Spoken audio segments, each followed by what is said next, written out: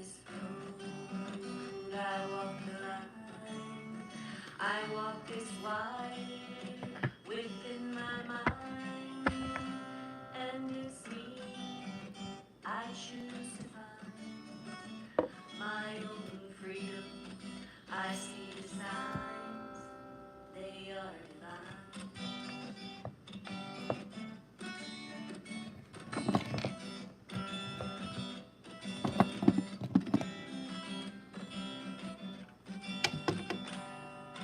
Wake me up from this hell that I'm in. Wake me up from the loneliness inside. Wake me up and the dream that lives within my mind.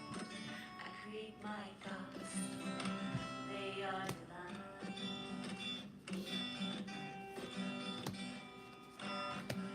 They say balance is the key to our own destiny. We can live each other, and who are they but you and me? In the all of we, I am, you are, we are one for eternity.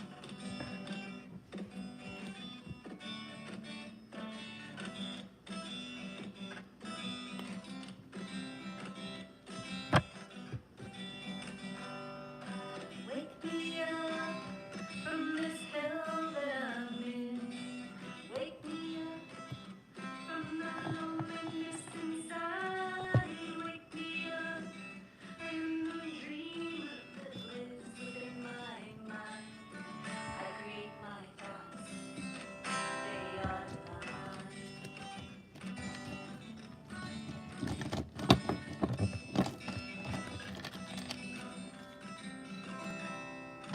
Wake me up from the hell that I'm in. Wake me up from the loneliness inside. Wake me up in the dream that lives within my mind. I create my thoughts, they are divine.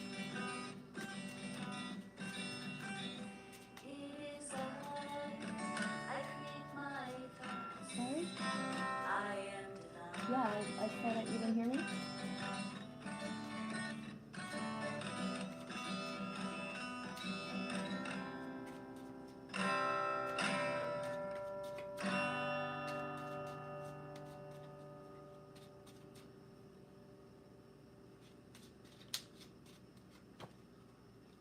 Oh my god. Nice F-150. Yeah, I've been able to go further.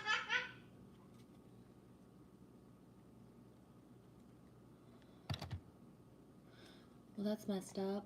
I was pulling from the Milky Way deck, which I haven't in a long time.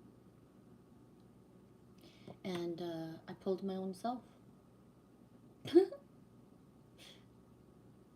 Whee! I need to go get my glasses.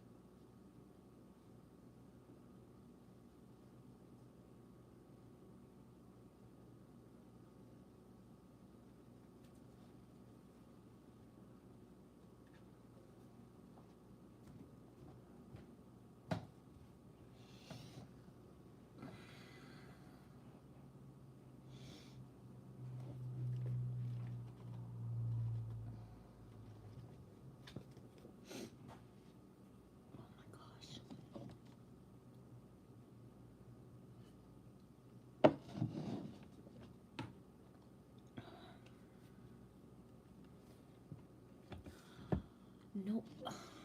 Let's do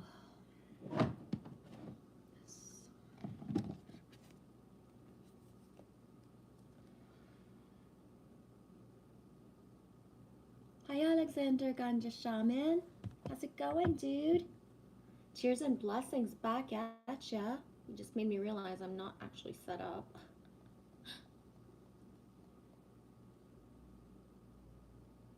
Um, Sunday night when we went to the beach, like there's a video that I put up. Well, Sunday night.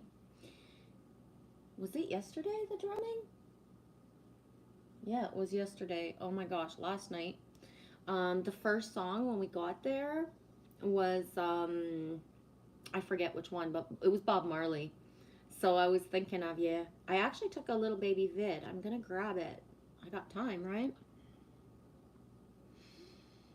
Oh my gosh, I take a lot of screenshots. It's crazy. It's like I can barely find my video from yesterday. There's like 20 screenshots in between. And I say screenshots. There's pigeons in there, and it's like, whatever.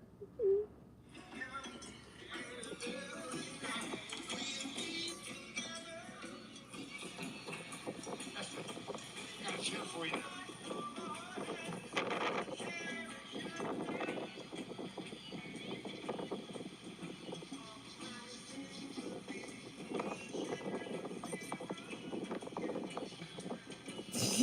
She wasn't impressed, eh? Yes, I was thinking about you.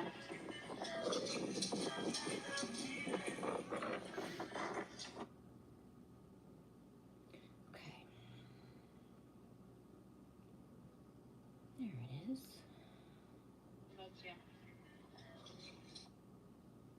No snow. Oh my gosh, Alex. You know what? There is no snow, but it's cold. It's not even 20 degrees Celsius.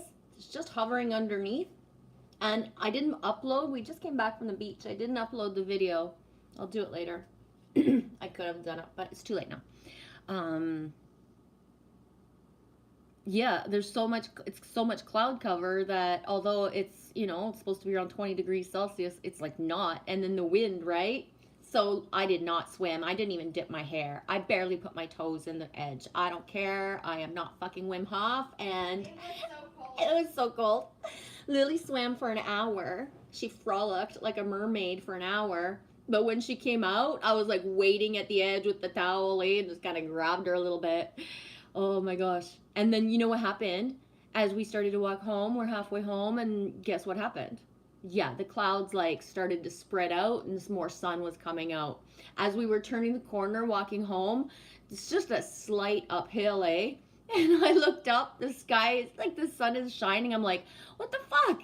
Right? You gotta start being shiny when I gotta walk up a baby hill. Like when I was like on the beach, I was like, oh my gosh, I was in a little ball in Lily's towel. You know what I mean? And it wasn't even wet because of the wind. It was so fucking chilly, dude. Tomorrow's supposed to be like 24 degrees, feels like 26, 28, 29. We'll see. But it's still nice to get to the beach. We still spent a couple hours, right, with the walk there and back and then everything. It was nice. But, ooh, Alexander, the strawberry full moon is tomorrow, 7:52 at its peak Eastern time. Thank you so much, because I was wondering, Alex, what time was the peak? 7:52. That's like, whoa, numbers, right? 7:52. Wow, okay. And you said PM, right? Cool. Hi, Simon33, Truth and Goodness Beauty. How's it going, dude? Happy Moon Day to you.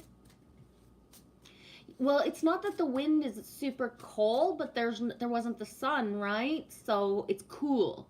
And, depending on people, some people were in full out hoodies with the hoodie on, and there was only a couple people swimming, to be honest. There wasn't many. But then it's a Monday and people are still in school and at work. It's not summer officially here for us yet, you know what I mean? We got school till I have no idea when, because I don't participate in that system at all. But there's still a couple weeks of school left. So it was really quiet, but so some people were like in shorts and a t-shirt, but other people were out full out jeans and hoodies, right? Yeah, the 752 is the 7-7. Me knows, Alex. It's like giving me like shivers in my timbers. Seventh heaven. Good one, Simon. Seventh heaven. Yeah, the 7 is huge. Today is a 7 day. All the numbers add up to 7. That's why when I put a little community, oh my gosh, I gotta slow down. That's when I put a community post earlier. I just put Happy Moon Day, and I really didn't have anything particular I wanted to say except for, hey, checking in. Hi, how you doing? But I put the 7 because today's a 7 day. So, oh yeah, and I don't know if you were here yet, Alex, but it's rare I start the stream these days, and then by the time that whatever song I choose, there's not people in, but I pick a card anyways and keep going. So I grabbed the Milky Way deck because I haven't used it in a long time. And check this out, dude. I pulled my own self. It's like, whoa, right? I haven't touched the deck for real in a while. And I pulled my own self, right? 7, you're getting that 7 energy too today, Simon? Popping up today? Yeah, same. Let me go check my screenshots because I did like tag some numbers that I got. Yeah, I know I haven't been updated in 74 days. Who cares? Leave me alone. 15:05. Oh, he's at the beach. 13:13:13. I sent that to Heidi and Matthew. 47% the phone at that time. Here, this is what the beach looked like today.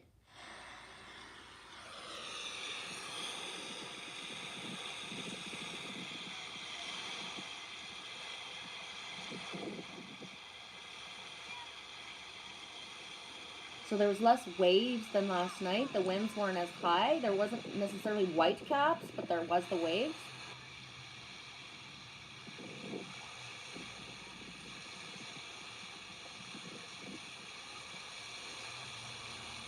You can see Little Mermaid there poking out of the water once in a while.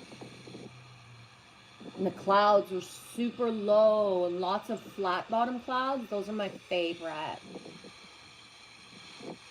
Flat bottom clouds make me happy.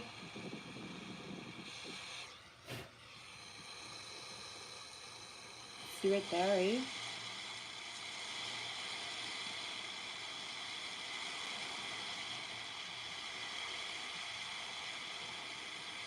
Nipissing, my ocean.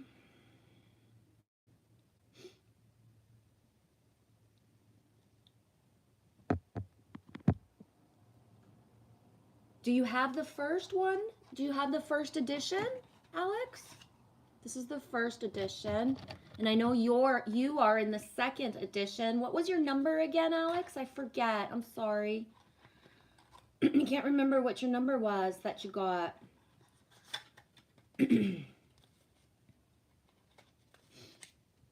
Milky Way. Hi, Shannon222. How's your day going, beautiful?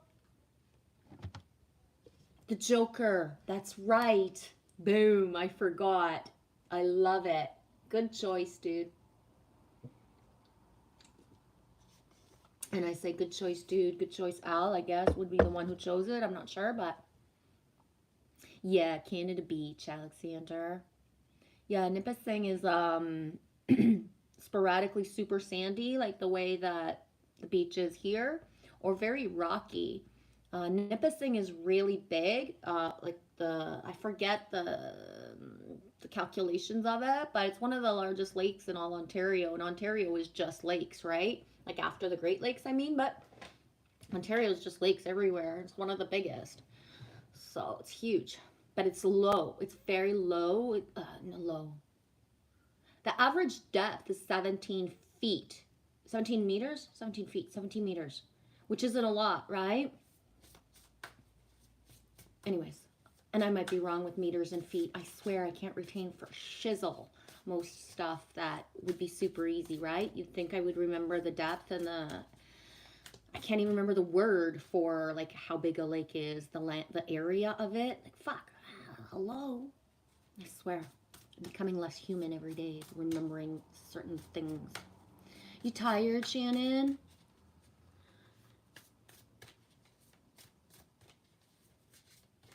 Painting and cleaning rooms, but you're all finished for now, relaxing now. Oh, cool beans. Well, I'm glad we did the timing of it. At least you get to chill out and listen if you feel like it, right? Love you, sweetie. Thanks for being here. You puff puff passing. Thanks for passing.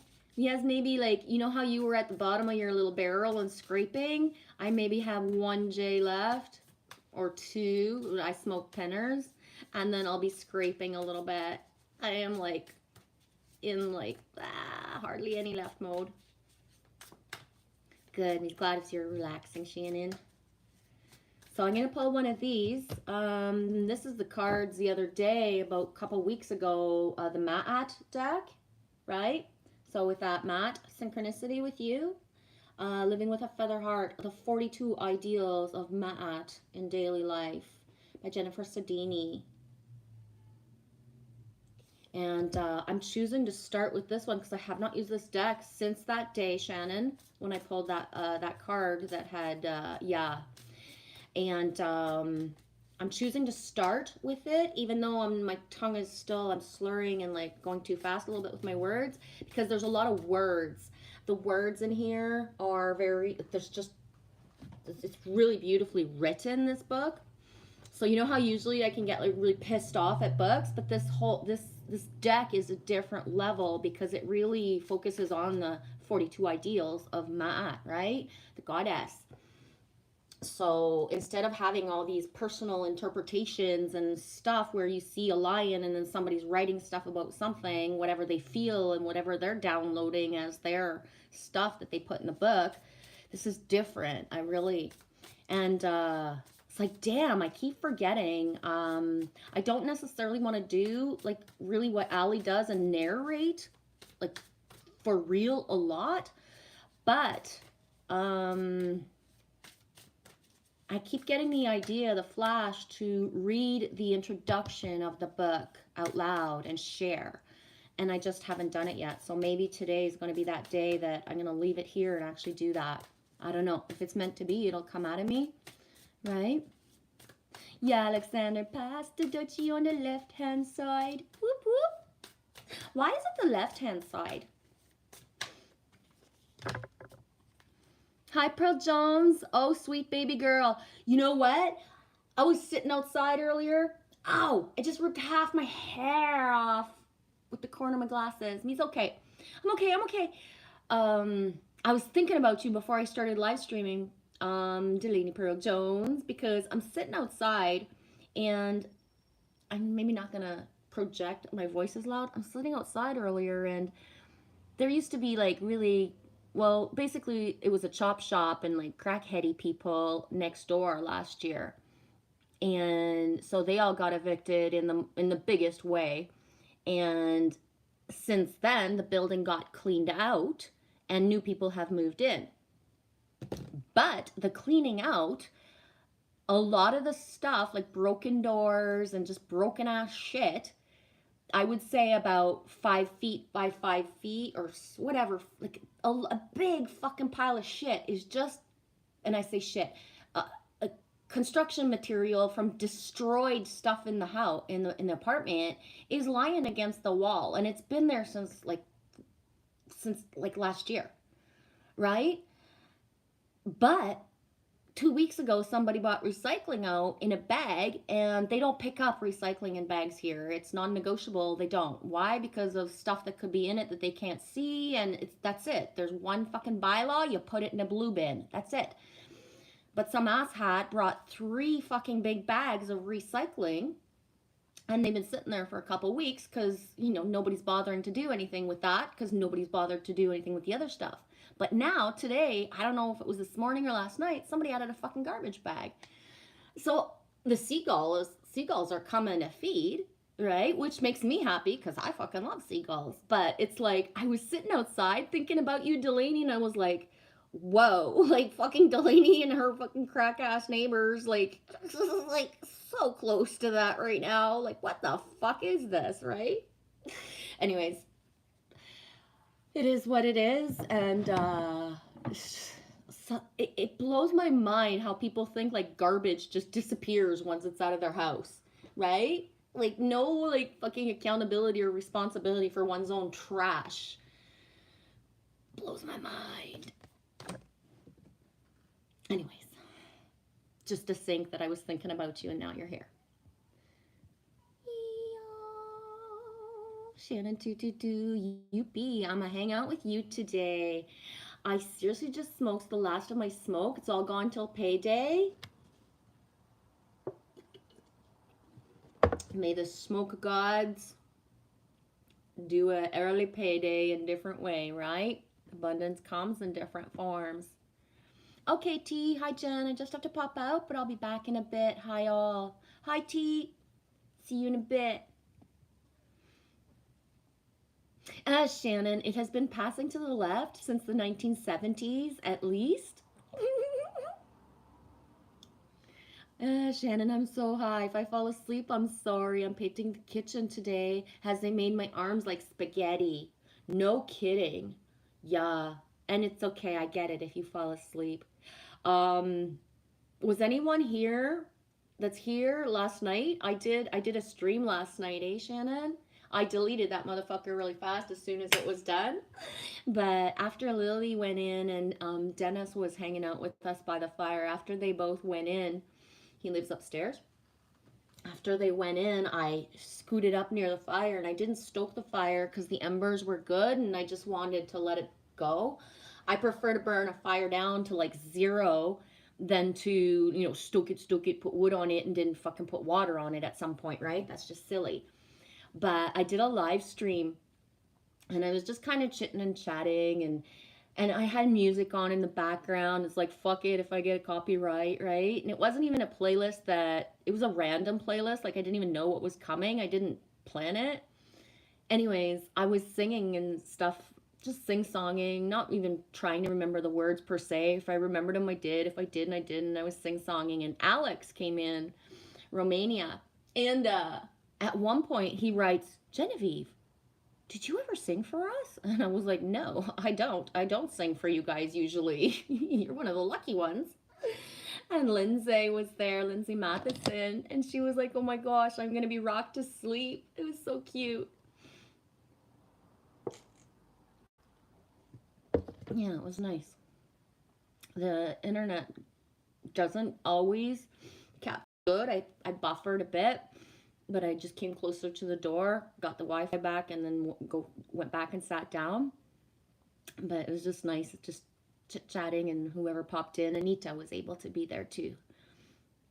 Shannon, I'll say a prayer for the wave gods the weed gods, that we get more smoke right away. I don't want to go without till payday. LOL, manifest weed for us now. No shit. Manifest food. Food and essentials again. I was thinking the other day of like, whoa, like I really just how fucking expensive groceries are. It's like crazy. Like things that were like $5 or under are like now like $8 to $12. Like just getting the basic staples. The basic staples is like fucking insane. Butter can sometimes be on special, but you got to know where the special is type of thing, because otherwise it's going for $8 to fucking $10 for butter. Sometimes, no joke, there's organic butter on special that's less expensive than the regular fucking butter. The specials, the way they work is fucked up anyways, right? One week you can get toilet paper for like $5, $5.99, and the next week it's like $13.99. No joke. Anyways, and that the thing is like without the car, there's no like bargain shopping and just going everywhere for the best bang for my buck and taking all day to do groceries, right? It's like I can't do that anymore, even if I wanted to, right? It fucking take me forever. It doesn't even make any sense. Grocery stores are really like there's a lot here, but they're like really all like place central, like different places and stuff. So it's like, because I was thinking, like, how the fuck do I already have no fucking money, right? Like, what the fuck? But I swear, it's fucking crazy. Sometimes just a pepper is like $5 for one fucking pepper. It's like, do I even bother getting it? Like, what's the fucking point, right? I don't even know anymore. Alex says, next karaoke night, you're gonna join Matrix Man's, Genevieve? You know what, Alex? I will when I can. Because even last year, like, in the fall and the winter, when I wanted to sing, something happened all the time. And I can't explain it. It's like it's not meant to be. I don't know. It will come out of me when it comes out of me, right? Um, yeah. It's not even shyness that I have per se. It's more of, you know what? I share a hell of a lot of myself, like just to the wind, right? Whoever's here is there. Whoever wants to stare at me and fucking watch me for the last 3.5 years can do that. So there's a part of me that's like saving a part of myself because, like, fuck, right? I know how it feels to be watched hours and hours on end, but I have no idea how it feels to sit beside somebody and just have fucking companionship and sing. So it's like this thing that I'm saving, and there's a part of my throat chakra that's not even completely fully open because it's that thing of just I don't know, I can't explain.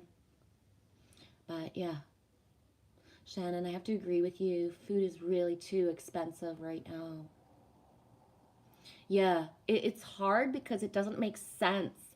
If food was the same price at the store that I go to every week, at least I would know. But the fluctuation, because they do this thing where they will put like mega stuff on special, but like, I mean, I don't have enough to stock up when it's fucking not expensive. You know how everybody like, stock up, stock up. Yeah, good luck with that. I can't, right? I fucking can't.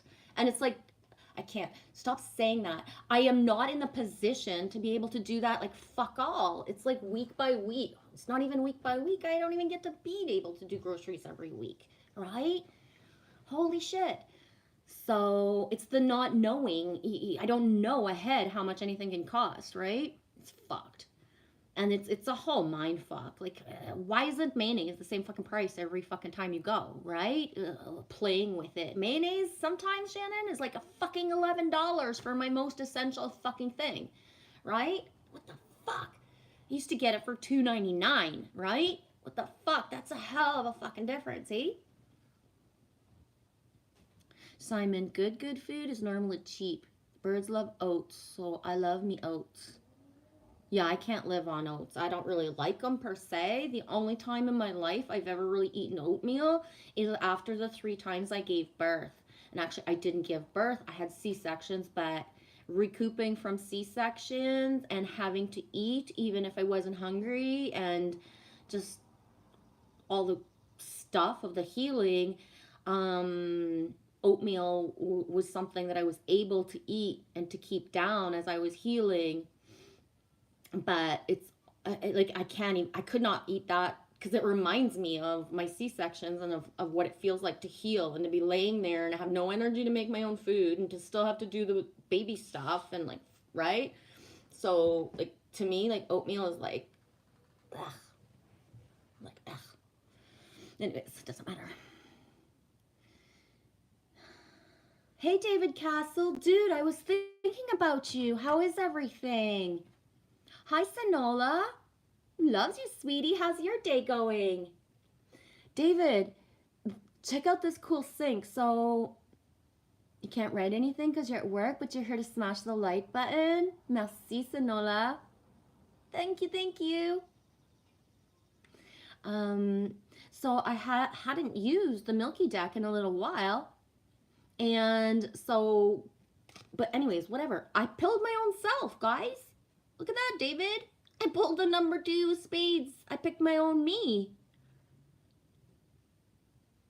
Yeah, Sonola, thank you. Congratulations, 600. Yes, I did want to say I was going to put up a post, but it went like, woo, and I forgot. I hit the 600. Whoop, whoop. And it was so funny because I was at 599 last week, and then I dipped, and then it went up, and then all of a sudden there's 600. So Right on. Thanks to whomever it was that was that one, the 600. Okay, Lily, that's too dramatic right now. I'm sorry, I love you. Um, Isn't it cool though? Think about it. The sync of hitting 600 during the 6th month, right? 6 6. Anyways, I wanted to just show you that, David. I didn't miss anybody. No, okay. I didn't. Oh, really? Shannon 222, me 222, 3 C-sections and a hysterectomy. Me not that part. But when I was lying on the table and, medicated up, after they took Lily out of me, I don't know if there's like better terms for saying, after they took my baby out of me, my doctor looks down at me and he's like, blah, blah, blah, blah, and I'm like, what? Right? I just had a fucking baby taken out of me and I'm not even sewn up yet. And he's like, blah, blah, blah, blah. I'm like, what? And I look up at Chris, my ex, and I'm like, what the fuck's he saying to me? And Chris looks at me and he says, he's asking you if you want your tubes tied because you're already cut open. And I look at them both and I'm like, the fuck you think you are? Ask me that now. No! Don't fuck with my body. I was so mad. They could have asked me before I was on the fucking table. They could have asked me before. But when I was fucking drugged up, and I swear, I still, to this day, maybe I am fucking, you know what I mean? Maybe they did it anyways, right? Fucking knows with the medical medicines and stuff. But I believe that if Chris hadn't have been there, I wouldn't have even known what he was fucking saying. Holy shit balls, eh? Like, talk about what the fuck. And in Canada, it's a thing, eh? They sterilize fucking Indigenous women across fucking Canada. It's a thing they have done. And others, and you know what I mean? They do that. So it's like fucked. Anyways, I benefit with gratitude. I've been holding this card for like a couple minutes and I'll get to it. I gotta just find the page because this book is made that way.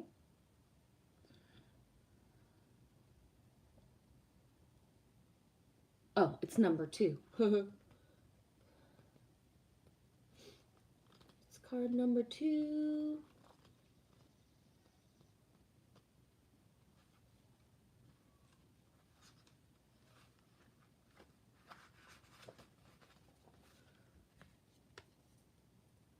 Shannon, you like grits? I have never had grits.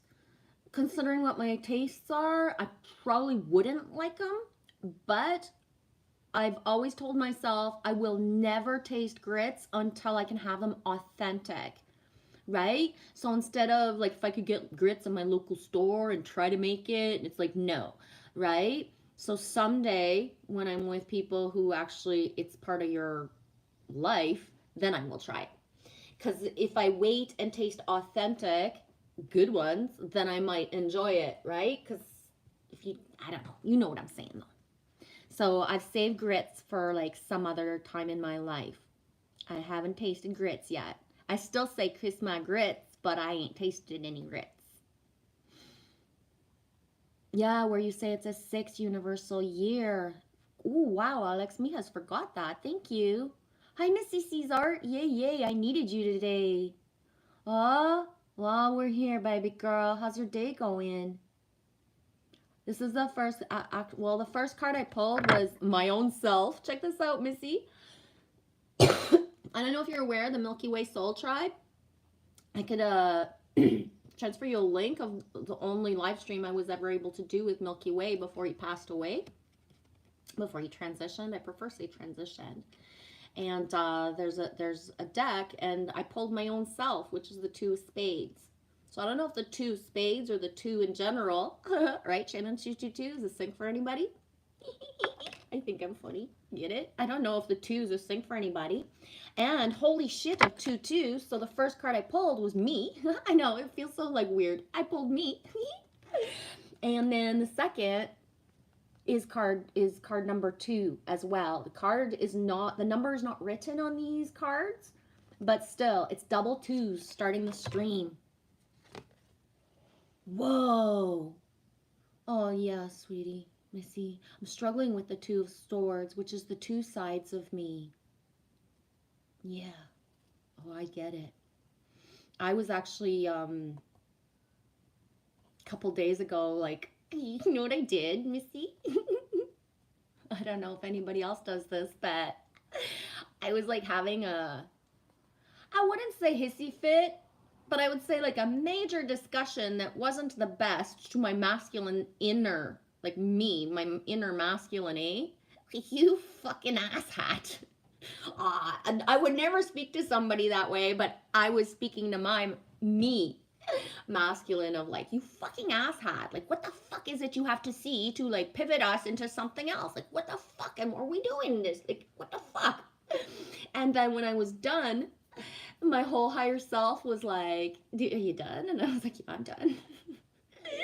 And it was like, just shut up and wait. Just like, calm down, Missy. You're doing everything right and you're on the right track. And I was like, if I'm on the right fucking track, then why the fuck is it feel like this, right?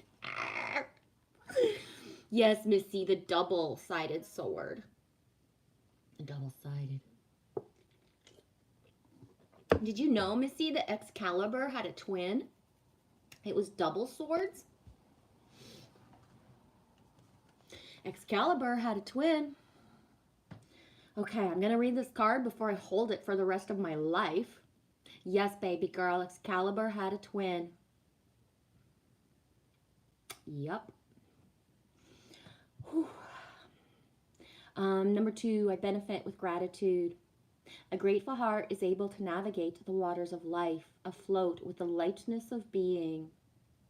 Living in the present and feeling graciousness for every moment through the journey of life can be a challenge. But staying grateful through all of the contrasts of living is what cultivates the spiritually adept navigator. Remembering the preciousness of time and understanding that there is a pattern, a geometry of the soul, even within perceived chaos, are the ways to find order within the permanent impermanence of each moment. Nothing lasts, but nothing is ever lost. Seek the lesson and you find yourself. We can allow time to weigh us down, to be a burden on our heart and mind, and ourselves to be victims of what we've been presented with, or we can seek the present, which is the gift of our story. If we allow time to be the author of our great epoch and breathe through the ebb of life's tides, we can live in gratitude even during the stormy waters. Yes, I forgot about that, Missy. The Titanic had a twin too. Boom! Titanic and Olympia, the Titans and Olympians, go figure. Titanic fell and Olympia kept going. Yes, oh my god, you just gave me shivers all the way to my toes, and I even got socks on because it's cold. Woo! Good one. Yes, I forgot about that. The seeds cannot sprout upward without simultaneously sending roots into the ground. Gratitude is a gravity which can ground us, but when we carry a heavy heart, we become anchored in a vicious cycle about wondering about the future and worrying about the past.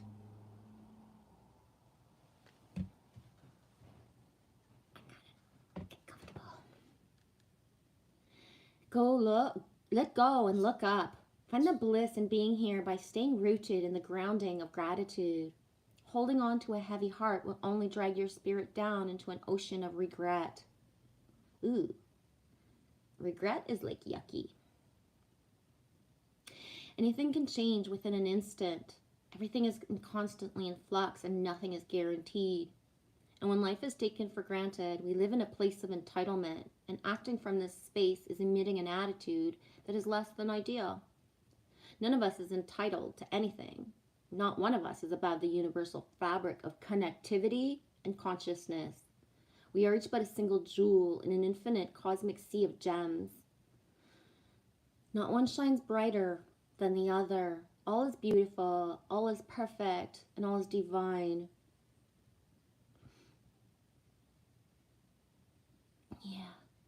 When one acts ungrateful, one becomes blind to the values of graciousness and falls victim to the traps that egos love to set.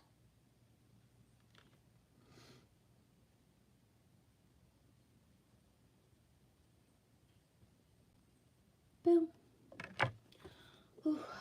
I might have to take my socks off though. I don't know why it's getting hot. Because I got socks on and it's getting hot? Or because the sun's out and it's like, I don't know. Don't let me drink that again. My cold coffee tastes like cold coffee. The one that you just got? It's been like an hour. Well, yeah, I'm done it, but there's just like a little bit at the bottom, and it's just like, okay, I'm gonna catch back up. That was like 20 minutes ago. How? I don't know, Lily. You know what? The coffee doesn't stay hot very cold very long. Shannon 22222, numerology represents source or God or higher self or whatever one chooses to call it. Yeah. Right on, David. Everything is groovy here. Awesomeness and pulling your own card. Yeah, it's the weirdest feeling ever. I had asked to see like who do you want me to like kind of put center stage, right? And then I pulled myself, which is kind of weird because I was like asking basically, is there anyone I need to kind of because I'm not focusing a lot of energies everywhere, like, right? Like my tribe lines are so like rooted and there's so much from the last 3.5 years that, you know, a lot of times I have to like let people go off on their own, do what they do. I can't watch everything that everybody puts out. I can put likes in passing, I can think of people, I can send energy, but like I didn't sign up to find Soul Tribe to be like on the internet watching everybody for fucking years, guys, right? Like not at all, right? Not at all. I don't really use the devices and I don't have a desire to watch anything. I never ever have focused so much energy on social media as I have in the last 3.5 years in order to find tribe, to build the tribe lines, but I can't participate in watching everything. So I let people fly off and I believe that they do what they do and we all kind of fly our different ways and we do what we do. But then when we're guided, we kind of refine each other, we re-elevate each other, we check in with each other type of thing. So it's kind of like saying to myself and asking, is there anyone I need to check in but I pulled myself. So it's pretty cool. Shannon, I am grateful for my new life. Yeah. Me too is grateful you got it too, sweetie. Shannon says, I heard that they switched out the Olympia and the Titanic, and it's the Olympia that's the one that went down with all the 1%ers that they were trying to get rid of. Yeah. I can't remember if I've ever heard that, but yeah, the wearing the mask of the gods. It's hot in Texas today. The whole wearing the mask of the gods, but on a sinking ship. Yeah, Shannon, we may never know.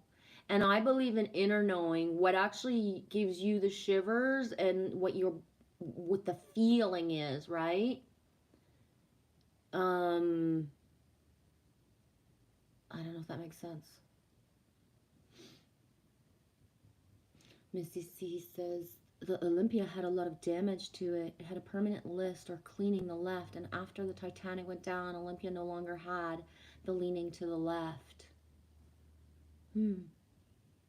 Yeah. Alex, are you trying to play on words there? It seems that the Titanic story goes very deep.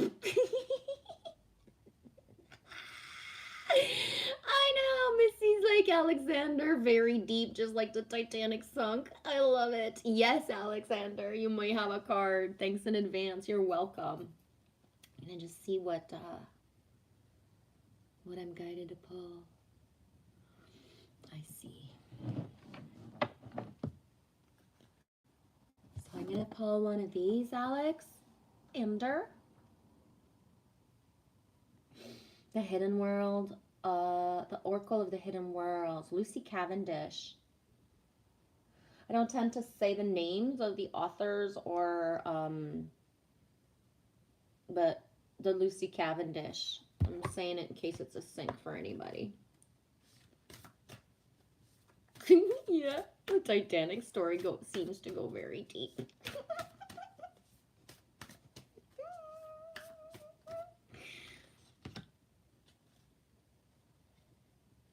Yes, Missy, enjoy your pizza, please. Oh my gosh, enjoy it.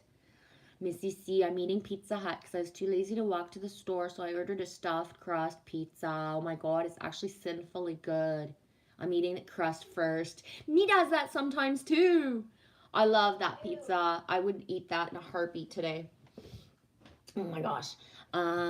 Yeah. You know what? I believe in enjoying the little things that, if we're building a new world at some point and certain things are not going to exist, it's time to enjoy them now, right? Phil Good has talked about that for years. We are in a paradigm.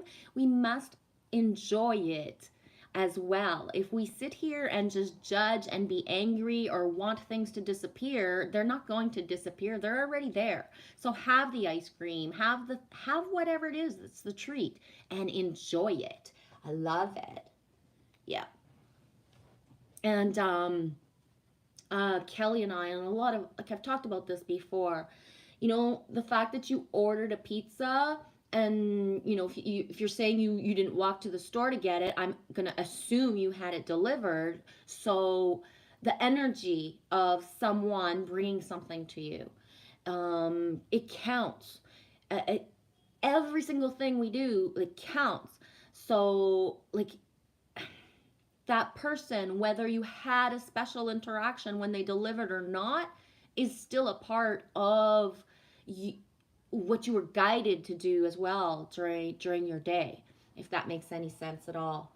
And it's like, I was talking about this a couple years ago, where, like, okay, everybody who's spiritual, right, just wants to diss everything in the world that is all one thing, but who's going to bring energy to certain energy centers if not? And who actually works in, places like Pizza Hut and McDonald's and stuff? A lot of times it's, you know what? It's our children. They get their first jobs at those places, or your aunt works there, or blah blah blah.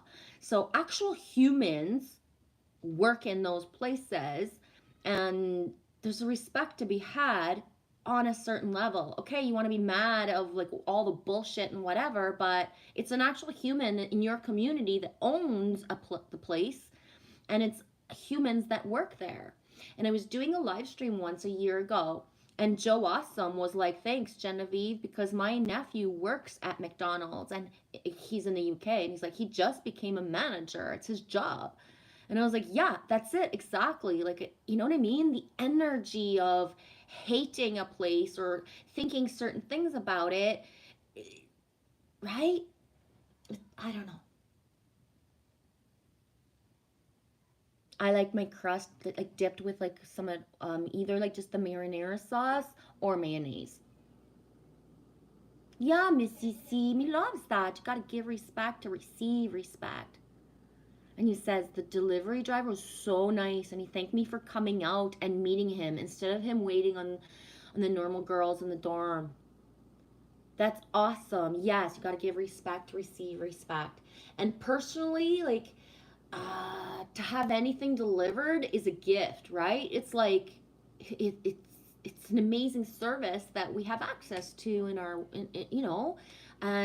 come from fucking nowhere, living all of my adult life. We didn't have the chance to have deliveries, right? There was no, there was no, you can't order a pizza to be brought into the bush. You can't.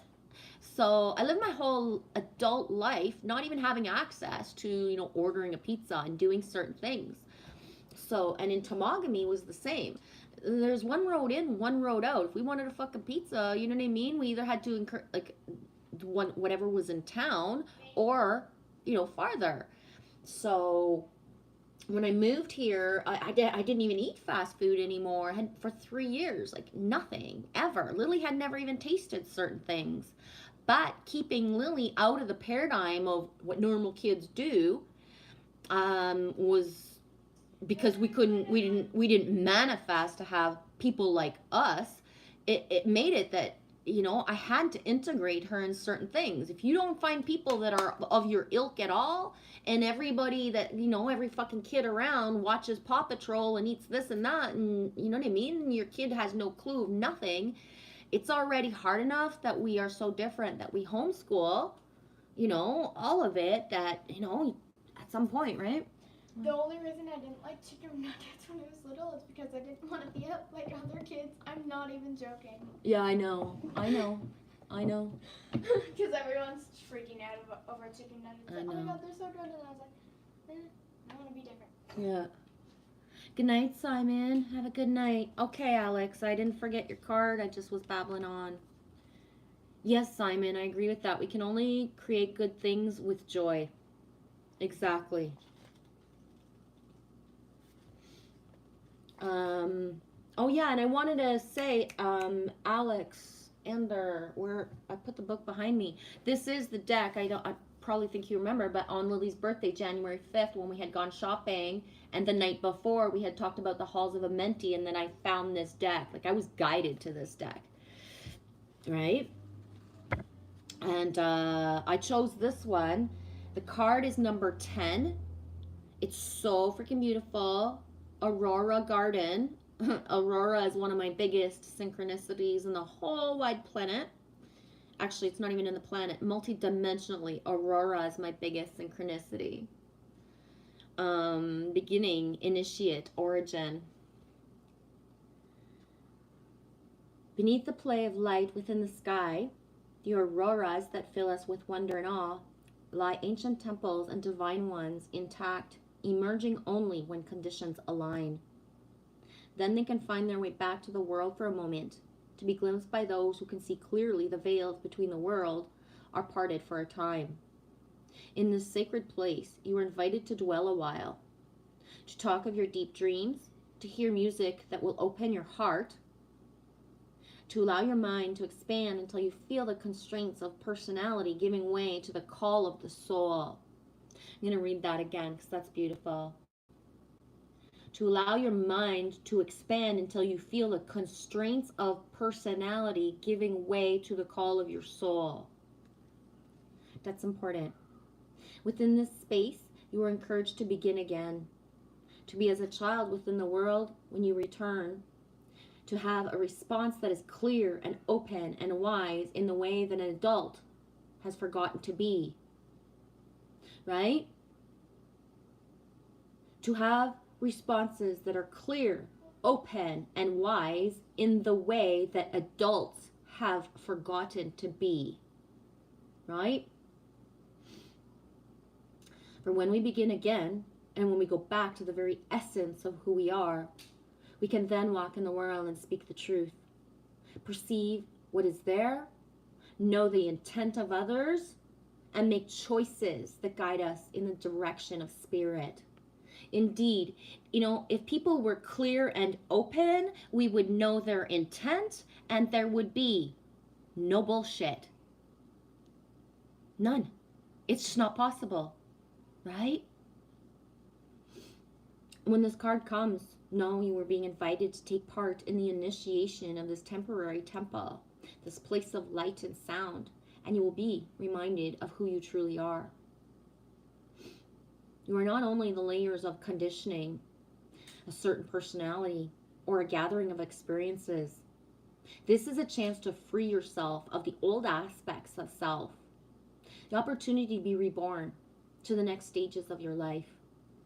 This next stage will offer you a space beyond that of the physical world, alliances which are born within and beyond nature, and you will witness the marvels of spirit. Grow with this space just as flowers do, for you are as glorious as the sky and as eternal as light itself. Whoa, that's powerful. Whew, I got shivers everywhere.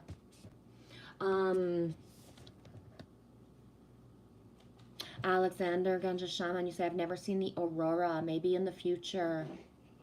Yeah, I've lifelong seen the aurora to the point where, I know I've spoken about this before, but I have to use every stream as if I'm saying certain things for the first time, because, right, whatever. But yeah, they're so lifelong for me since a child that I've actually driven away and said, like, oh my God, you guys are too bright. I want to go to bed.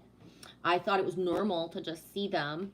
And when I entered into YouTube world, and I remember listening to Devin, Elon Maggi, and how he spoke of the aurora and how other people were in awe, I was like, whoa, like, I really have lived a life where this is normal for me, for real. Even now, if you Google, like, isn't it the best places in Ontario to see the Northern Lights, I'm smack dab in the middle. So I don't see them from here per se because of the lights, and I don't have a car to go drive off to see them. But because I've seen them my whole life, I already naturally see without like other people can't, but I do. So I'm gonna explain this in the way of I'm gonna open it like this. Wow, you're strong. whoa. For once, I can open a container, please. I feel special. I was like, what the heck? You loosen it up for me and make me feel strong. I forget what I was gonna say. Fuck shit. I forget what I was saying. I know I was talking about the aurora, but I don't know where I was going with it.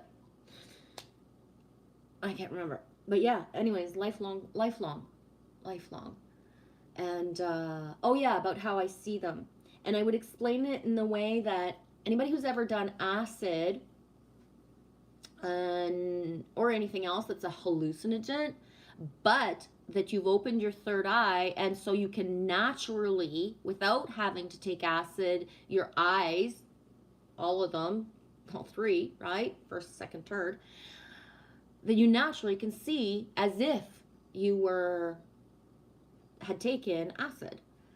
So for myself, I only ever experimented with hallucinogens. I didn't take a lot, right? But I opened my awareness enough to really be able to switch it on and off without having to take something, right? And it's been like that ever since, like ever since I opened my heart and my mind with the acid. I don't need to take it anymore, and I can just naturally look at stuff and bring on that trippy feeling. I have to say that, like, yes, acid would be like a little bit more in deeper, but it's a choice for me that to not use my eyes to go deeper the same way, and that I control it. It's not a drug inside of me that, like, all of a sudden does stuff. I turn it on and off inside of myself, if that makes sense, right?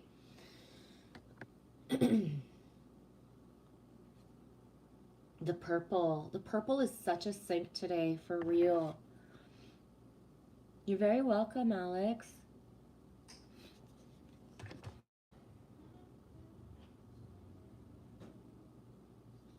Shannon, I'm being a bad girl and eating chocolate chip cookies from McDonald's. That's funny. Hi, Danny Skylark. Hey, beautifuls. Hi, beautiful back. Love you too. How's your day? Hey, show me Sasquatch. How's everything going? Welcome, welcome, guys. Yeah, the bear energy is so huge right now, Danny. It always is for me, right? I am of the bear. It's in my name, right? But it's amplified. Shannon, I also only tried acid a few times, and it was fun, but I like weed better. Same. And I don't like having something in me that if I want to be done, I'm done. Right? So for myself, like with weed, if I really want, if I don't, I just eat. And that's it. Having something that just, the ebb and flow is not controlled by me doesn't rock my crank at all. Plus with the, just the world we live in and what actually is in stuff now, who fucking knows, right? So this is no, I wouldn't fuck around with stuff. Like, even now I was thinking, like, if I did go to the beach and if I did meet people and if they were hanging out and if somebody offered me a joint right now, I wouldn't take it.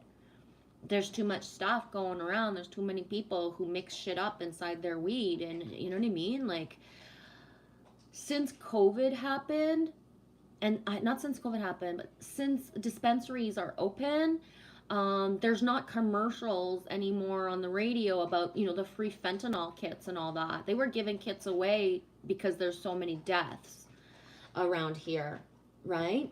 So I wouldn't even trust to smoke off somebody's joint unless I like absolutely knew them, or if I even if I saw somebody opening like something from a dispensary that looked like it was for the first time, I still, you know, I wouldn't take a chance with anything. I'd have to know someone to, you know, take a puff for real.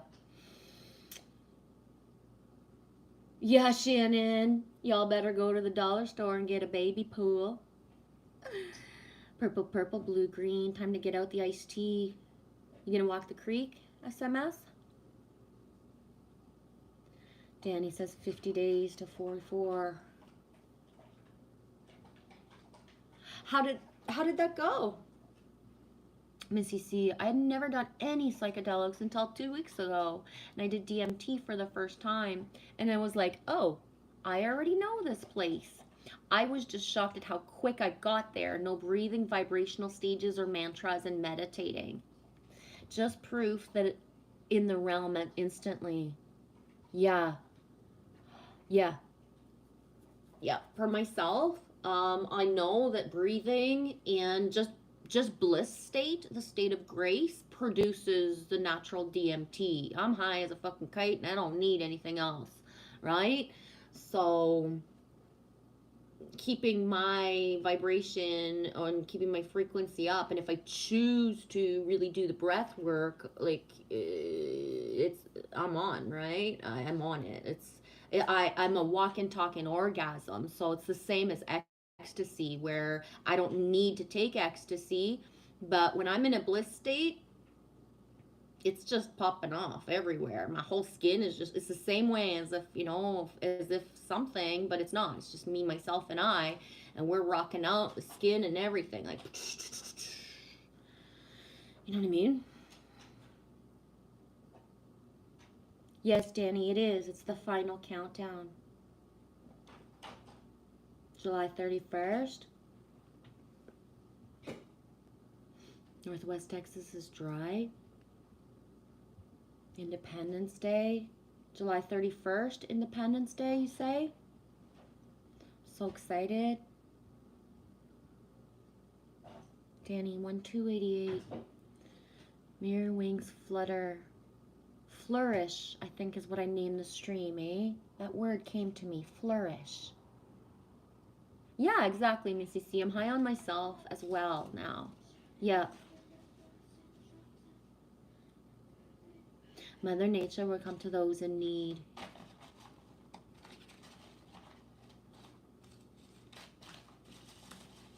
Yeah, Missy, like all the time. It's crazy how happy I am most days, most every moment. Yeah. Me too.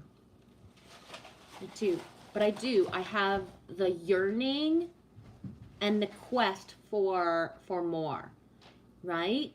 I do. I really do, but it's built in and it's not going anywhere, right? So, you know, it's a part of how I am built. So other people can just sit there and watch and wait, and life's just gonna, whoa, everything's gonna come and blah blah blah. And me, it's like there's a quest still inside of me.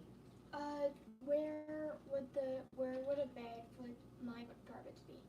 I'm not sure we have any in the moment. Otherwise, they would be under the sink. Okay, I already checked there. Yeah, I don't. You need a bag for garbage? Yeah. Okay, I don't have any right now. Sorry.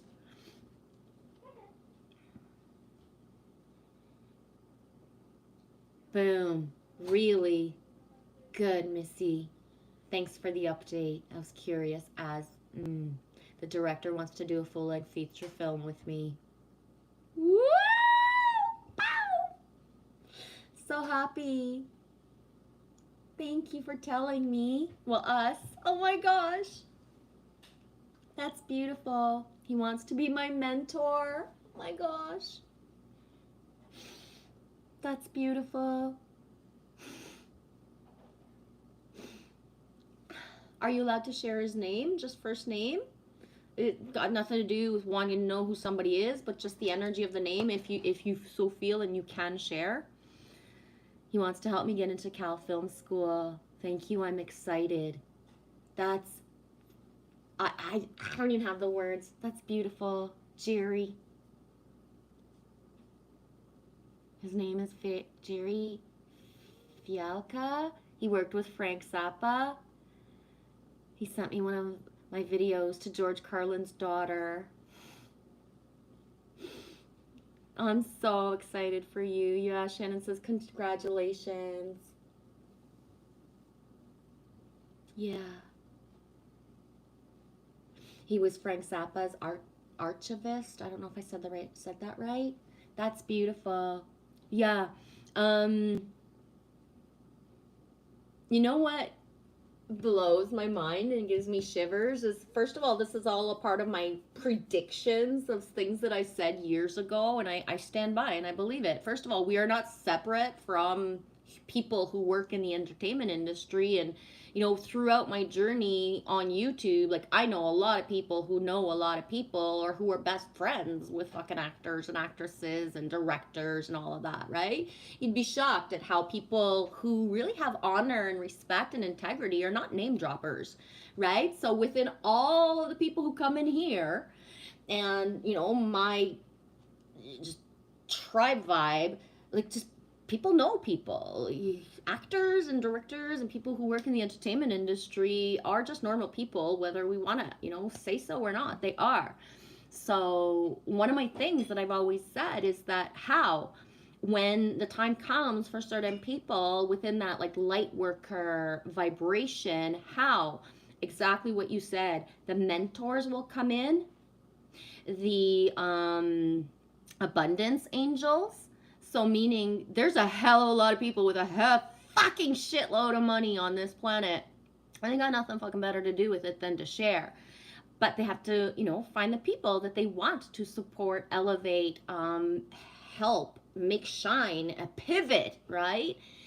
And I said it, just we're at the click of the new, right? Where this is the year that the momentum, the gatherings, the co-collaborations, the true projects, right? For real. So I'm so excited. Thanks for sharing. I love it. Yeah. Holder of the bow.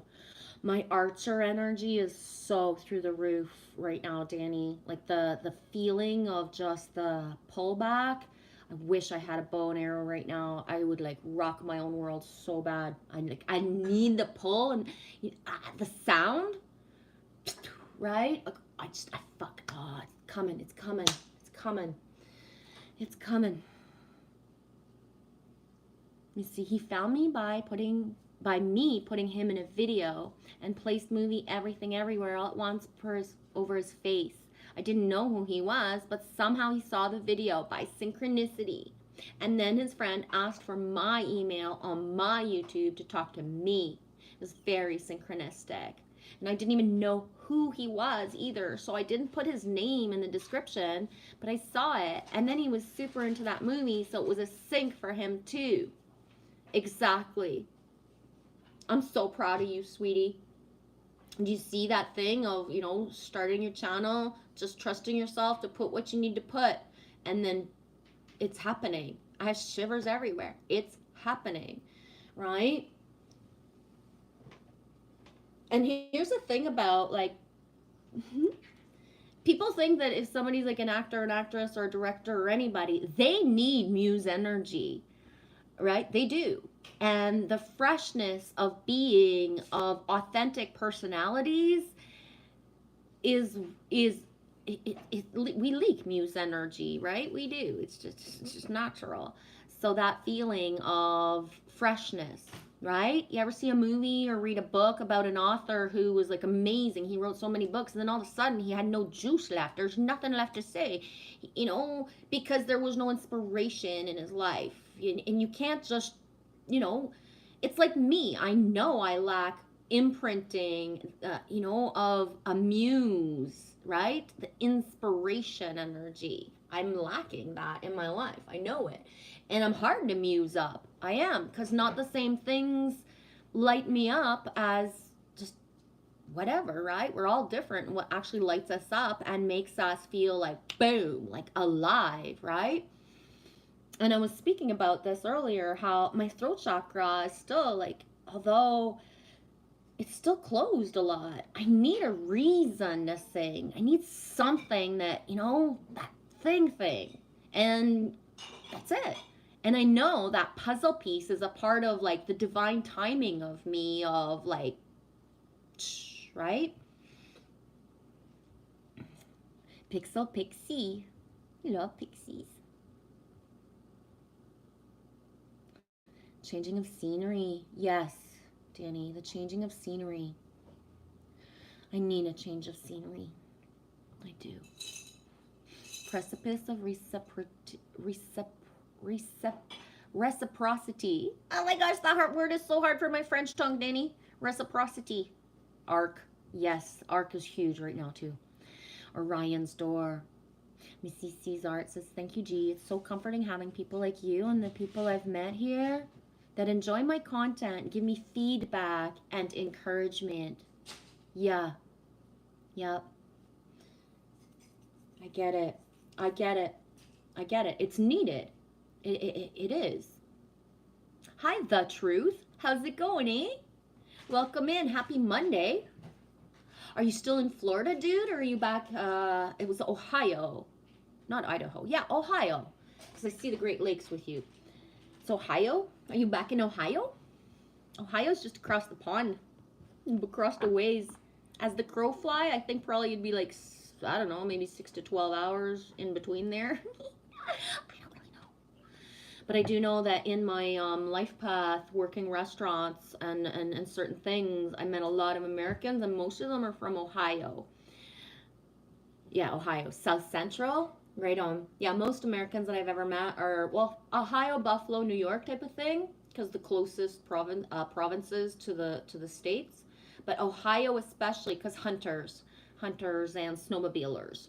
Now with the borders the way they are, it's not the same. But back in the 90s, I would meet like sometimes like I'd say at least 100 Americans to 200 a winter from the snowmobiling, and then like a lot for fishing in the summer, but not as much.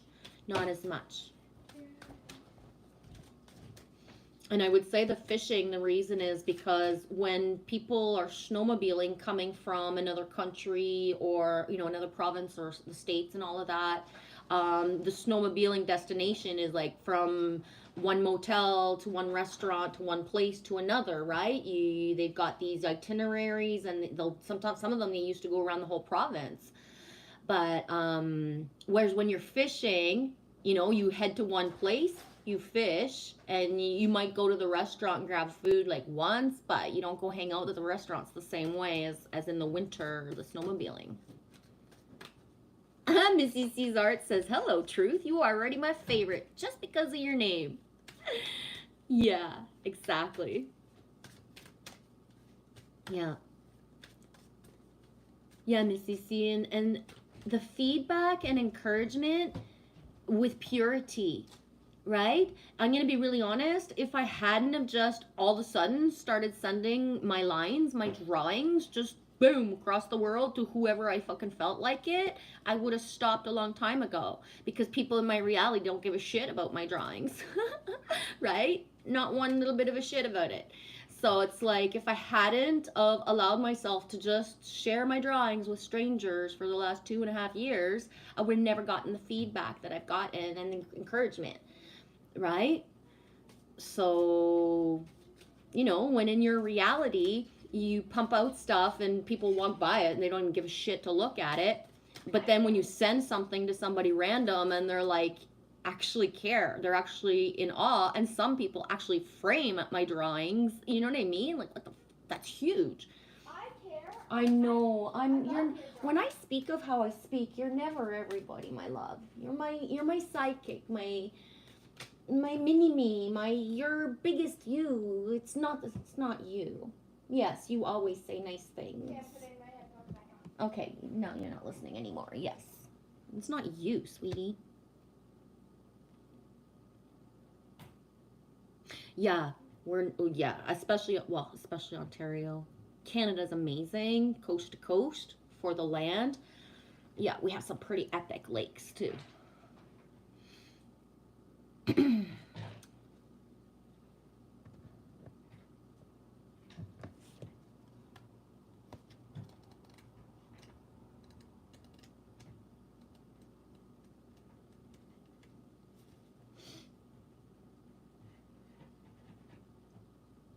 I think that pulling this card, I've never seen it, and I think it's hilarious. And I'm gonna go really and just flow from whatever's written because it's, I've been saying it, throwing out little warnings, throwing out little things, but at some point,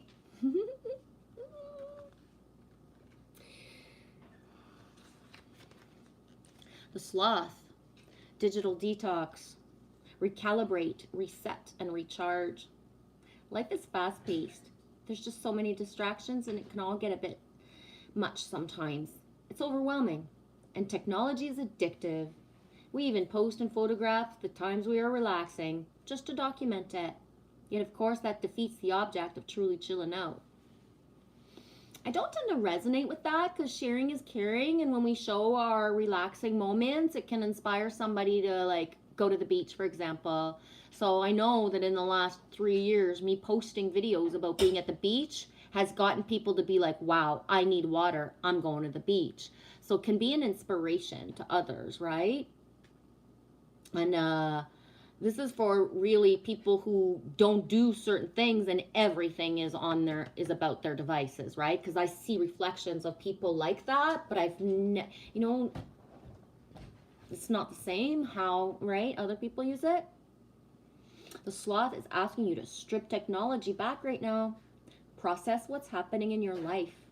It's hard to see and feel what you need when you are constantly bombarded with others' images and energies.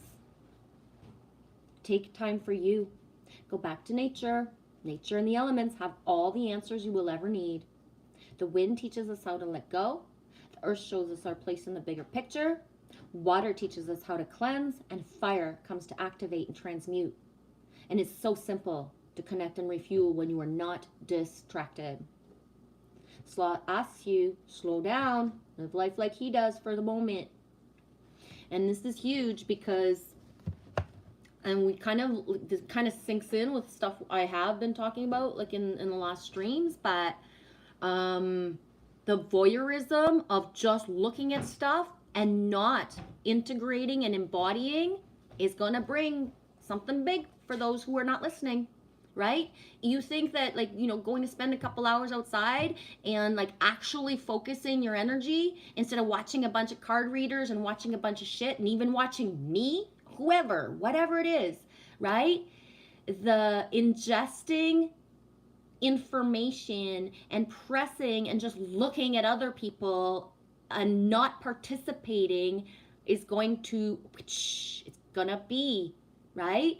The warning that I have is listen to the sloth and start to detox yourself from all the fucking people that you watch, because otherwise you're gonna be like, oh shit, my whole computer went down, everything that I fucking have, nothing works, and you're going to have to reinvest money into it, right?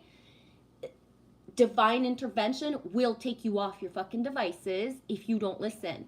And for me, divine intervention can be as fucked up as, a whole community not having electricity has happened to me before when I wasn't listening to my stuff. But it's important. And this is only for a certain amount of people. You know who you are.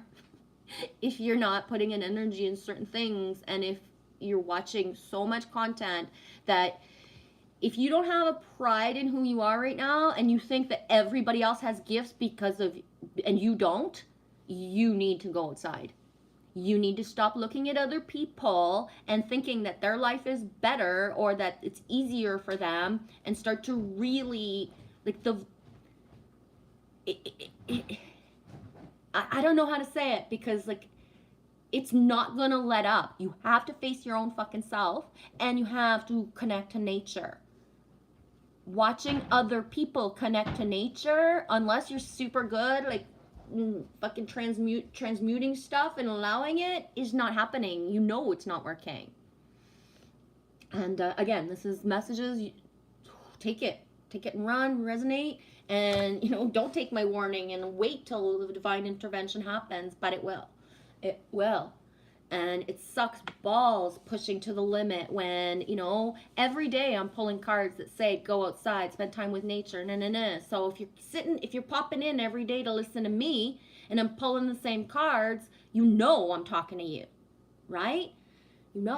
I for me, I know this card is not for me, and that I know I'm not spending a lot of time, and when I do, it's like to go and enrich myself with loving others and encouraging others. So it's like I'm guided to be right. Like the other day, Missy, I hadn't touched my phone, I wasn't using anything, and then boom, it's like go check, and boom, there you are live, right?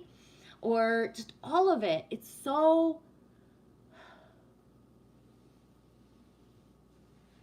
Anyways, I'm gonna leave it at that, because at this point I sound so like urgent, but it's because I'm the one that's guided. Don't shoot the messenger, because I'm the one that has to say it over and over all the time, pulling the cards, you know. And then for me is like, I'm gonna be the one who, like, in a whatever amount of time that somebody's gonna text or email out of the blue or come in here and say, holy shit, Genevieve, like, and give me the story of the fucking shit that happened, because they weren't listening, right? And you don't have to listen, you got your free will, but at some point there's a reason that messages come through the people that you watch, but you must integrate and embody. And here's the thing about, like, the keys to your gifts and to your higher self are all your own. We and whoever speaks just freely, pulling cards or whatever it is that we do, because whatever, is to help you feel like, oh wow, that's for me, right? But imagine if you're somebody who listens to 5 to 20 to 30 people. I don't know, I watch so little content that it blows my mind sometimes how much people watch, right? Because I don't. So let's say you're watching 20 card readers getting messages from us. I'm going to be really honest. Stop using us, right? Even you have to go further, because we are all in this together. So we will keep pumping out certain things, so for the messages we're meant to send. But like listen, right? I don't know. You don't mean to say it in a way either that, I don't know. I'm gonna leave it at that.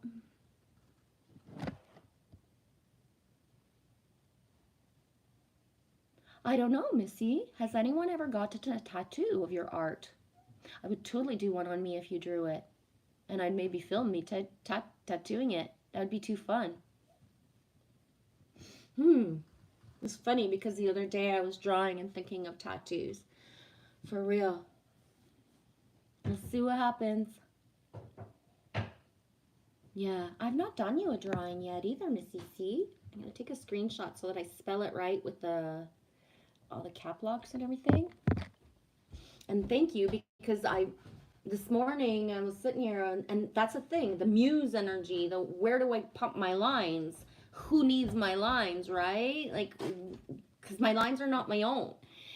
And so thank you. You just inspired me, because I'm in the in-between of like, I don't know what to draw, right?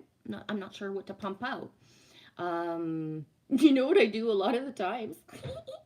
Missy, is when I'm not inspired to like pump out a drawing for somebody, I just write like, faith or hope or fuck shit damn piss, and then I draw and I play with it, right? Like I just write like whatever or play with, but I need muse energy and the stimulation.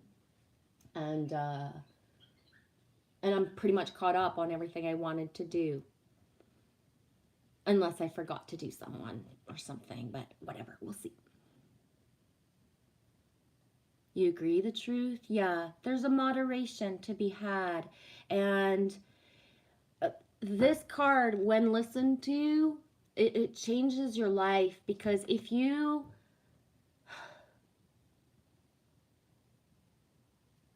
the tribe vibe is meant to elevate us so much that that we leak, you know, our gifts together.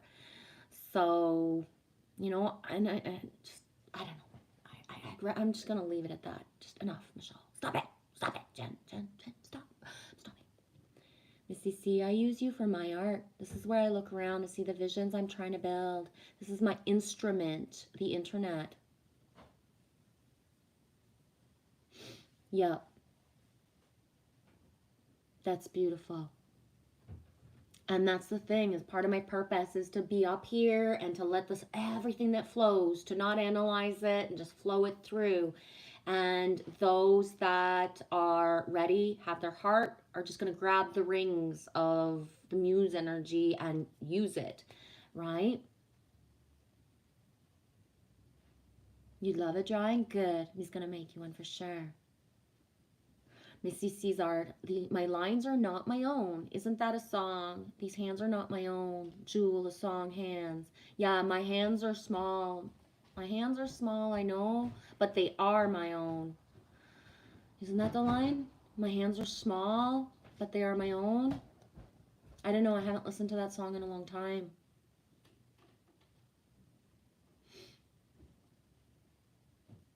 Yeah.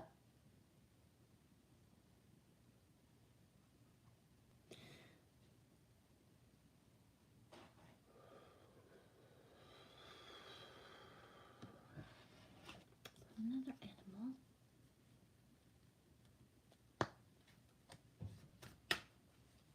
Yeah.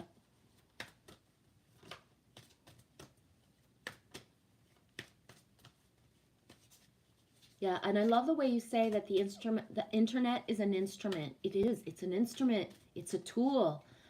So just like any other instrument or tool, you know what I mean? Just that there's a way to use it properly that really will elevate you always. Where every single thing almost that you can pad your algorithms to never be ticked off at, you know, stuff, right? So some people who are very angry or still in, you know, rabbit holes of so much judgment and like blah blah blah of the world is because we pad our own algorithms. The algorithms don't find you. You choose them by what you watch, right? And so the detoxing of not having certain things pop up, changing your channels, staying away from certain things. And sometimes what's so important, it's not about like, oh, you got to get away and never look at it again and not spend any time on it. It's like, no, there's a difference between being guided to something and being distracted.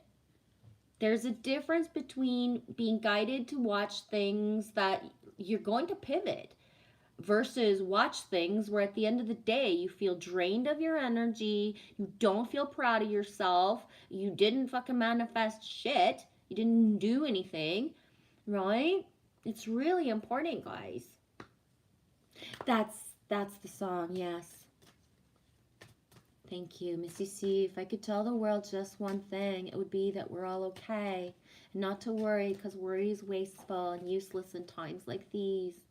We would not made useless and won't be idled with despair. I will gather myself around my faith, for light does the darkness most fear. My hands are small, I know, but they're not yours. They are my own. But they are not yours. They are my own. And I am never broken.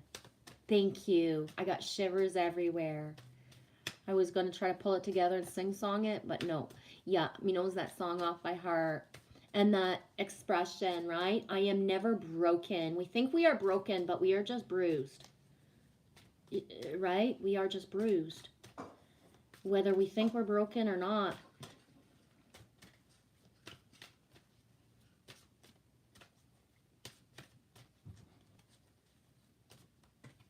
I don't think you can have a broken heart either. I think your spirit is broken or wounded. It's not a broken heart that people have, it's a fucked up, broken mind, right? It's your mind that needs something different. Your heart, you know, the expression, it's not your heart that's broken, it's your mind. The regret of love, the this and the that, like all of it, it's all just part of the programs of attachments and codependency. It's not even real, right? On some level, it feels like it is, but it's not because it's not personal, right? Yeah, I got shivers too. Phoenix comes up again today. It's been a couple days, so that's nice. We got the dragon energy, and now we're getting that phoenix energy.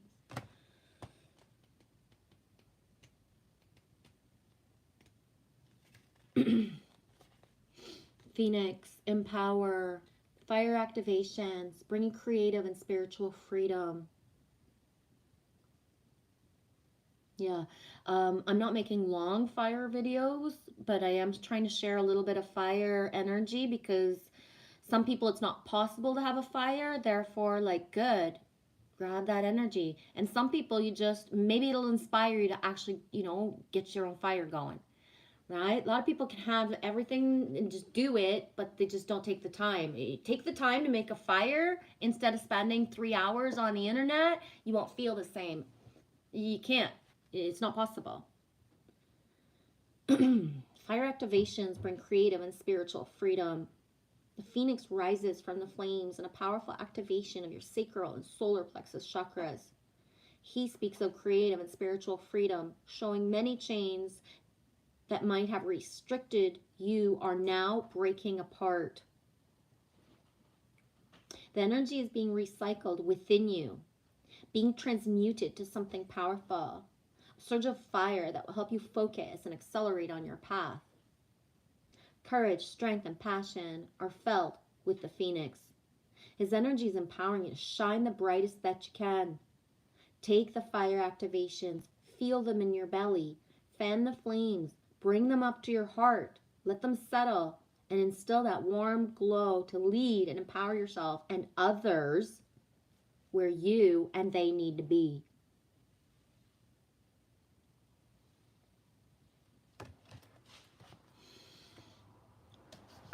I'm going to take a minute and just move around.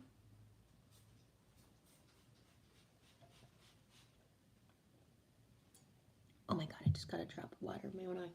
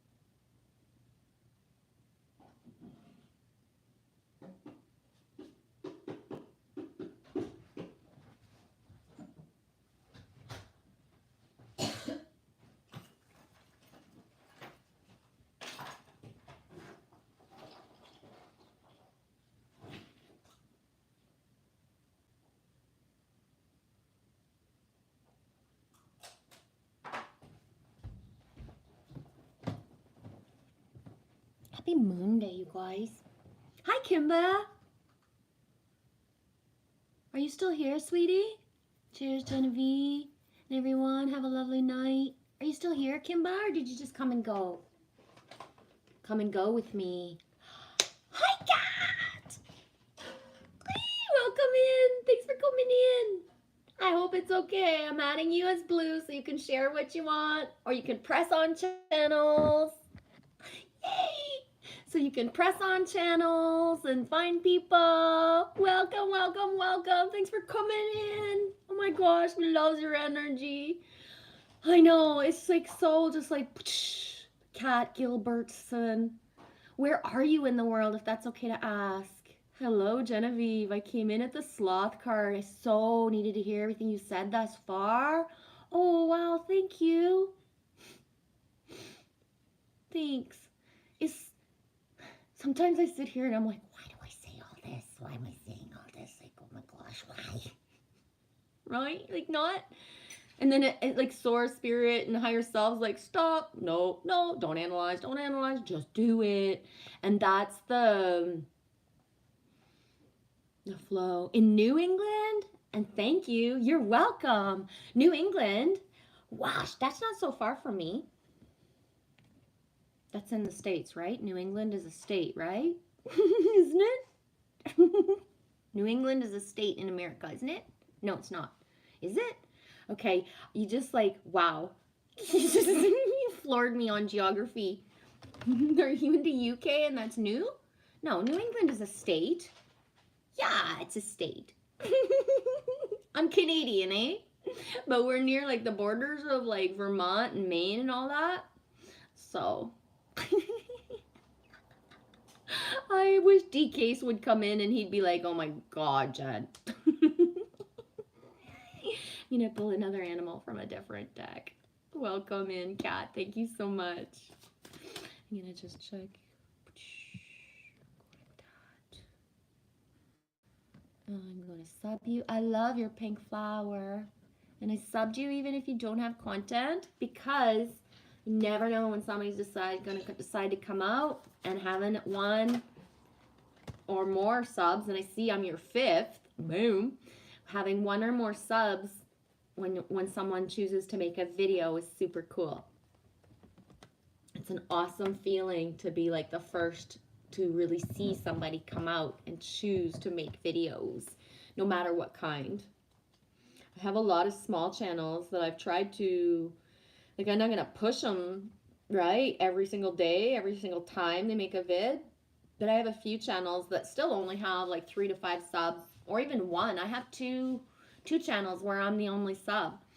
I try to share as much as possible, and it's like, when it's meant to be, it'll be, but I feel honored to be there, right?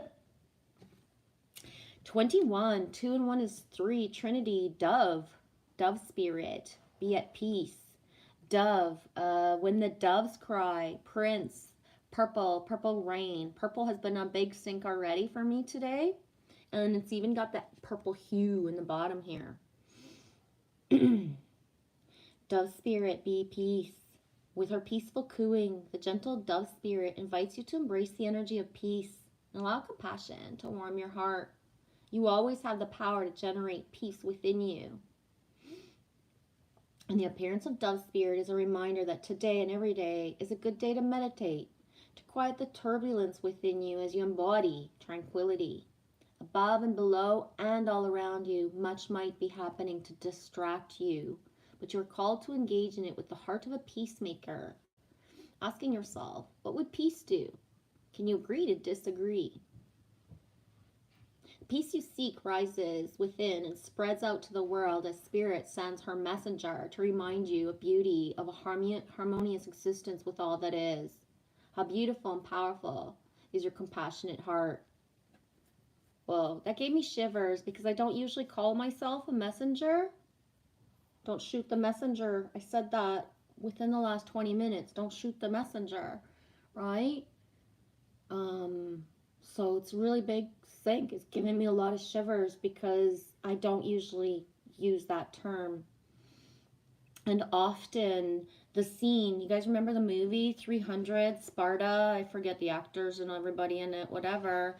But there's a few scenes from that movie that are pivotal to my journey. They pop up inside of me in a way that I can't even describe. But the scene where the king and the queen and the messenger comes and everybody's around and the messenger comes and the pit, right? The pit is there. And I don't know how to say the king's name. Leonid? Leonid. I don't know how to say it. It's a hard word for me.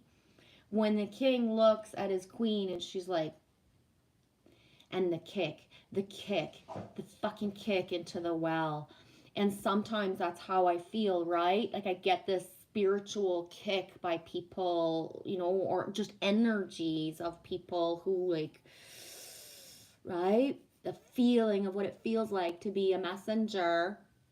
Don't shoot the messenger. You asked for the messages. Now somebody's flowing them to you, and the kick, the spiritual kick, sometimes it's surreal.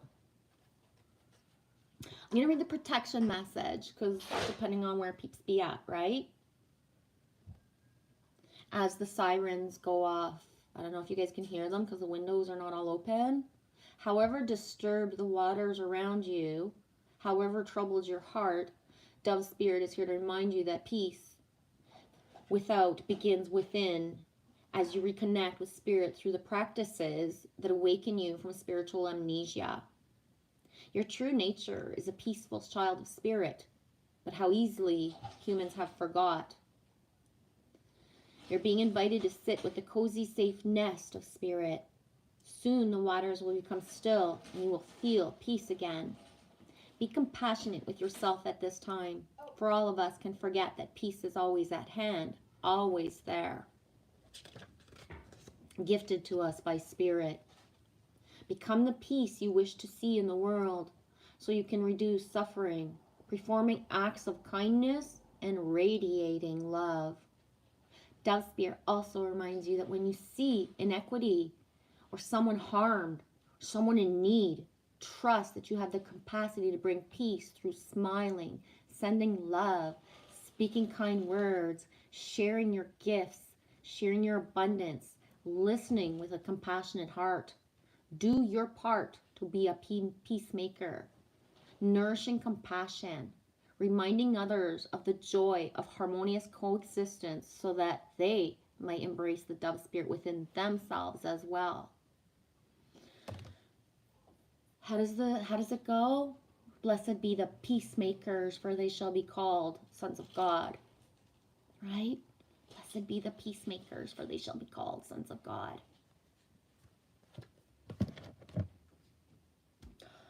That gives me shivers everywhere. Water.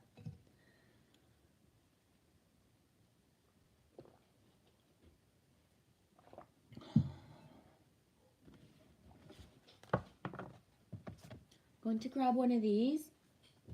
Nature's Whispers. Bonjour, Nicholas. How's it going, eh? So weird calling you Nicholas and seeing it written out. Trippy Sunless Dawn. I love it. It's awesome.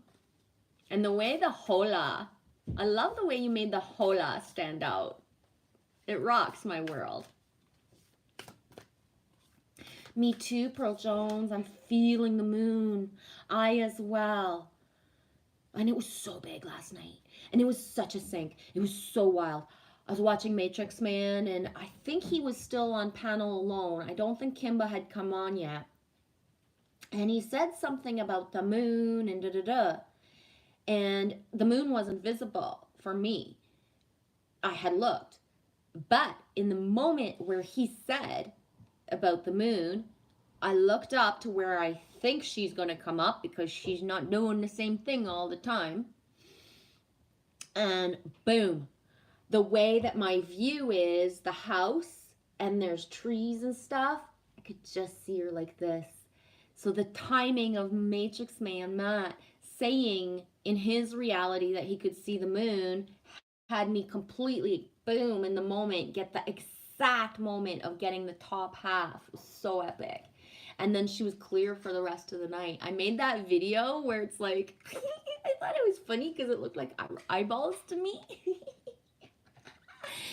Anyways, I was laughing. And I did a quick live stream last night, Pearl. I did a live stream. I didn't stoke the fire when Lily and the neighbor went in, but I kept the embers going, and I like to burn a fire down like right to the last embers. I prefer not to like douse a fire with water unless I have to, unless there's a reason. So I did a quick live stream last night, just had music in the background, and I don't know how many people actually came in. I know that Anita was there and Lindsay that I can remember. Alex came in from Romania, and I was kind of, I'm not gonna say that I was stoned immaculate, but pretty much. So I kind of forget if anybody else was there. I didn't mean to forget ya. I just, like whatever. And I just deleted it after it was done. I didn't want to share that. I didn't want to share that energy longer. Hi, Dustin. Seneki, how's it going? Welcome, welcome. How was your week last week, dude? I didn't see you around in certain little places, but I'm like, oh yeah, I haven't popped into those places, or those people haven't made streams. You know who I need to look for, and it's just being guided again, going back to Nina. She does her live streams at a perfect time for me, but I'm just not like radar to remember, or it's just I'm not meant to be there. But she's awesome. Popped in for a moment. Yeah. Yeehaw.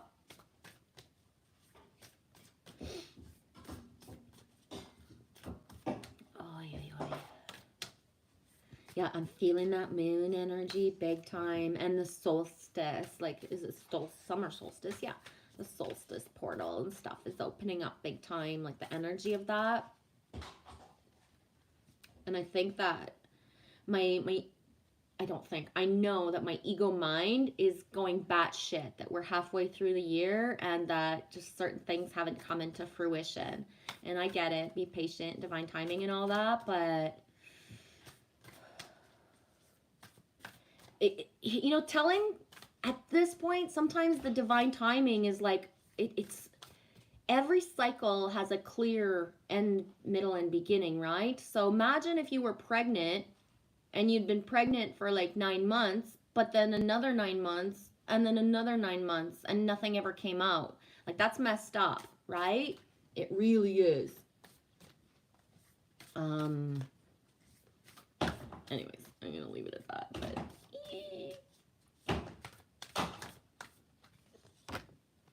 fresh approach. Yes, I do. I need to rewire and I need such imprinting. It's crazy. The last years have not really rewarded me with the most amazing imprinting sometimes, and still have echoes of shit inside of me that just needs to be cleansed with new imprinting. And what I mean by that is like friendships, conversations, like everything that flows with being re-imprinted with, positivity and purity. I love this card. Every single animal ever, I think, is in her wings. I will put it up to the screen in a second. I'm in awe of the numbers today too, guys. I'm going to have to show this really quick for anybody who wasn't here. Just catch up. But the numbers are blowing my mind. So, weird sync, but I used Milky's deck, Milky Way Soul Tribe deck. Be the frequency you want to receive. And I pulled my own darn self, guys. Right? I pulled myself. 2 of spades. The second card out was from a specific deck that doesn't have the numbers on it. I benefit with gratitude, but it was number 2. So 2 twos in a row. I wonder if Shannon actually fell asleep. Then the Aurora Garden, beginning, initiate. origin is a 10, which really, is the 1, but 10. The sloth and the phoenix, they don't have numbers, so really, whatever, they don't have numbers in that book. But the dove is 21, so we're on like 3 2s, 2 1s, and then another 21. Okay, I don't always flow through to what point the numbers are speaking, but 2 2 1 2 1 2 1 2 2 1 2 1 2 1 2 2 1 2 1 2 1. Right? Time to step out of the box and the old ways of doing things. You're being challenged to try something new. Look at how to create magic in your world. Create with the intention of filling your life with joy and happiness. Achieve your desires while experimenting with new activities. You always have options. Don't feel limited. Even when you are not in motion, you are making a choice. And you're being prodded to make a decision now. Don't worry about not making the right one, because even mistakes brings us lessons and opportunities. And the amount that you can learn is immeasurable. Oh, my nose, I can't not. I was trying to finish, but oh my gosh. I can't. Oh my gosh. What the fuck? Base your choices in love and the best options for you. Imagine if failing is not a part of the equation, what would you choose? I'm a 1222 baby. Kat Gilbertson. Oh my gosh, I have shivers everywhere because I know like it's huge that I'm being guided like to repeat the numbers, right? I'm a 1222 baby. Whoa. I love it. Thanks for validating that and sinking it in. That's amazing. Thank you. Wow. The numbers. Right? The numbers.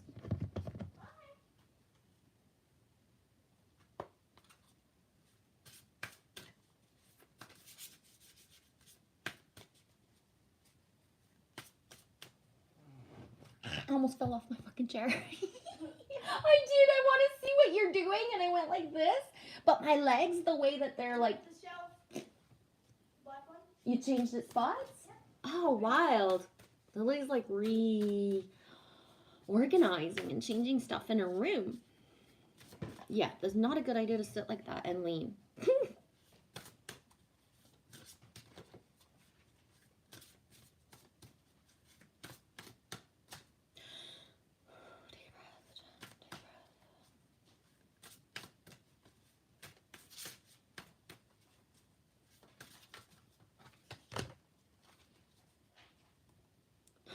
Another 10.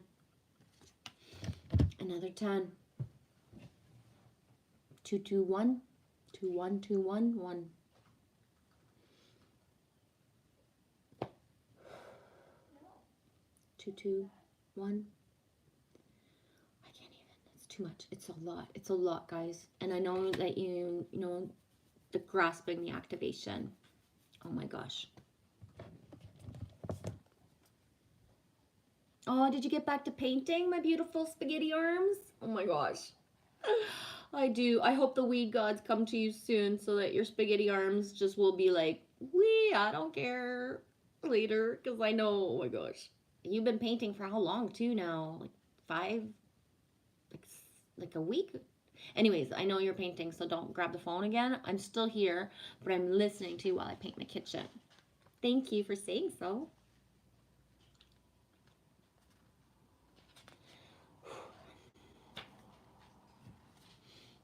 Okay, I need another drink. I feel like a headache is coming on, which is not common for me.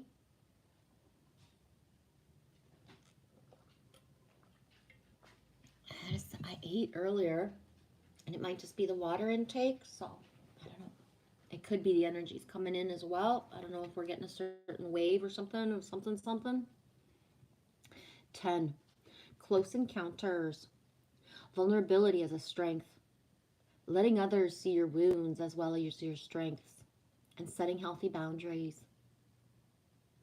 Yeah. Letting others see your wounds as well as your strengths. That's really important. I shared a community post about that the other day. I forget what the exact words were, but it's something like you can't know someone until you've known their demons, and when you love someone, you love them for their demons as well as their, everything else. And that's the thing, is that's the truth. True love of any kind, whether it be any for anyone, any kind of relationship, you know what I mean? The vulnerability of the trust of the allowing to see your ugly, to show the ugly, right? Because your ugly ain't ugly. There's a reason if you react or you have certain traits or certain things that you did or certain things in your life. And when you allow others to hold space and witness that, you're showing your true self. So people who are in a certain embodiment is what's going to make them see you as strong. There are people that I can't follow, I can't listen to, because guess what? You want to show me all your, your strengths, you want to show me all your gifts, you want to, go ahead. But you don't resonate with me, you lack authenticity. If I wanted to watch movies and perfect stuff and fake, and you know what I mean, I would, but I don't, right? I believe we're here to, it's the good, bad, and the ugly. And the ugly is beautiful, especially when it's allowed to be shown and spoken of. Vulnerability is our biggest strength. It is. This is a time of connection, and it asks for you to be vulnerable and authentic. Let go of the social masks or constructs you use to keep yourself apart from others. That cage, eh? Some people get caged. Like me, I've been caged all my life. As soon as I'm a free bird and I'm like, wee, then someone will throw me in the cage, right? And then it's like, I gotta go, I'm out of here, right? And other people, nobody ever puts you in a cage, or they did, but then you kept yourself in there. Nobody's keeping you there, right? Does that make sense? And the cage doors are all open. All the doors are open. All of them. Lower your shields. Allow yourself to step into a dance of intimacy. When you become close to people, you remind yourself that you're not alone. You are part of a beautiful, meaningful bond. At a deep spiritual level, there are so many lessons offered to you in closeness. At a social level, intimate relationships help you ignite the spark of life that is the power of affinity. You flourish.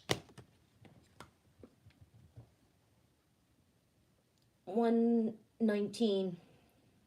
I named the stream Flourish today, and anyone who comes in or sees, you can scroll my streams. I don't often use words, but when I do,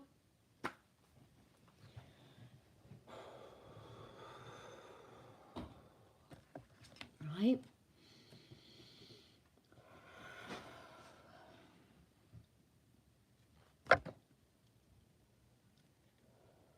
You flourish as a result of offering emotional honesty, a true desire for equality, love, friendship, laughter. Yeah.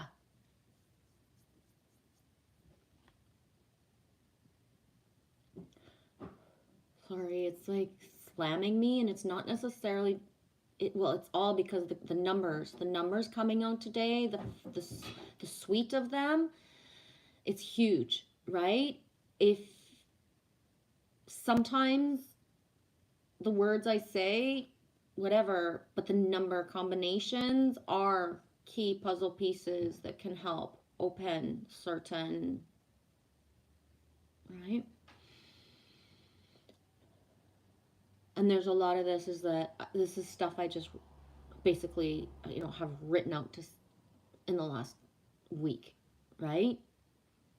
I need to flourish with laughter. I need giggles in the background. I can shit and giggle for 6 hours on a live stream, but if it's never going to be in my background, right? It's important. We are not meant to be alone. Sometimes we are wounded and we build walls around ourselves so we don't get hurt again. And it's time to be honest about yours and step out from behind the barrier and engage in all of life. This is a beautiful opportunity to allow your vulnerability to be your strength as you choose to live in integrity without artifice. Even in your work life, this mode of connection allows you to be truly present.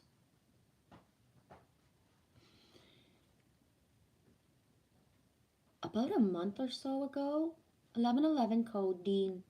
He came in and I was talking and whatever the flow was, and he said something about, you know, something about work in his past. And I forget exactly what he said, but it triggered me to say out loud and to have complete recall of, I've always chosen jobs that I love.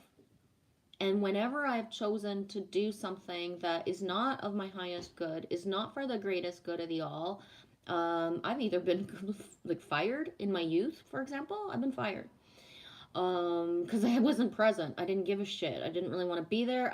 Did it because I had to do it, right? Or things happened, or I quit. Just enough. My body can only be somewhere if I'm happy, and I've been like that all my life.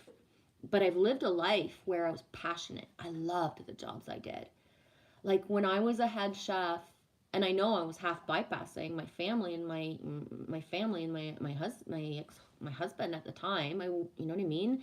I didn't even realize that we weren't happy because I was so happy in my job, guys, right? I was head chef, I had so much responsibility. I had a whole kitchen, like 300 place restaurant minimum. We could fit 300 people, sometimes more, and all the planning and like just all the stuff. Like if I hadn't have been with my husband, or if he would have allowed it, I would have just slept directly at work.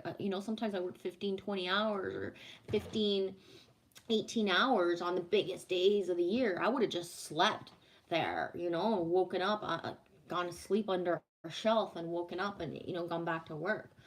And that was the beauty of after I was separated and I had my own restaurant. Like, oh my gosh, like there was nobody saying like you have to come home and no, I'll fucking fall asleep under the fucking tables if I want to, right?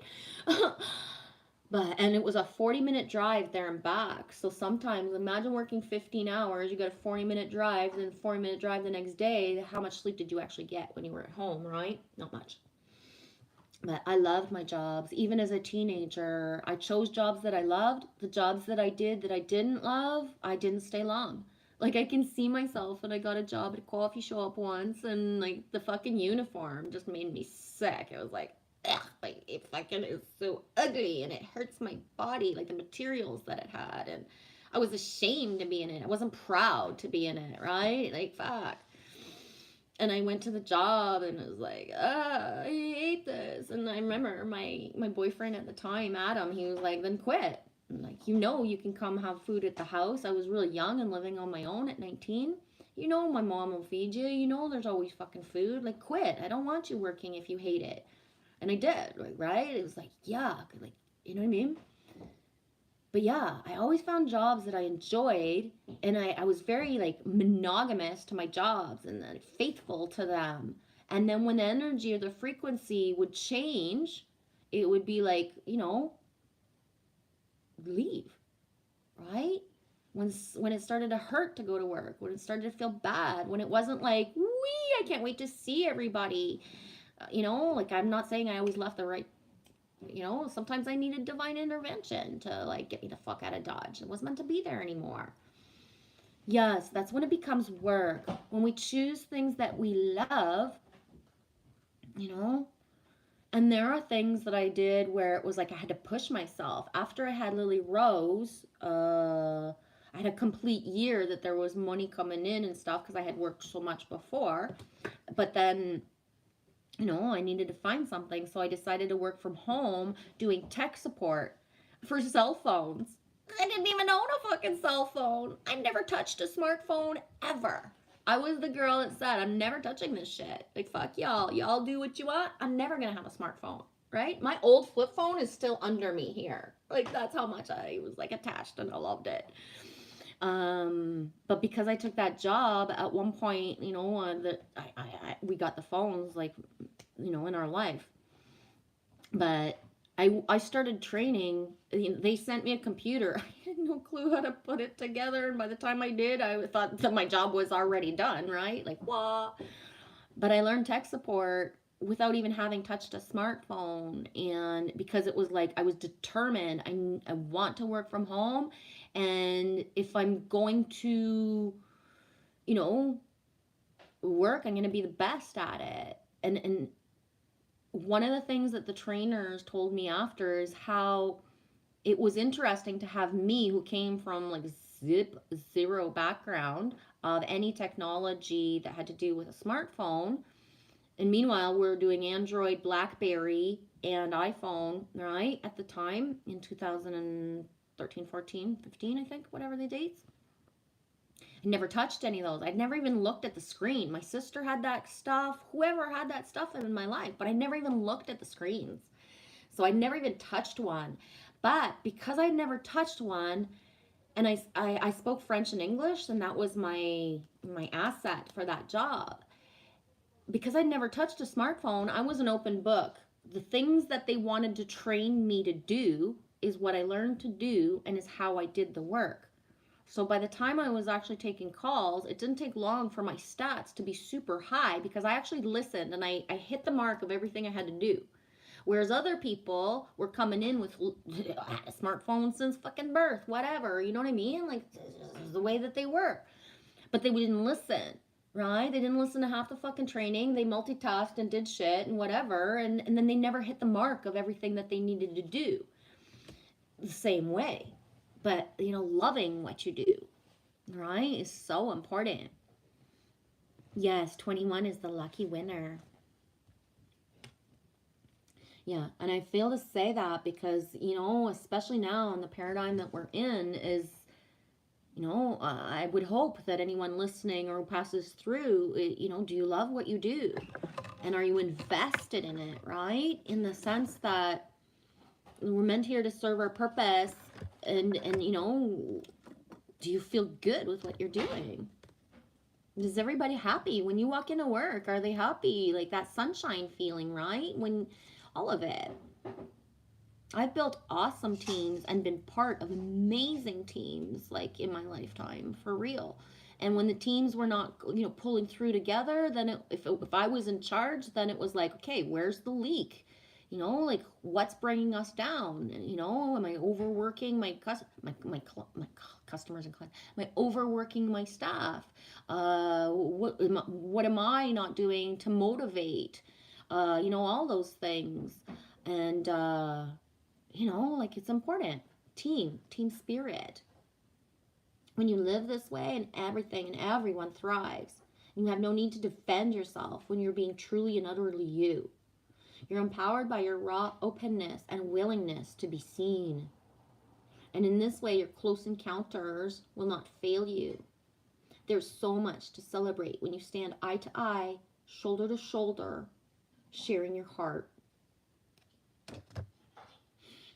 Yeah.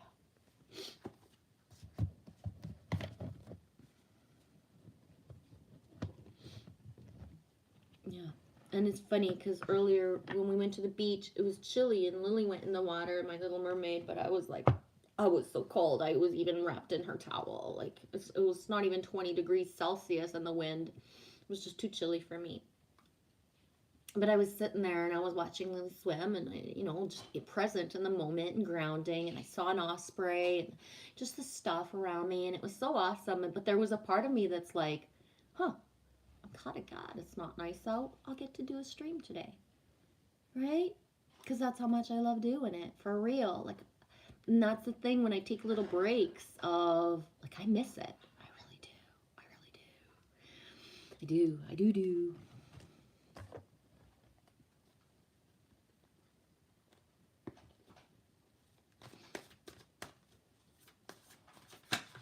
Whee!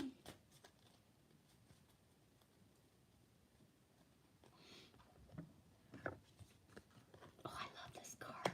Oh my gosh, my nose, guys. I don't know if it's like the angel spirit energy around me or what, but it's like, I don't know what time it activated, but it's just not stopping. The card is number 24. So truly, with all the twos, the 21s, the 10s, the 2-4 follows, you know, the numbers pretty good. I love it. 2 and 4 is 6, 3, 6, 9, 24. I like it because I haven't pulled this card in a long time, so it's like a freshness, right? This card is one of my favorite for the colors of it and just the little, it's beautiful. And I'm going to stop talking about it and hold it up, right? I love this card. It's so beautiful. Electric Eel Spirit, bring your ideas to life. Seemingly out of nowhere, the jolt of the electric eel spirit appears to awaken you to a big idea that you are meant to explore. Epiphanies and aha moments are gifted to you right now, so celebrate. Oh my gosh, when I was in Missy C's live stream, I forget what day it was. I don't know, within the last 5, I forget. It was 2 or 3, I don't remember. I'm watching her stream, and it was already buffering a little bit for me.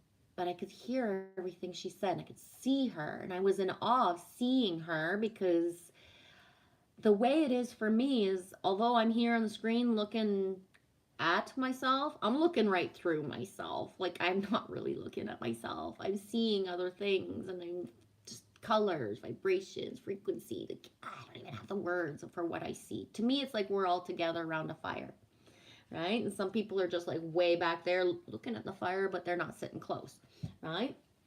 Which is fine. It's good. But being in Missy C's live stream, and she's talking, and she's talking, and as she's talking, she's like, boom, epiphany. And to be a part of that moment, I got shivers everywhere. And how the stream just, it was done. She said epiphany, she said what she had to say, and the stream was just done. It was done. And it was that thing of, it's just amazing to be a part of that. I would wish, right? I would wish that thing of like, that thing that I need full circled of like, how, you know, all these gifts that I have, all these things that I've done, all this work that I've done to master being in front of the camera and not care. I don't care. Like, what's the full circle of that, right? Like, I'm excited because I don't know what it is. And I have no base desires. Like how other people, like you always wish to do something, so you know what the thing you're going to do eventually because you always wanted to do that. You never maybe admitted it to yourself, but you're at that point. But me is different because none of this is what I expected for myself. I saw visions of it, but it just didn't make sense at the time.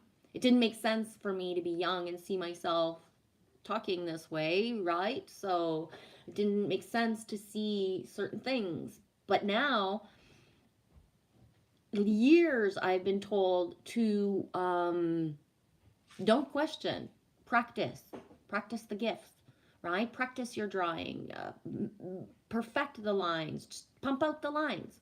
The beads, pump out the beads. The gift of being able to look on screen without zero vanity, and I don't care, right? To perfection that. To be able to look and talk about anything on while I speak and to stay on. Last week or a week and a half ago, I was triggered into full body total recall of something in my life that it's not that I had forgot, but I don't open that because I just don't open that part. But I had full body recall at the time. I was right live on like speaking, and I cried and I was like fucking shaking and I was talking and at one point everything inside of me was like, keep going. Don't just say, okay, I don't feel good now. I'm having a flashback. Flow it through. Stay on. And I streamed for another hour and a half. And by the time I finished streaming, I was giggling. Right? So, like, the epiphany of what is the full circle of all this, right? I see all these people making these Patreon and doing these things, and none of that is guided to me. None. I've tried to do the Patreon. I've tried to do the Etsy or Etsy or whatever. I'm not even allowed to build an account. My devices won't let me. I'm not meant to do those things, right? And the thing that's always downloaded is it's so big and never really been done before that I can't step into the timeline until every single thing is in place, right? But me knows me's been doing my work. As above, so below, whether it be all of it and the learning of the gifts and the sharing of them, like year after year after year, right? Oh, my sweet cat. My husband passed 424. Passes 424, and we always talked about epiphanies, and I'm kind of floored. Oh, sweetie. Love you. What year? How long ago, honey? Yeah. I get that feeling too, of like I'm pulling cards and I can feel the energy, and it's like this stream is flooring me. Oh, honey. Oh my gosh, it's just fresh. Oh, wow. Thank you for being here with us. Appreciate you. Annie D, her husband transitioned as well this year, at the beginning of the year. What was his name, if you so choose to share? Just for the energy in the stream.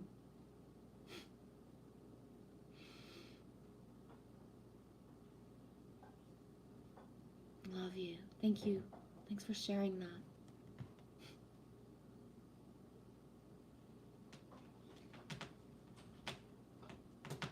John. He was magical. Yeah. He's really proud of you, sweetie. He's really proud of you. The energy everywhere is just smiling and dancing and looking at you in awe and wonder. I hope you feel it. For real.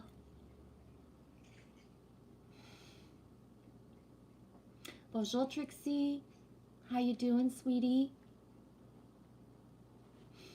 How's your mom doing, if it's okay to ask?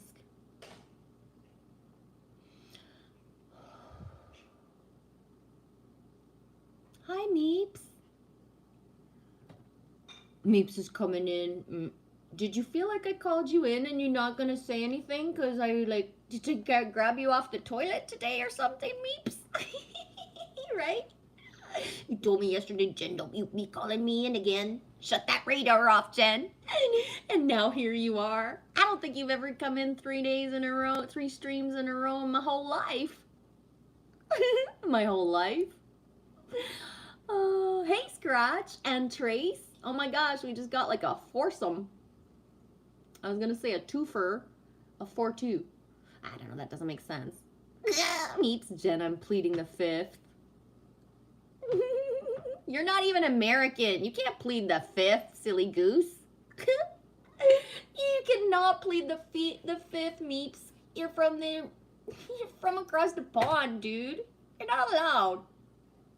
Unless you guys have the same thing over there. And I just don't know. But I thought that was American. How's it going for you, Scratch? Loves you, Tracy. Thanks for being here. And Amber Lachelle. Oh my gosh, we just got like, boom, a tidal wave. Thanks, guys. Trixie. I'm sorry, I stopped right in the middle of the card. I'll flow back to if it's meant to be. Trixie, can't count. I was camo. Camo? Okay, that's weird.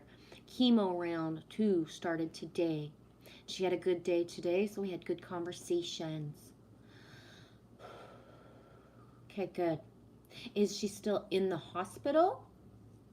Or is she able to be at home? And just wondering, and if it's okay, if you don't have to answer if you don't want to, sweetie. And the video that I made last night when we were at the beach, and there was the drum circle and just the drumming and just the music and everything. At one point, a woman passed in front of me in her dress. I was looking at her dress, and she had a towel, and I couldn't see anything of her because she was just warming up from coming out of the water, I guess. But she had an energy that was just like, I don't know. So, whatever, right? Everybody's got an energy and whatever. Later, she comes back, the towel's gone, and I can see her full face. And I was like, and I was just like, I haven't seen her in 4 years. Lily was tiny, like she was, you know what I mean? She was a kid. Now she's almost as tall as me. I haven't seen her in 4 years. Like she said, she's like, Michelle, you disappeared off the face of the earth. Where'd you go? And I was like, dude, I'm just happy I survived. Everything's fine physically, but emotionally, I'm just happy I survived the last years, right? But she's been through cancer, and they had given her 2 months to live. She's on her 16th. I would say that her energy is weak, but when I question why is she meant to be back in my life, or like I had just thought of her before we went, but I was to what point? The hug I gave her, so I got myself a hug yesterday. The I didn't. There was an energy of love back, but she's so depleted from the 16 month of battling, right, and surviving, that it was me, right?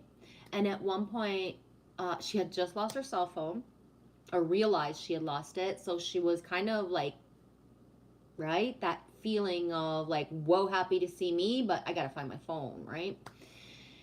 And at one point, she was talking, and just finding her phone was a big freaking deal, right? Like, you know how it can be.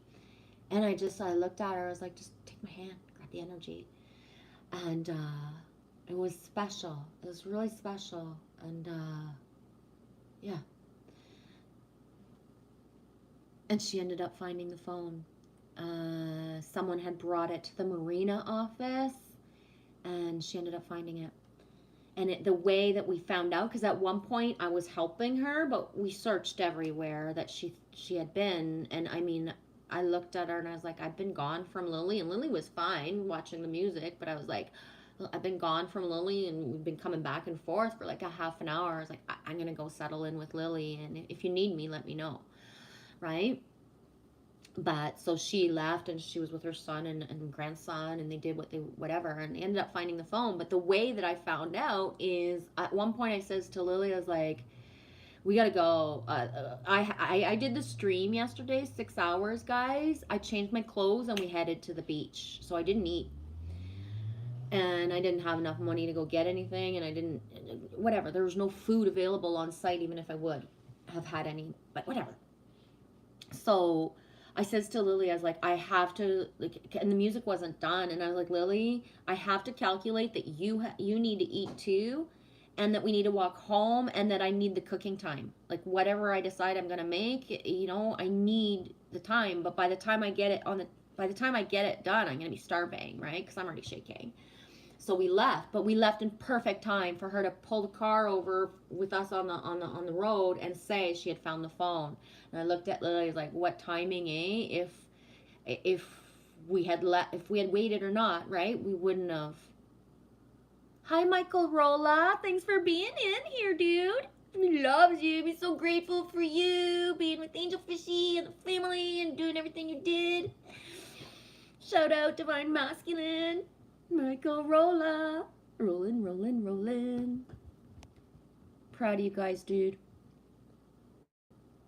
Okay, I'm gonna scroll back up because now I'm a little bit late in the chat, and I want to keep the. Okay, so Trixie, chemo round 2 started today. Good conversation. Still there. Possibly moving to a care facility soon. Okay. Okay. Thank you. Thanks for confirming, Trixie. Meep says, I am American. I was born there in a dream in 2010. You're funny. Scratch, going great. Thank you, G. I hope you're keeping sweet. Yeah, doing good. Thanks for asking.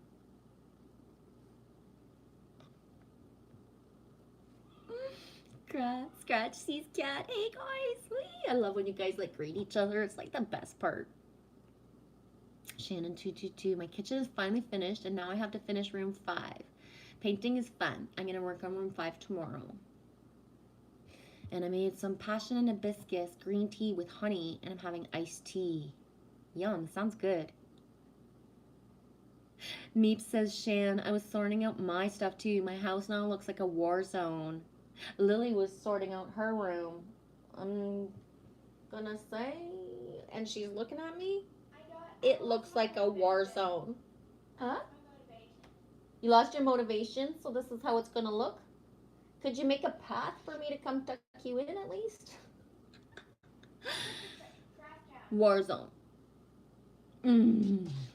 Dude, don't be scratching the wall there. Shannon, my kitchen looks like a war zone on one side and beautifully fresh paint on the other. And Trace says, I have a miss too, Meeps. I love y'all. Right on. That way. Hey, dude. Are you guys all watching me at the same time? Are you still there? Yeah, you guys are still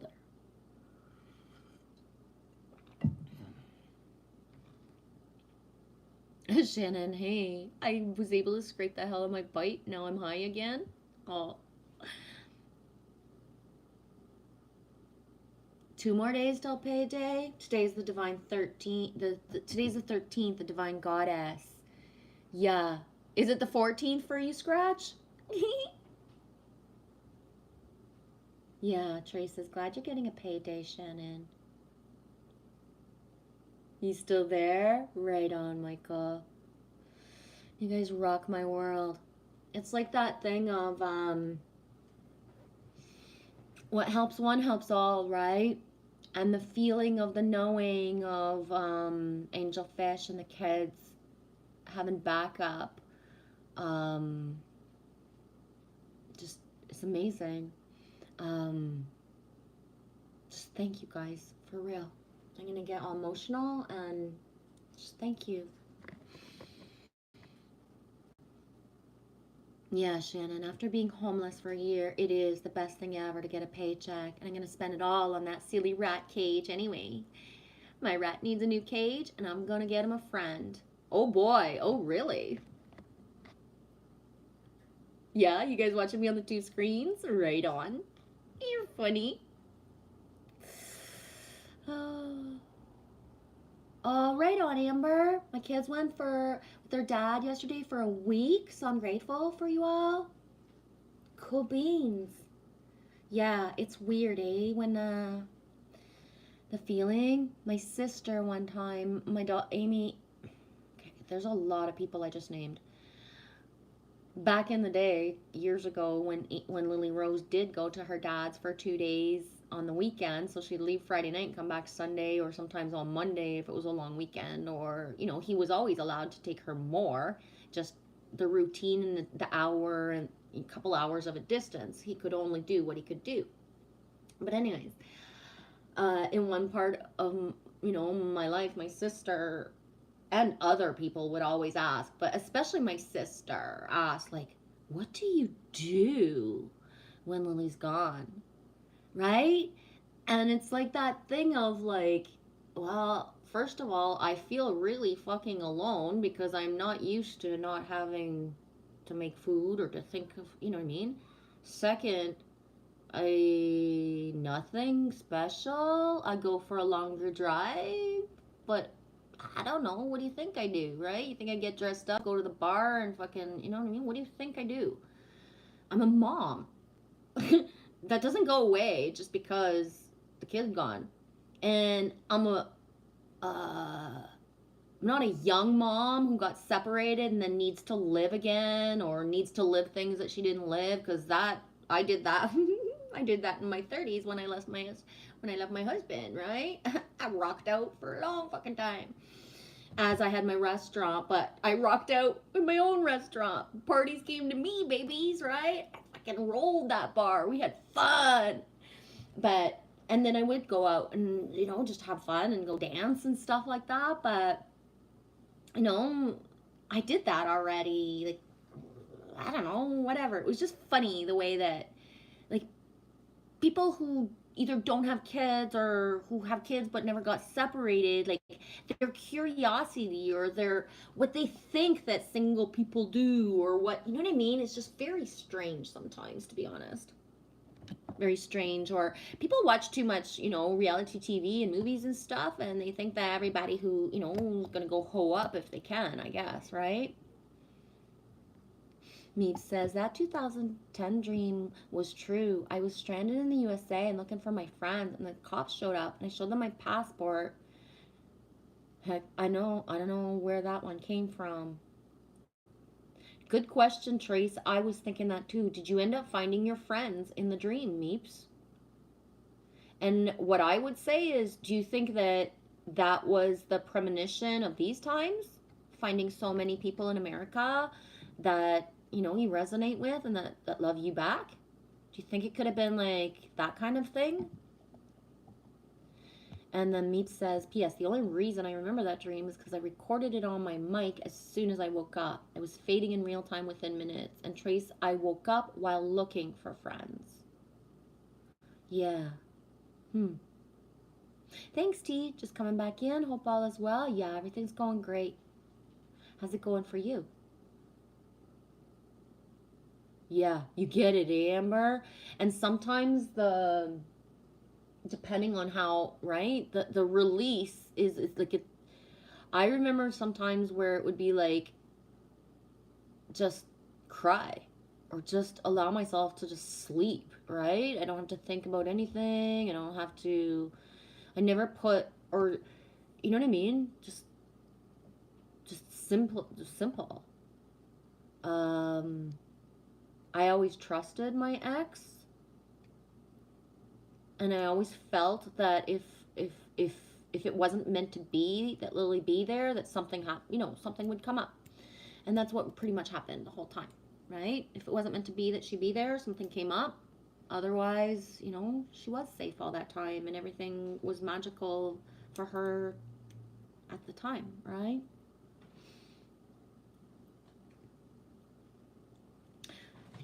I'm going to continue with the card that I was reading, and I'm going to start right from the beginning because I was just right at the beginning. 24, Electric Eel Spirit, bring your ideas to life. Seemingly out of nowhere, the jolt of the electric eel spirit appears to awaken you to a big idea that you're meant to explore. Epiphanies and aha moments are gifted to you right now, so celebrate. Your life has the potential for profound transformation. Inspiration arises in you, electrifying you so that you can't wait to get started bringing your ideas to life. And the revelations you experience now are meant to set you on a new path. So don't be afraid to act, explore, examine. Don't fear the changes that may come. For Spirit wants to shower you with love, success, and abundance that you hope to experience. Now is a thrilling time of epiphanies, inspired ideas, and innovation.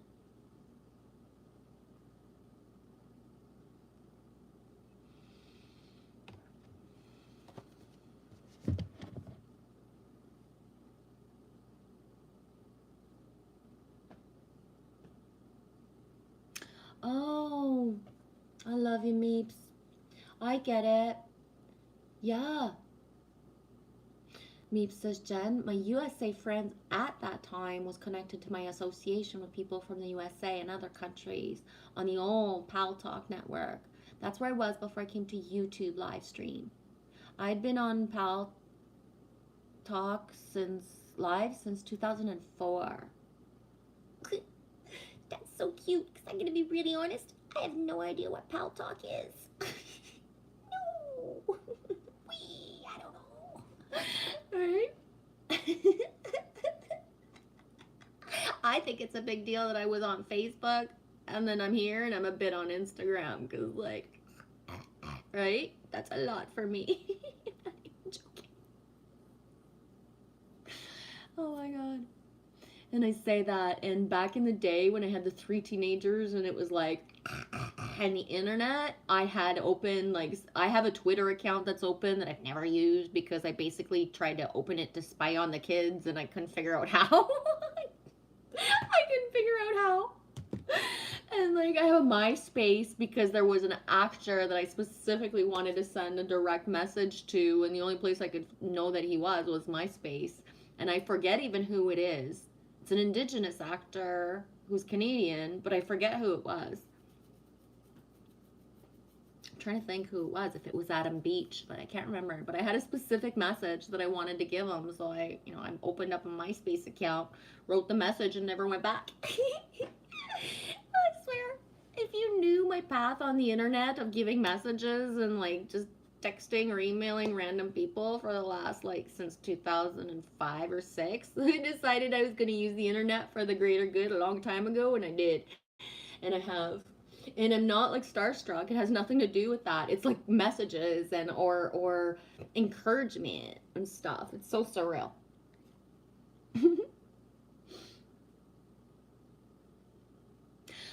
Meets. Well, the Pal Talk sold out. It became commercial. Long story. Yeah. Everything just does, doesn't it? Right. And it reminds me, remember the movie with Robin Williams, and I forget the other actors and actresses in it, but Robin Williams, RV, right? How his vacation is fucked up. He has to go to a certain place because they want to buy the small little soda pop company, right? And how at the end, the soda pop company and Robin Williams is basically saying, like, don't fucking do this, right? Let's not do this. We're not doing this. Don't do this. Like, just like, whoa. I learned this week, I'm not savvy about anything that's going on in the world. You are listening, Annie? Thanks for confirming, because for the last 20 minutes, I've been like, I wonder if Annie's here. I love you. Sometimes I don't want to do like the, Annie, are you here? Annie, are you here? Or ask somebody, because it's like it's that one time you don't want to comment, so you're not going to say so anyways, right? But yeah, I just learned last week, I didn't know this, that Tim Hortons got bought out by Americans, by an American company. So, it's basically part of the whole like a chain of all of it. Not that it wasn't of the Canadian part of that chain, but still. But I think I love the fact that, I don't know if anybody's aware, there's stuff, Justin Bieber has a certain syndrome going on with his face, paralysis. And I don't mean to disrespect and not remember what the syndrome is, but I'm sorry, it comes from like the vaccine crap, so none of that resonates with me of looking at what supposedly the information is, because whatever, but I think it's beautiful or divine or whoa, something's rotten in Denmark timing that in Canada, Tim Hortons has launched Justin Bieber merchandise and a special coffee brew. On June 6th, they launched this. And the hats are $30 Canadian.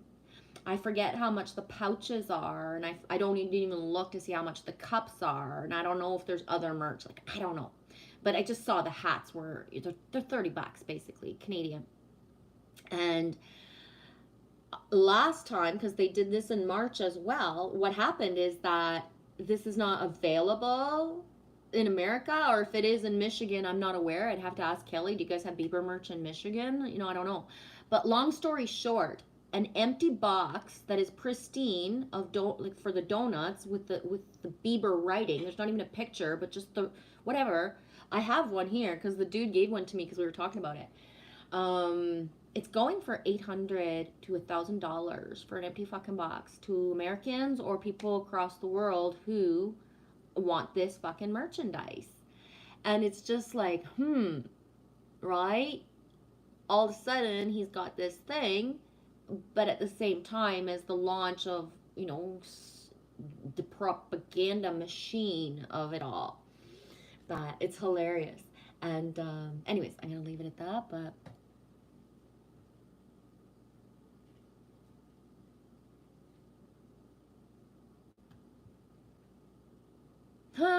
whoa, that's weird or cool, or I don't even know, Meeps.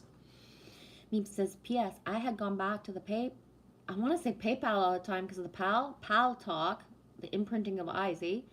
Pal Talk about 10 days ago because I still had my account login details, and to my surprise, almost everyone knew I was still on there, but they had stopped following me because I'd been away for about 12 years. P.S. I can't say hello to them in chat if they are no longer following me, but I was still following them. Cool beans, yeah. I was guided off Facebook in 2018, and I've never tried since mid spring or end of winter 2019, but nothing exists for me anymore. I'm not findable. Um, I don't know, and you know what I mean. Every other time, because for 3 years I would just delete my account, but then as soon as you log back in, you're back in, right? But I don't know what finally happened, and it was like clear, right? Before I had been guided to like just delete the account or get off it, don't be on it, but then I would be guided back. But then in 2018 it was like nothing. And I always call out because for me, I have soul tribe and soul family people like the same way that I found here through my Facebook lines. And on Facebook, I was mostly just random posting and ranting. And y'all missed my true rants. Like, if you think I can pop off now, if you think I'm passionate or annoying, you missed it all. This is gentle me. This is calm down me. This is me that has learned a lot. Because holy shitballs, right? Not even joking. What? How do you spell against? Against. Thank you.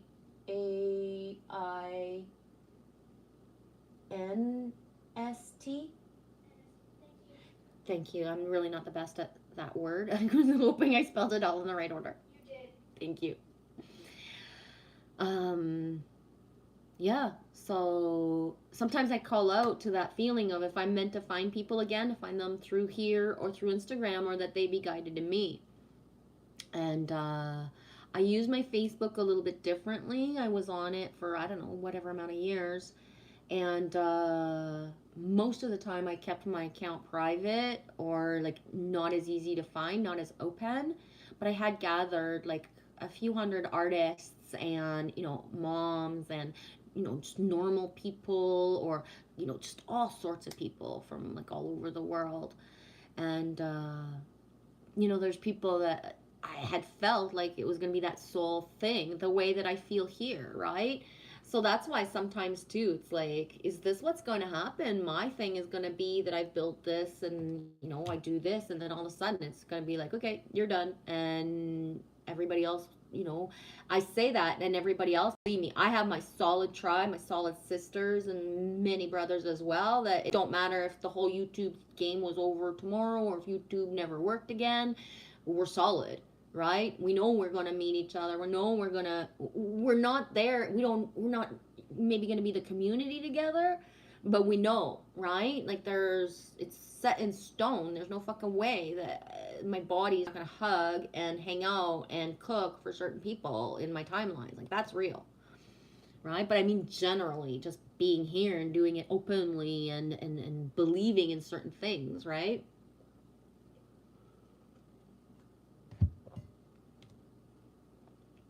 Yeah, cat, mystical timelines. Yeah, I feel that we're in a major timeline, like just boom. What was the word? I finally I had the feelings of stuff this morning, but I couldn't figure out what the words were, and then I heard it out loud finally.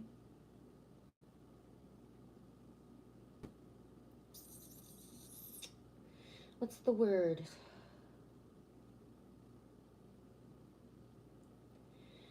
Oh my gosh, oh my gosh. Quantum shift. Yeah, a huge quantum shift. Oh my god. Is that what time is it, Lily? 7:30. It's really 7:30 in real life right now? Yep. Wow. Okay. How does it 7:30 go? Oh my gosh. My battery's at 44%. Okay, wow. I had no clue.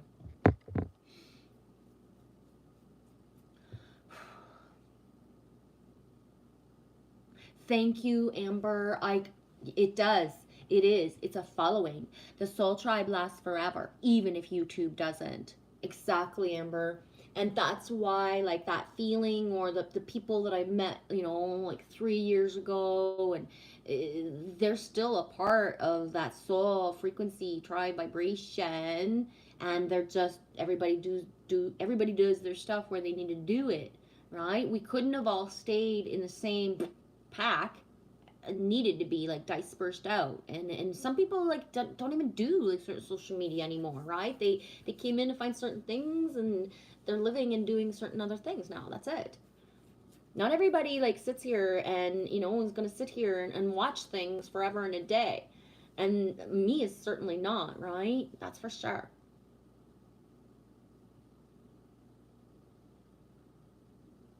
Yeah, Meeps. The idea of Facebook is wonderful, but the sad truth, from what I can see, is it's a means to enforce social engineering, i.e., behavior modification. Yep, yep.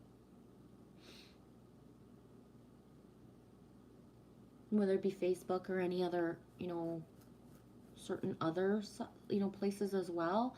I find that there's other things that are more horrifying than Facebook, like Snapchat and shit, right? If my daughter's been selling her, her, it's not selling. My daughter's been giving herself away, her image, and what she takes as photos, I don't know, because she's private everywhere, and I don't have access to anything she has.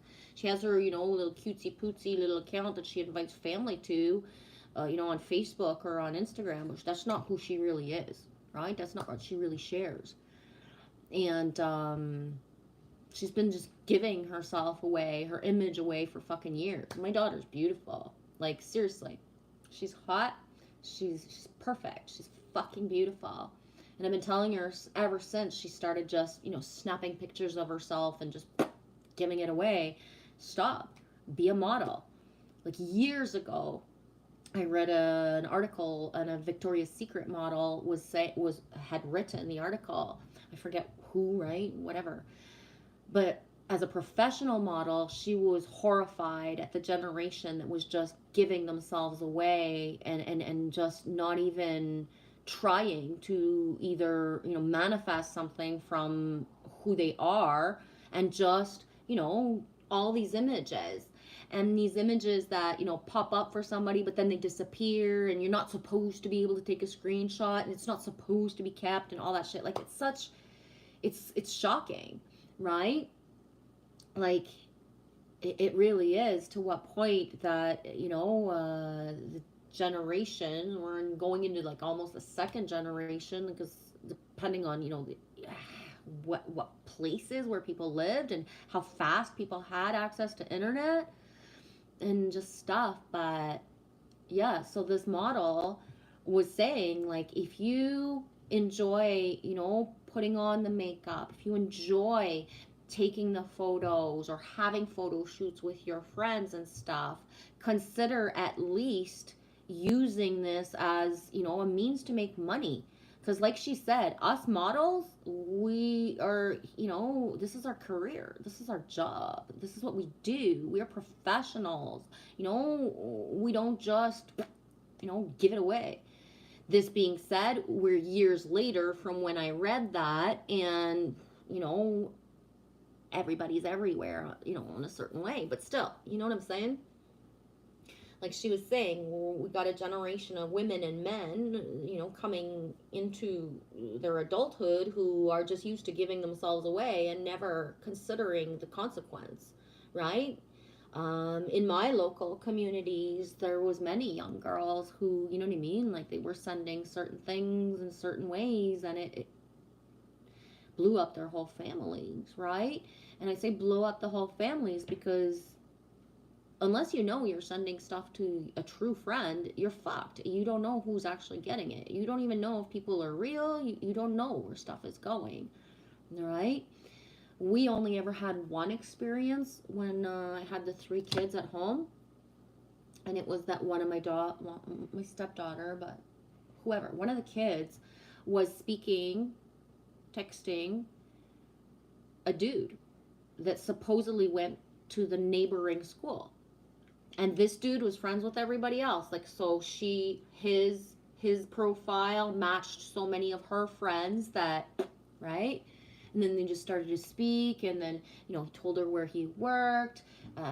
16, 17, he said he was, and, whatever. He told her where he said he worked. He told her what school. He talked about random people that were easy to say, right? Random people, hey, Joe Blow, and went to Taco Bell, right? Whatever. You see people's stuff online, you can make it sound like you know everybody. It's freaking very easy.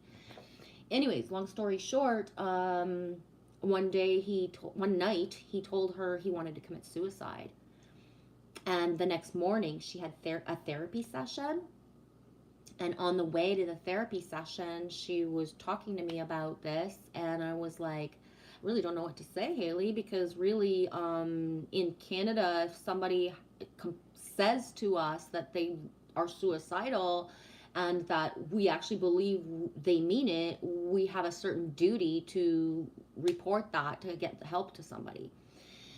And anyways, so I was like, maybe you should just talk to your therapist about it, because whether, because she wasn't able to get a hold of him in the morning, and he had said this at night. It's like, whether, he chooses what he chooses or not, like, this is hard for you. Like, you're 15 or 16, I forget, whatever age, being told by a dude that he wants to die and he might do it. That's fucked up, right?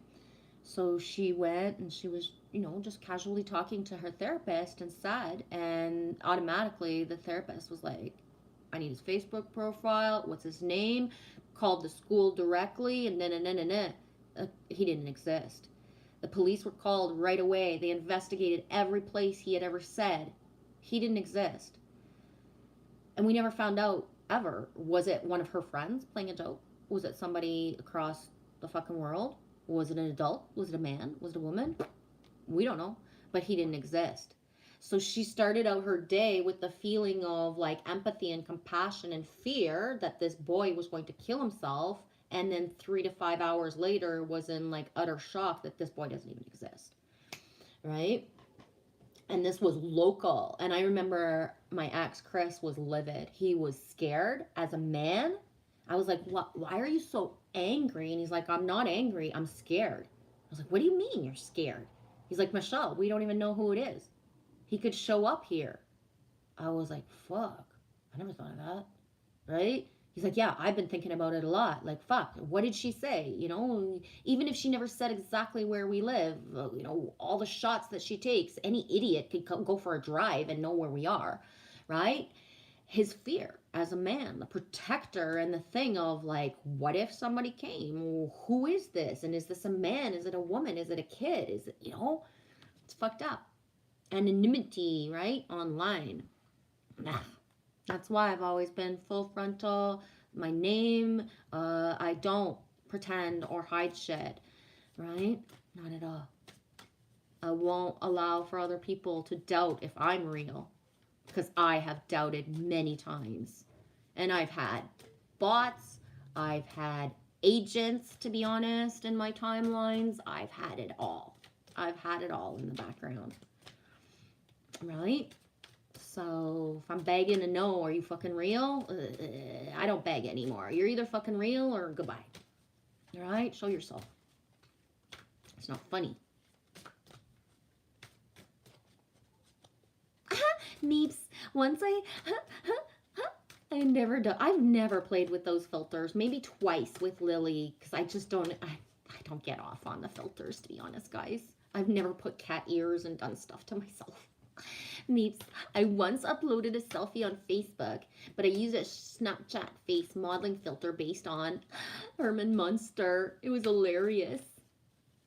That's cute. I've never, like I said, maybe 3 or 4 times at the most that I've ever even, I can't even lower my, to just play with my kid and do that. I can watch her do it, or if she wants to show me, but it's just, I don't know. It's not my thing.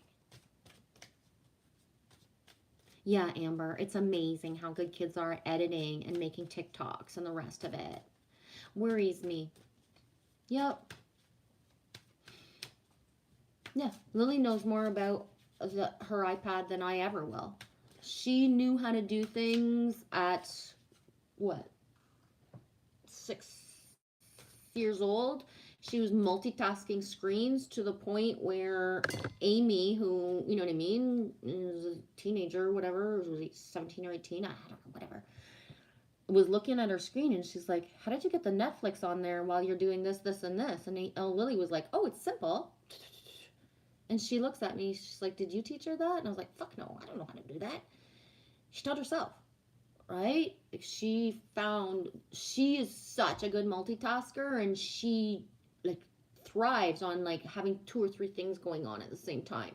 And she can focus on one thing, right? She's not always like that. She can directly focus on one thing.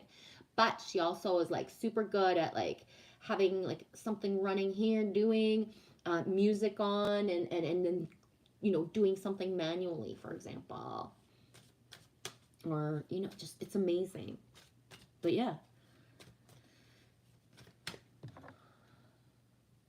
And I think it's, you know, it's trust. No matter what age our kids are, or, you know, whoever it is of this generation, whether it is, you know, the trust. They're going to do what they do. And I remember that holding back the kids from being on the internet and monitoring it too much and being like, first of all, it almost drove me batshit. Imagine three, right? Three different kids online at the same time, and the wanting to know where they were, what, you know, and then even if I was watching so many things, they would go on somebody else's device at school. Even if their devices weren't brought to school, they would go on somebody else's device at school to make themselves an account of what they wanted, right? Then they would cloak it. Like, it's just, at some point you either trust, and then when the spidey senses, right, when the spidey senses start to light up, you follow the intuition. Meep says, Amber, they are well trained. Monkey see, monkey do. Children are being seriously affected in a way that there's no critical thinking. Yeah. One of the things I was shocked about in the last 2 years, Meeps, and I know I said this, but I'm gonna be straight. If I was a teenager when COVID hit, I pity the motherfucker who thinks I was ever gonna fucking listen to a word they fucking said. There's no fucking way I would have worn a mask. There's no fucking way. There's no fucking way. Right? Doesn't matter. No. I hate having my mouth covered, guys. I do. It's a thing where if Lily comes up and wants to do this, even she is, you know what I mean? It don't fuck with my mouth. And I've had my mouth covered before, right? I've had the hands like this and the mouth covered. So there's nothing that will get me to cover my fucking mouth a certain way in my nose, right? Anyways, but I would have never done it. And how do kids think that they're like rockin' rebels walking around? Like, I was shocked sometimes last year where you'd see kids who think they're fucking so cool, right? All this in a bag of chips, but then got the mask on. It's like, what the fuck? At the very least, if I had to, I would have cloaked into my day life of what I had to do, but I would have never walked around the fucking streets like that. You know what I mean? I would have never. Like, well, you know what I'm saying? Like, holy shitballs. And how do children grow up with integrity when they've been, you know, lied to and manipulated for so long now? And that's why I say the stripping of the innocence of our children, and then we have a bunch of adults telling people like, just, oh, your inner wounds and it's going to take time to heal. And it's like, what the fuck? While the whole world is like taking their time and just like, oh, I'm going to heal my inner wounds and there's so much time, other children are suffering. Their innocence is being stripped and it's not done yet. But meanwhile, like that whole spiritual thing of like healing takes time. If you've been like in the healing journey of a path for a couple years, get your shit together. It's enough. And yes, we all have the flashbacks. We all have the nightmares. We all have the dark night of the soul. But at some point, if us all adults and everybody's just sitting here gotta heal stuff that happened in 1972 or like 20 years ago, what's gonna happen to the children? They've already been stripped of all this time of their life, right? Learning disorders are at an all-time high. Suicide is more of a cause of death right now for like young adults and even children. So where are we at, right? Fuck. Who's going to be the change? Anywhere.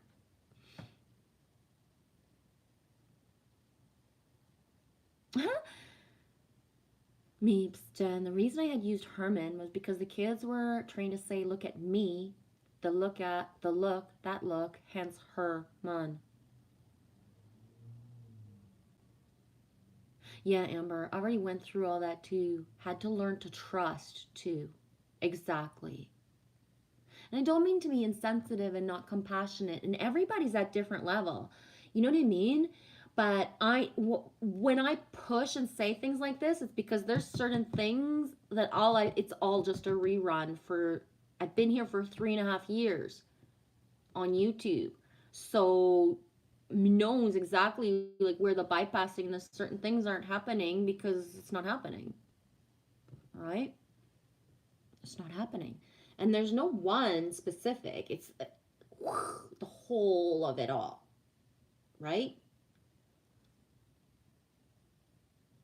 Yeah, Amber, they should get to be kids. Exactly. Because if you think about it, no matter how deep your childhood wounds are, you had a childhood. You had people in your life. You were never stripped of the ability to not see friends. You didn't have your face fucking covered. And you certainly, none of this. So, to what point humans are going to, I know we need to heal. I know we need to face our stuff. So, do it. Because as you know, it,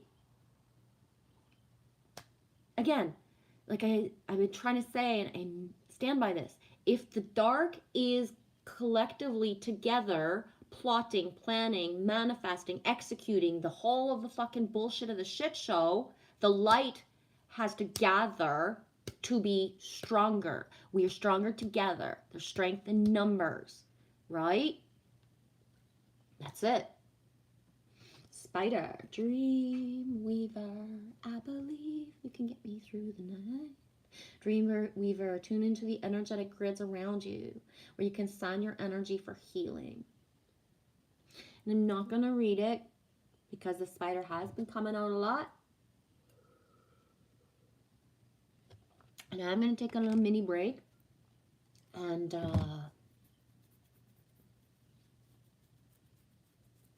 yeah. And the thing about healing is, do people think that all of a sudden one day you're going to wake up, everything's going to be perfect, and you're just going to know exactly what to do, and it's just all going to fall into place? No, it takes to show self, the vulnerability, like all these cards all today, right? All of it. And it's like I was talking about yesterday. Your heart's going to be open. You're going to go to someone and, you know, that you're going to trust, but it's not going to go your way. Or it's, you know, you're going to get still some projections. You still might have some liars and some shit, right? It's not always going to, right?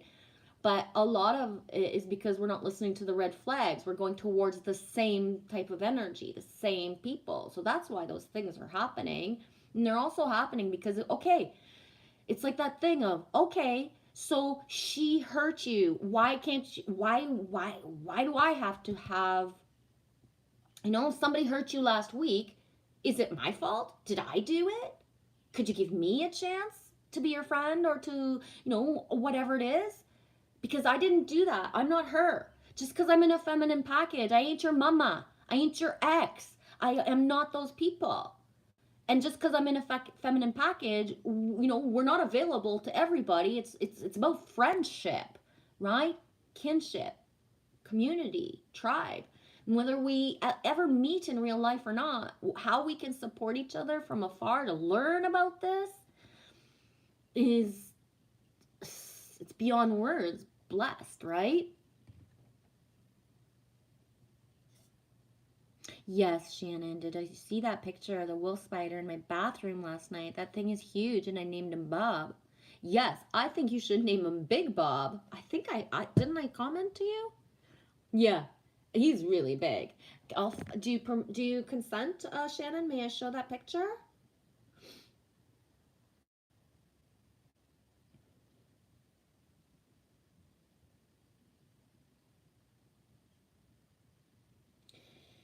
Takes a minute because this is an app and I don't know how to put the names in, and when I do, they're not showing up, and I think it's because I didn't blend it with my contacts, but I don't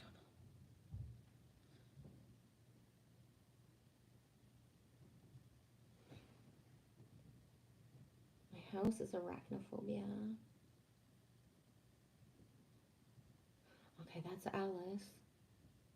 I can't find it. Oh, there he is. Yeah. Dun, dun, dun, dun. This is Shannon Bob. Woo, Dreamweaver, Spider. Yeah. That's big. I think it's Big Bob, not just Bob. Oh my gosh, I swear. I like spiders, but that's a little big. This being said, I've held a tarantula, so that feels like tarantula energy for me. Meeps, all spiders should be called hairy. Some should be called mussels. Some spiders have muscles. Big Bob. Or Boris. Hi, 313, says Cat. Organic 313. Intelligence 313. Just got back from watching the pooches. Watching. I need a break. I need water. I need. I desire water. It says 1313 on my screen. Just got back from walking the pooches. Awesome. Okay. I need to move. Oh my gosh, my feet are almost asleep and half my legs too.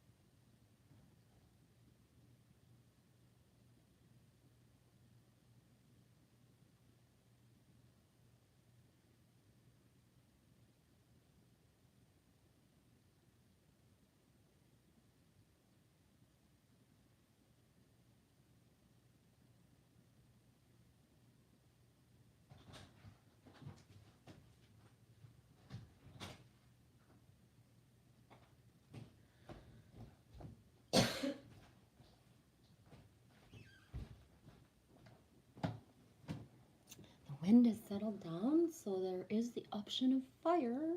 Whee! I'm gonna need to buy more wood soon, though. Shit.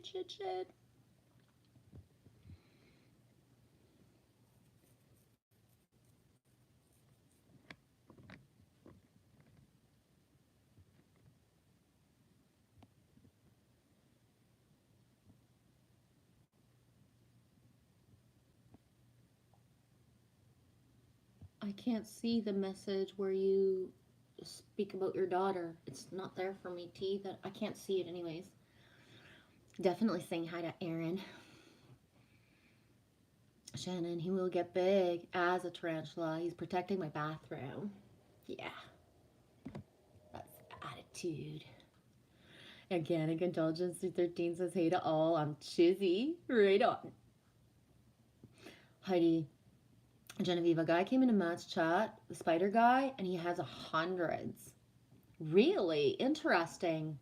I never saw that part or when that was, right? I missed that. That's exciting. Was he showing stuff? Gotta check out that channel. You just eating? Right on, T. Meep says actually that's actually an original name for a band, T. You know what? When I left here yesterday, I streamed for 6 hours. Remember how I was hungry? I streamed for 6 hours. I changed my clothes and we headed to the beach. I didn't have food to make per se, or I needed to get the fuck out of Dodge and move. 6 hours of sitting intense. That's a lot, guys. Right? Oh my gosh. And so I just needed to get out and get out and get out. Let's go. And I had thought, whatever, that we'd find something to eat in the way, but there's nothing there. Anyways, whatever. Yeah, there's none right now though. It's not busy enough. There was nothing. I looked, but whatever. As soon as we walked out the door, the sinks were like boom. I swear, everybody that was in the stream and more, it was sinks everywhere. One of the first things that I noticed was there was a tea just randomly on the ground, a perfect tea, because they're gonna like do something with the ground, but the tea wasn't there before.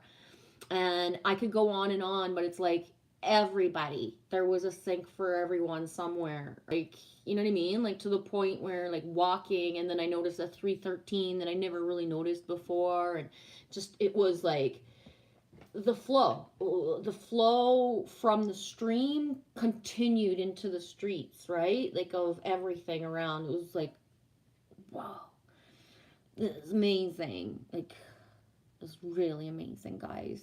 And I was gonna start taking pictures, but then I was like, holy shit, after like, you know what I mean, it was one after the other. I would have just been with my camera, and I was like, no, enough.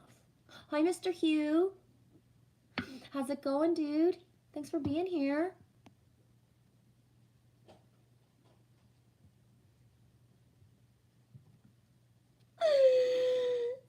Shannon said I had pulled my pants down. I was sitting on the toilet. I almost jumped back up really quick because he's right in front of me on the floor by the bathtub. Oh, yeah, I would be shocked too, right? Just the last year, I was streaming one time and there was a big spider this big on the floor behind me and really thick. Like, it wasn't, you know what I mean? Like, it was really thick. It was a muscle dude, but it was this big. And I was so insulted. I wasn't happy. I was insulted. It was like, what are you doing here and why are you here, kind of thing. And I can't remember, but I had told Lily, I was like, I'm not ready for this. So I just put something on top to then bring them away, right? Like, I'm sorry, that's too big for me. That's too big. And the way that it was coming, it was like, don't come touch me while I'm fucking streaming. Again, consent. If I choose to hold the spider, that's one thing. If I choose to say to the spider, go ahead and be on me, that's another. But to all of a sudden have, something big, and even little things like we talked about yesterday, Shannon, and anybody else, who's listening, whatever, having a hair all of a sudden tickle my arm, my automatic reflex is this, and I try to hold back to make sure, but I can't stand having something touch me, like my own hair, if you know what I mean. So like, what the fuck, right? But I had covered him with a something big, so he had room, and then used a card later to take him out.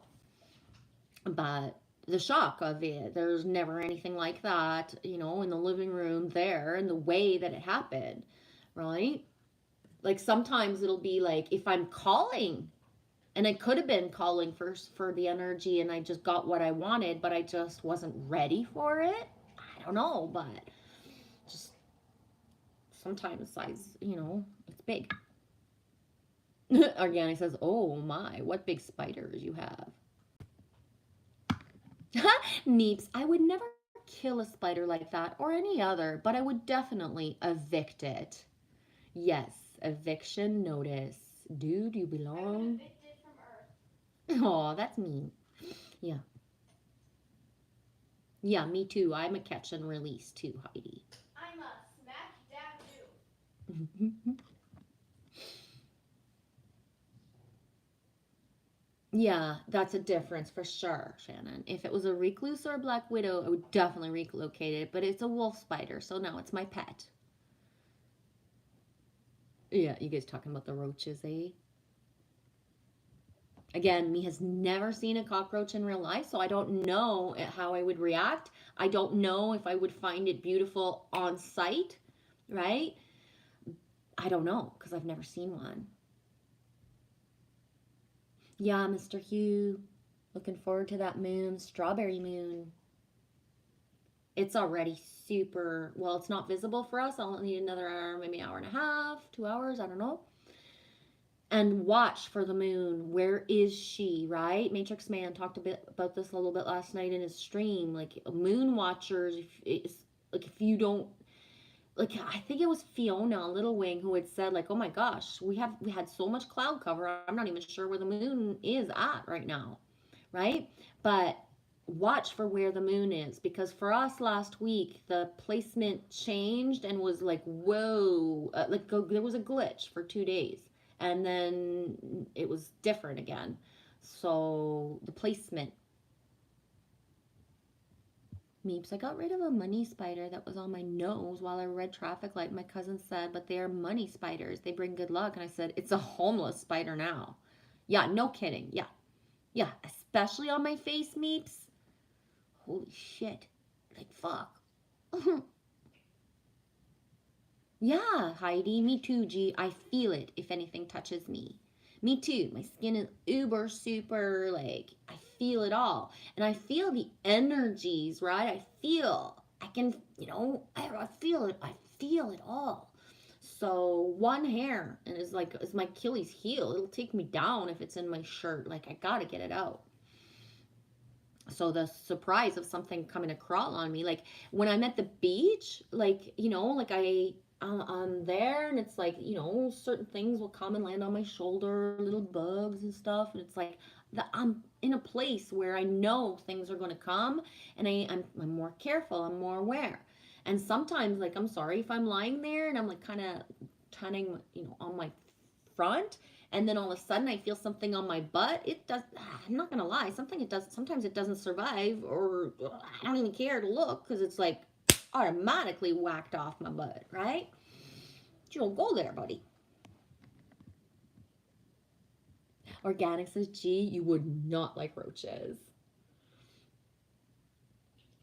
Especially the palmetto ones. They smell? Really? When I was in Tennessee, says Shannon, cockroaches are red-headed. For real. I saw them with my own 2 eyes. Ginger roaches. Little baby Ed Sheeran's running around everywhere, eh? Little baby Ed Sheeran. Poor Ed Sheeran. He's my ginger of choice to, like, I could just call everything Ed Sheeran when it's a ginger. I don't even know why. Oh, God.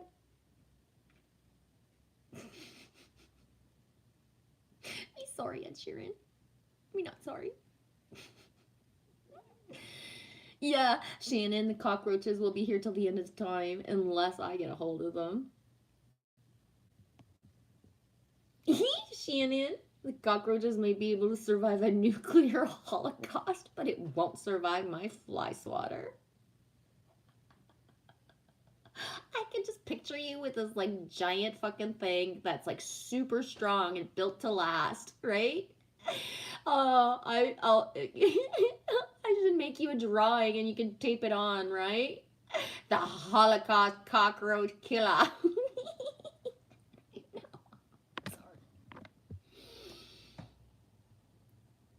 T, I trap my spiders in a see-through lunch box and then I slide a paper under it. Same, I use something clear so I can see where it is, and then something solid underneath. Because as well, I don't like to touch things because I'll hurt you. You can, you know, you want to help a spider. Touching it necessarily might not help it, right? Shannon, I use a small glass on a piece of paper. Yeah. Yeah, one thing I learned is to not use something too big, like, you know what I mean? So that I can see, but just so that it can't move faster than what I can see. Cat says roaches and Twinkies.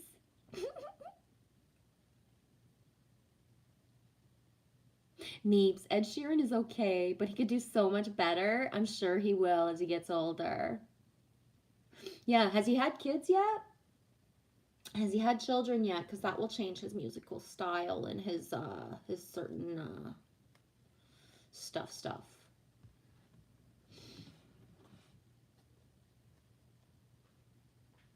One thing that I admire about like singers is when they evolve with age. So it doesn't necessarily mean like they don't become old, but they evolve, right? So when someone who is more known like to be like just whatever wording and whatever style, but they step into at least assuming accountability for being an adult, right? And the lyrics change over time. It ain't as just like, you know, let's all just get together and rub against each other. There's more quality. There's something to the lyrics that's different because the parenting inside changes them, right? A lot of, you know, people, you know, what they choose, right? Shannon, my fly swatter looks like a toad frog.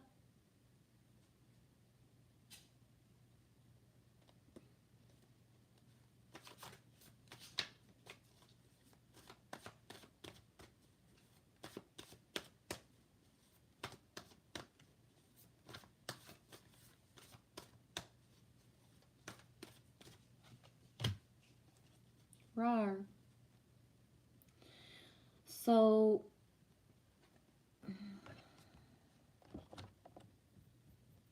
number 8, Bobcat Spirit. Life is a mystery. I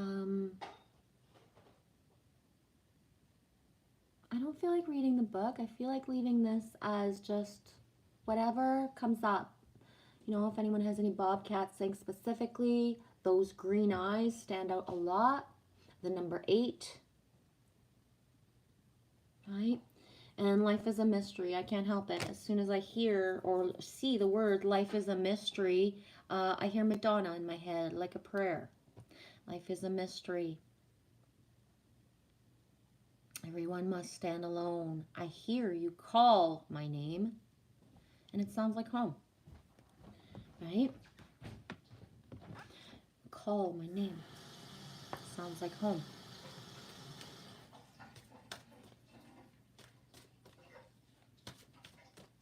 Yes, Shanna is a comedian. T, I check the 4 corners of my room before I shut my eyes every night. Oh, roar. You know what I do, T? The corners are jammed with stuff, so if they want to be behind the stuff, me not care. Me not care at all. Just don't come to bed. I don't consent to anything in my bed except for Lily and the cat, right? Trace, I don't want anything touching me unless I touch it first. Exactly. Oh, okay, thanks for letting me know, Shan. Be right back. I'm gonna go take the puppy dogs outside. Cool beans.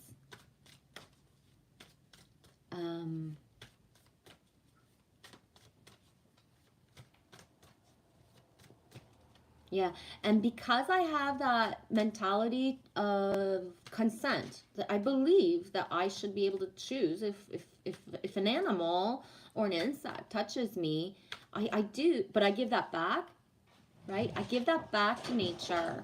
I don't just assume because somebody has a dog that I'm allowed to pet it. I ask.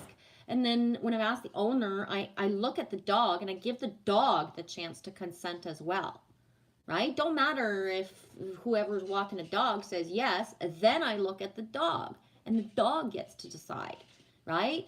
So just because the owner said yes, I don't go grab or touch. I put my hand out, and if the dog chooses to come to me, then we're golden. And if it doesn't, then that means no, the dog did not consent, right? It's important. Um, the other night, I forget, it was would have been 2 or 3 nights ago already. It wasn't last night, so it must have been, I don't know, whatever. I can't remember what stuff is. I was sitting in my spot and I couldn't make a fire because of the wind and blah blah blah. But I saw there was a baby bird that was in an area that it could be stuck, and it was just weird. And anyways, long story short is that I was meant to be aware that the bird was there, the baby bird, in case it really couldn't get out by itself. But by the next morning, it was feeding with its mama, right? She didn't just give up because the bird got caught somewhere.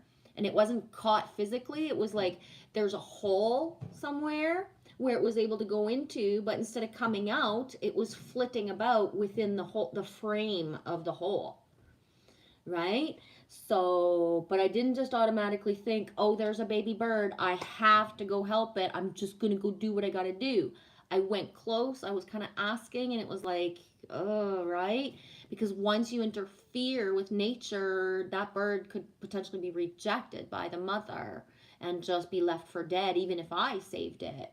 So I was asking, right? And just my higher self was saying, no, you're there to be aware that if, right, it's just going to keep on jamming itself, then whatever, I'll be downloaded and guided to do what I should do, right? Which would have been probably to go into the garage and tap so that it would have scared it. I don't know, right? But I wasn't guided to touch it. And as much as when I feed my little squirrels and my chipmunks and stuff, I'm not, there's no intent that I'm ever going to love it and squeeze it and call it my own or touch it unless it, would want that. So my chipmunk, Toby, is to the point where I hold the peanut really tight.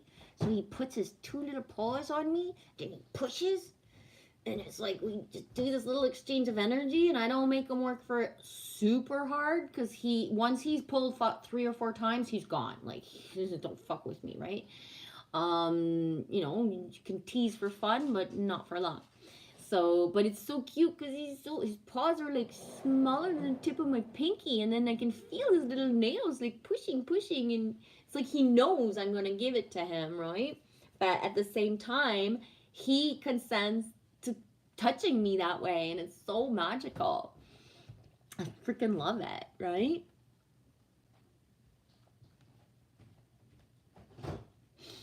See, I've stopped killing all creatures. I even trap the flies. My daughter does it too. But they are quick to trap. But I'm quick too. Yeah, same. I usually will either walk a fly out of the house or, try. Just open the door sometimes and be like, go.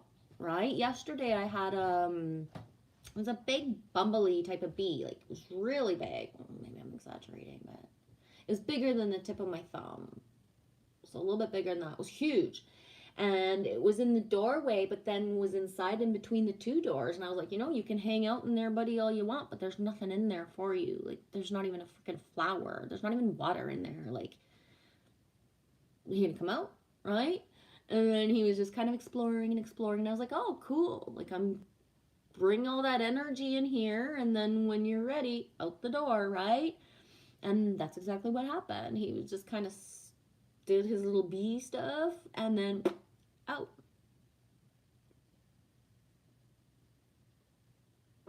Oh my God, Meeps, I can't believe you just wrote that out. That is such a huge sync. Tom Purcell, he sent me that randomly the other day, just as a cool email. Meeps, referencing the four corners, God placed a woman in every corner of the world for man, and then he made the world round. Yeah. Really? Meeps, I've watched all the Alvin and the Chipmunk films, including Chipwrecked. I've watched a lot of them in my life, but I can't remember per se. That's awesome. Yeah, Shannon, that's a beautiful idea. The circle of life, eh? I'm going to buy a Venus flytrap. I can't help it. For me, that's WKRP in Cincinnati, right? Hello, fellow babies. forget what Venus's flytraps was like main words and like sayings were, but I'm 50 years old. We could check, or I'm not gonna check, but whenever the original episode of Venus flytrap explaining to a young dude who needed to understand about protons, neutrons, and electrons, and that he broke it down, I got shivers still, like, because that was so powerful, that episode for me, because I had so much trouble understanding adults fucking talk and try to explain shit like my whole fucking life. I still have problems understanding most grown ass fucking adults because how they speak, right? And it was just like, oh my gosh, like, why aren't teachers like this? And I've had teachers that were like that after that, but it was like just that feeling of like how to break things down in ways that it's understandable to what, you know, what life is, you know. That episode was so cool to me anyways. Meep says, Shan, my favorite scene was the first film when he was getting in the shower in the dishwasher.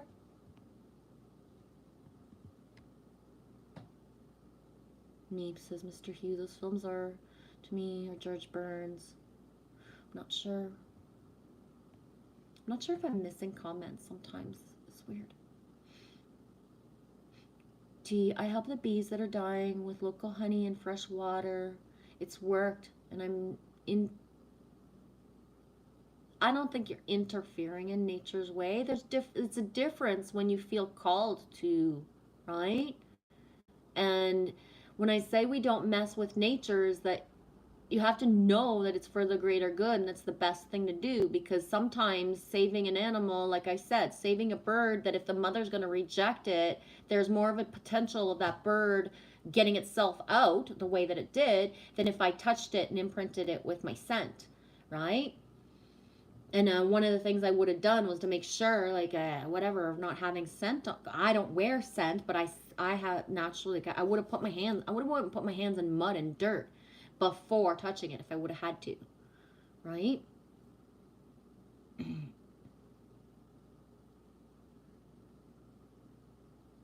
Shannon, nothing is solid. Everything vibrates, and that includes electrons, protons, and oh my god, I can't even talk anymore.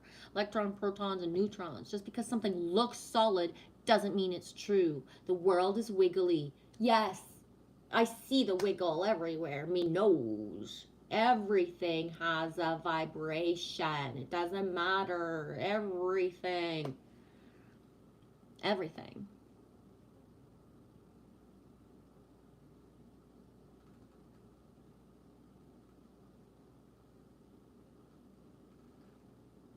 Shannon, if the universe really is of vibration and frequency and energy like Tesla says, then it's definitely wiggly. Yes. I like that word, just the simplicity of it, because it is. It is. Everything, like, there's, I don't know how to explain it, but, and everything has a frequency and a vibration, because ultimately, even if something's an inanimate object, you've touched it. You have touched it. So right there, it has a vibration and a sort of frequency, right? This is why some people have the gift where somebody gives them something from another person, they can touch this and have clear, you know, the clairvoyance, I don't know what the word is, open up and have either messages come through. People have been found by, you know, touching a shirt and then knowing where somebody is. You know what I mean? Things like that. It's real. It really is. It's one of the reasons we talked about this before. I prefer to thrift shop because the clothes have an energy signature. There's something. There's a feeling. It's been right. Whereas the clothes being pumped off these fucking lines from all these other like fucking countries, that the material is like so thin and like it's so like yeah, right. And that there was not love put into making those things, right? These are mass, multi factory produce that people, like, right? and just all of it. So, and just the uniqueness. You can't go in unless somebody's, received a shipment of certain things from a store. Nothing is the same in a thrift shop. Everything's different, right?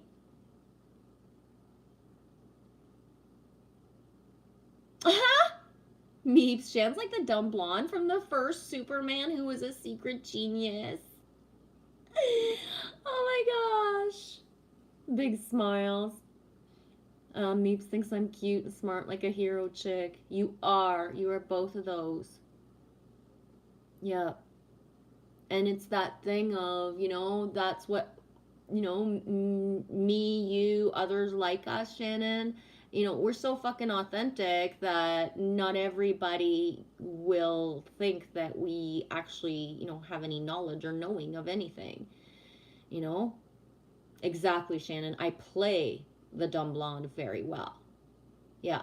But that's because the dumb blonde has been stereotyped as well, because the personality of the giddiness of someone, right? That little puppy, that puppy stuff too, right? That attitude of like awe and wonder and just being happy. It has no, there's no dumbness to that. None. Right? It's so authentic that, like, shit. You know what I'm saying. Cat, I like that you mentioned that. True that. I think food tastes better when you sing while cooking. Yeah. Or hum or I've I believe that food, like, first of all, the love we put in food, but I've talked about this before, Kat, where, sometimes people are brought into this world and throughout their whole life they were born into a family that where nobody really liked to cook, and they cooked because they had to, and they cooked with anger. And so the relationship with food, how it is created, and there's always a negative energy in the food because, not every, again, not every mother that was ever is a mother. You know what I mean? But instead of someone else taking the role of cooking, somebody who forces themselves to cook for like year after year after year, how that food actually, the energy of what, where people take in. So, you know, you can make something that will melt somebody's heart and is so good with hardly anything, just like because you love and then put the love in it. Just like somebody can be, like super rich, super have a lot of money and get the best ingredients, get the best food, and they're still known to be like the shittiest fucking chef because they don't put energy into it. They don't, right? All of that. Yeah. It's have you ever, like, for us in the last month, sometimes we're down a staple food. We don't have I didn't even have onions left last week. I didn't even have anything left last week of, like, I didn't even have salt. Seriously. So, you know what I mean? Like whipping food together of stuff so that there's a flavor and that, that it tastes good. And like I would say to Lily, like, I might be on staple food, but it's gonna taste yummy, right?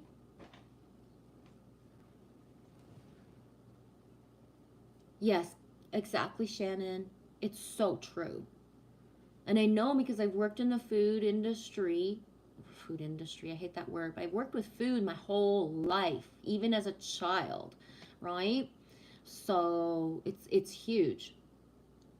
Shannon 222 says, Kat, I've heard that if you are mad, you will put the negativity on the food. And if you're happy, it tastes better because you make it with love.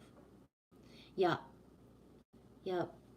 So there's some places that I've been to as restaurants where I'm just guided, never go there, don't go there. Or all of a sudden I'm guided, and it's because the teams, guys. So, you know what I mean? Whether it be fast food or whatever kind of restaurant, the team, they got love for each other, right? And they pump out food that tastes good. Whereas other places can be super amazing, but they're closed down within not very long time because their food didn't have a certain into it, because they never built teams that, wanted to work together, loved each other, harmony as a team. So I've fired people before because they were so angry and just like negative and just yucky. Like there was nothing to do to motivate them to feel happy to come to work. Whereas other people would come in on their days off just to hang out for a while because fuck, they missed the team. No joke, right? For real. Or on their days off, a lot of people would just come eat at, you know what I mean? For me, when I had my own restaurant, my employees came to eat all the time. They, and I gave them specials or I gave them food, or they would say no, like I brought my family and and whatever, but they came back. They didn't just be like, okay, I got 2 days off, I'm the fuck out of here. They came back. They hung out. They brought their family. They brought the kids, right? For real. They didn't just say like, holy fuck, thank God that bitch and all this, and I fucking hate my job and I'm out of here. They would come back for food. For real.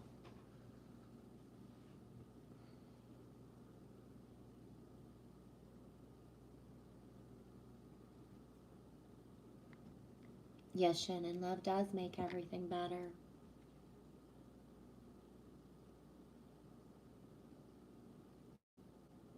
Oh, Meeps, that's beautiful. Shan's story, deep into the night. She was working by the light with a candle by her bed. On the theory in her head, she was building from the junk that she reclused from the dump. And when she turned the power on, there was a sound and she was gone.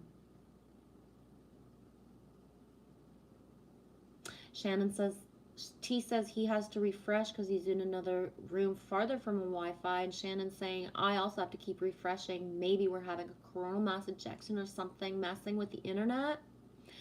Possible, because earlier I even said, like, holy shit, I have like the twinge of I don't have a headache, but just the twinge of the feeling, and I was like, I know I ate, so that's not that. I might be lacking water, but I wonder if there's something like some sort of ejection or sold or something. So that's a sync. You know what I mean? I said it, and I don't know how long. 22223 I've been on. T says I put serious love into my food. Yeah. Hey, Missy Caesar. Hey, y'all. I'm going to listen, but I'm just going to lay down. I'm going to listen to G's soothing voice. Thank you. Thanks for saying that.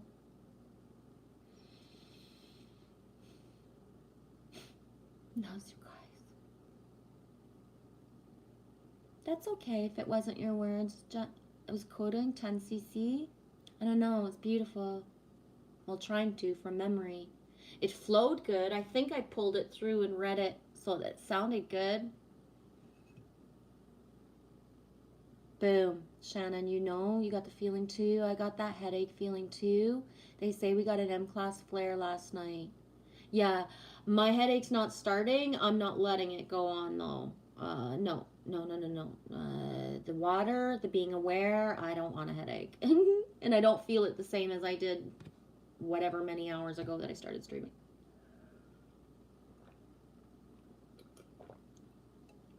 An M-class flare last night. I wonder what time it hit, because at 9:44 Eastern time, boom. Marker point. Point of note. I forget what the words I wrote. Matthew, are you here? I forget what I wrote. It was 9:44. So I don't know if it was at the same time or before or after. Yes, T. Food cooked with love is very healing. Yes.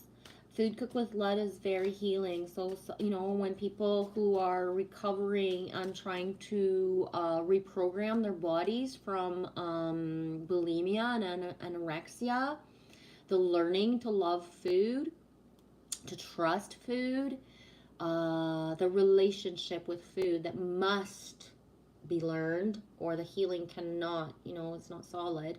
You have to relearn to love and trust food when you come from anorexia and bulimia. And if I'm sorry if there's other words and things that exist now that I'm just not aware of. When you've had food lack or food things too, Yeah. I know some people who, they're very good at making videos about fasting and stuff, but ultimately it stems from the fear of being overweight. And that's not pure. There's a difference between, fasting that is just because it's whatever, and, you know, fasting because of the fear of weight, or the disgust of, when you see someone else and you don't want to be like that, right? Really important. Many people, I would say, like in the world in general, but especially in North America, do not have the correct relationship base with food from childhood, right? I know many families who children have never tasted certain things because when they tried once, they never liked it. And so, when I worked with kids in 2019, it was shocking. They were disgusted with fresh fruit, but if it was the fruit that was cut from the store that had already, like, the products to make it last longer, they would snarf that stuff up in a heartbeat. Their taste buds since childhood, with processed food and just all this crap, and they had the baby formula, and they had the food that came in packages and jars for babies. Like, my babies never ate that. My babies had their taste buds opened, and the only kid that ever came out of me that had any jars at all was Samuel, and he was 7 months old. And I had brought, because I made everything fresh, everything, everything you can imagine that's food, I made it. And then the ice cube tray, and then once it was frozen, it was in Ziploc bags. So we had gone to Montreal, and I had brought, like, I had time for how much long we were supposed to be there, and then I had put extra. But because he was 7 months old, and we were on vacation, and just whatever, he ate more than what I calculated. And so I had went to get a couple of jars of blueberry and apple, um, and that's the only jars any of my kids ever tasted. And it's because we were on vacation, and it was because, okay, I need to have this because in the car on the way home, I need to make sure my baby's got food. Samuel was 9 pounds 6 ounces when he came out of me. So I don't know, like, I can't remember now, but he was so big, he needed food. So, by the time he was 7 months old, he was eating pretty much everything that a baby could eat, but just in the still, like, processed form of, I say processed, I don't mean that word, purified, puree. I don't know the word in English. Um, so their taste buds, all my kids, their taste buds had the chance to taste all real natural food from birth, you know what I mean? And there's a difference between, you know what I mean, children who are not exposed to, who already, and I get it. Moms work, moms do this, moms do that, and they think it's good for their kids, so that's what they're buying, right? But it's not. Just because there's a beautiful little baby on the Gerber packages doesn't mean it's healthy, or it's pure, or that it's actually real products, just right inside. And nowadays, it's even more worser, because instead of coming in a glass jar, everything comes in either plastic or Tetra packages. And Tetra packages, if you've ever researched that, how moldy they can actually be inside, and what those packages do, right? Juice boxes and certain things like that, right? But people want simplicity, and it looks pretty, it looks perfect, and the wheel keeps going around with that stuff. Hey, JJ, dude, how's everything going? How's Roxy? Well, come in, dude. What's your weather like today, Jay? It's been super windy, and I say super, not super, but just windy, and special cloud cover. A lot of flat bottom clouds right now.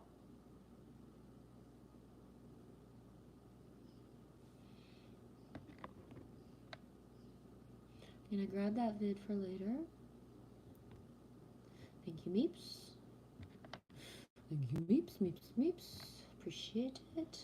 You be quiet. Don't you start yapping. Oh my gosh. I'm trying to get my screen back.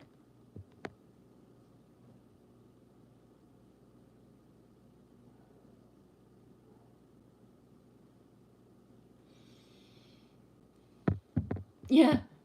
Shannon, I'm trying to smoke away my headache, but I ran out. Really, Shannon? You was born at 9:44. Cool.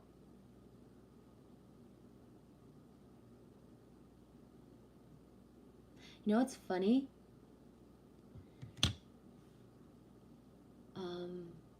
This is fucked funny. Months ago, Kelly asked me about what time I was born, and you know, Shannon, my resistance to being examined through my birth chart. And I was like, fuck, I don't know what time I was born. My mom always said I was born around like in the morning, early morning. And I specifically remember because in 2009, my mother called me for my birthday in the morning. And I wasn't happy. I was like, wow, okay, thanks. Like, why would you wake me up on my birthday? She's like, because this is the time you were born. And she was so excited. And I hurt her fucking feelings. But months ago, it would have been in, October, November, December, maybe January, whatever. I asked my mom what time I was born. And all of a sudden, I was born a few minutes to midnight instead of in the morning. And it's just like, whoa. Are people completely rewriting fucking history after they're vaccinated? Like, how the fuck? Right? It's fucked. So, it's weird. And it's like I kept on telling Kelly, because Kelly would ask me, what time were you born? It's like, Kelly, I don't know. I was really busy at the time. I can't remember. And just to like make her laugh, right? I don't know what time I was born. I can't remember. I was really busy.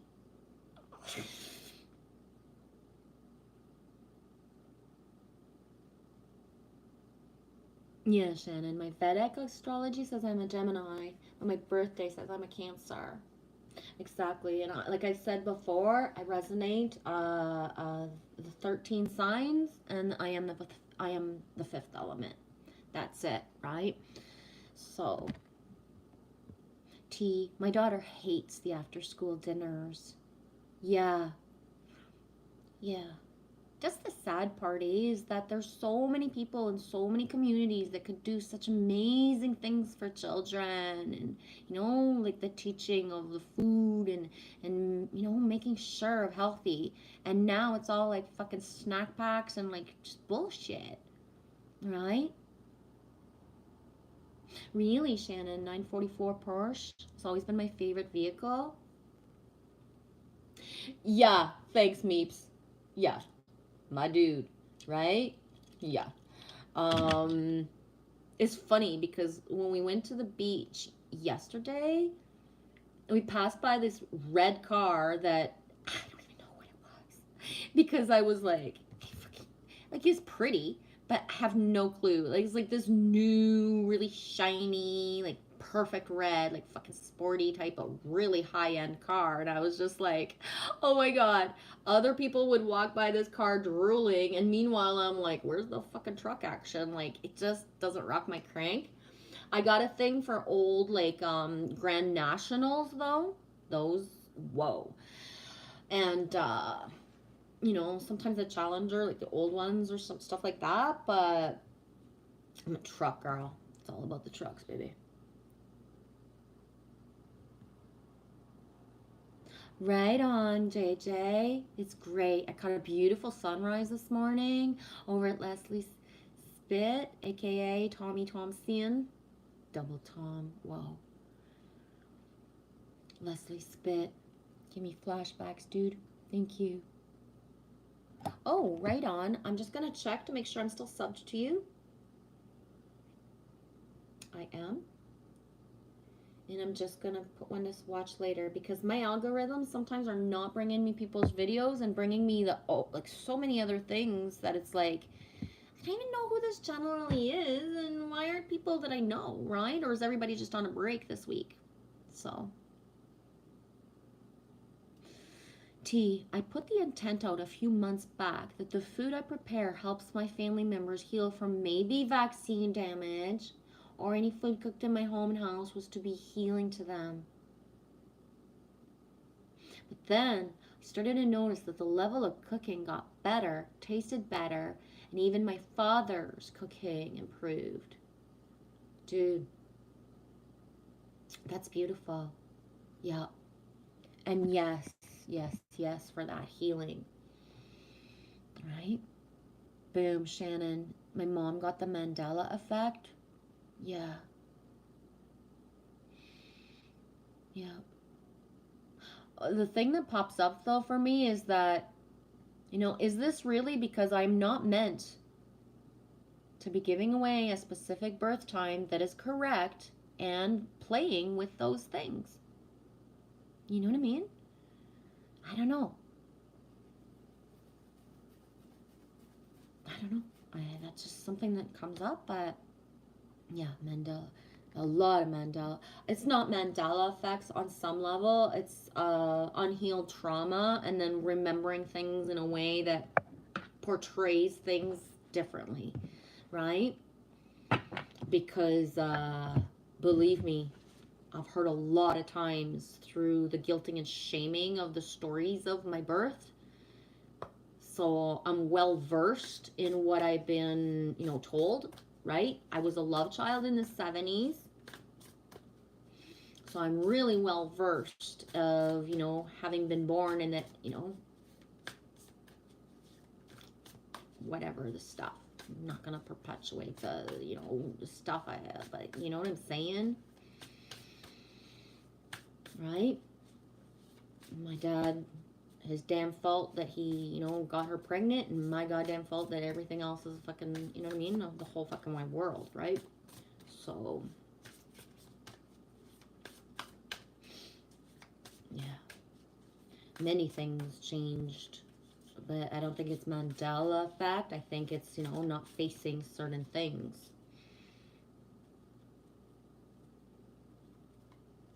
Because lifelong, the relationship I've had with my mother has always been like wishy-washy of complete like whoa, amazing, and then not, or a lot of truth and intimacy, her being sober most times but not all, looking me in the eye and telling me things, right? So the one thing that I've learned that has served me the most of my YouTube journey, or maybe just one, but one of the things that has served me the most to be on YouTube day after day after day, and I tribute especially Michelle Lee Canham Free for when she came into my journey last year, and she would watch and she would listen, and then she imprinted me with realizing I remember things, right? I remember details. I can remember somebody who came in once 2 years ago from a live stream and sometimes be like, is it your daughter or your son that was going to do this? Like, I might hesitate. I might not remember, but I remember. She and others, but especially, she repeated it over and over and over. I can't believe how much you remember things. I can't believe your memory's so good. You remember this, you remember that. And she imprinted me with the opposite of what I've been imprinted with my whole life of, that's not what I said. Or that's not how it happened. What are you talking about?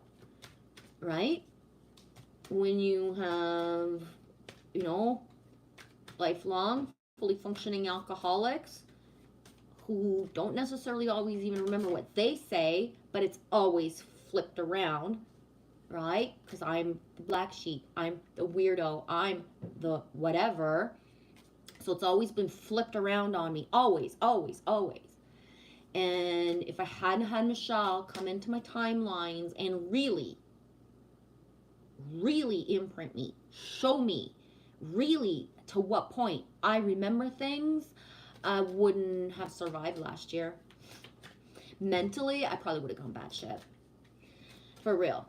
So it was the doing things here and the realizing that she was right. Holy shit, right? But when you've been imprinted your whole fucking life that you can't remember stuff, or what are you talking about? That's not how it happened. And everything's always fucking like.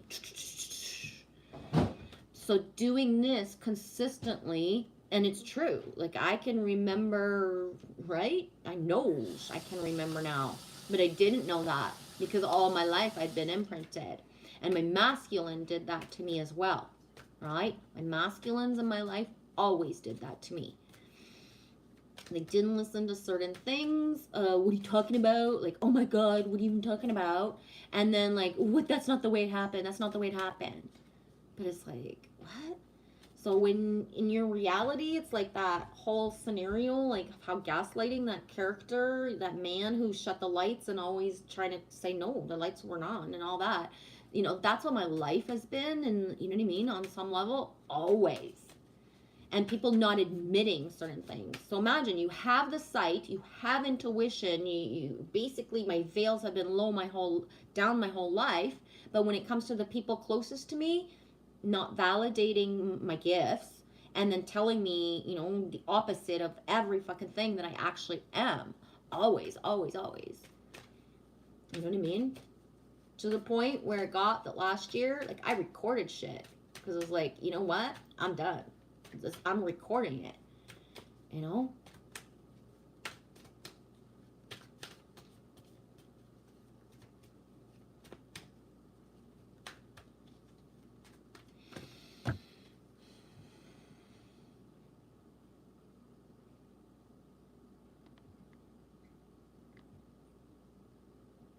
Oh, nice. Was able to listen while you fed the dogs. Thank you, Heidi. Oh, cheers me. South awful. I do like the lucky 11 subs though. Thank you, Shannon. Well, I'm happy as fuck that you're in my world. I'm happy as fuck back, baby. Yeah, me love Shannon.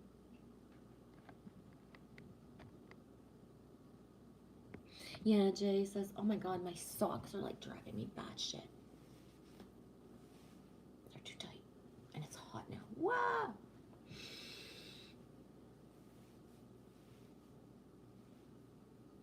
Oh, thank you. Oh my gosh. Heidi says, yes, the Michelle's with one L. Exactly. Mitchy me. Yeah.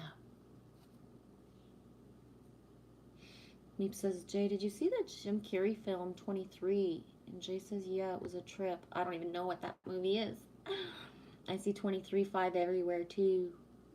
Heidi, thank you. Yeah, G, I know exactly what you mean.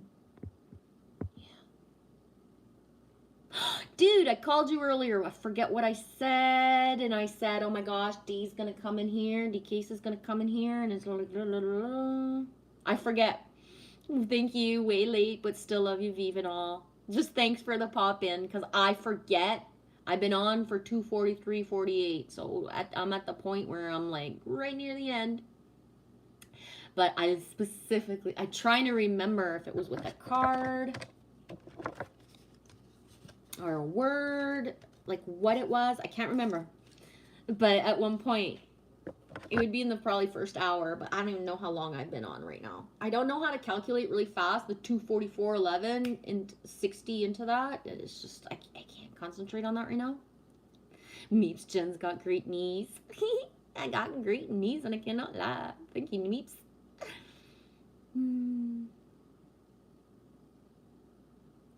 T says, I was only in Manchester and Edinburgh and I stayed both times.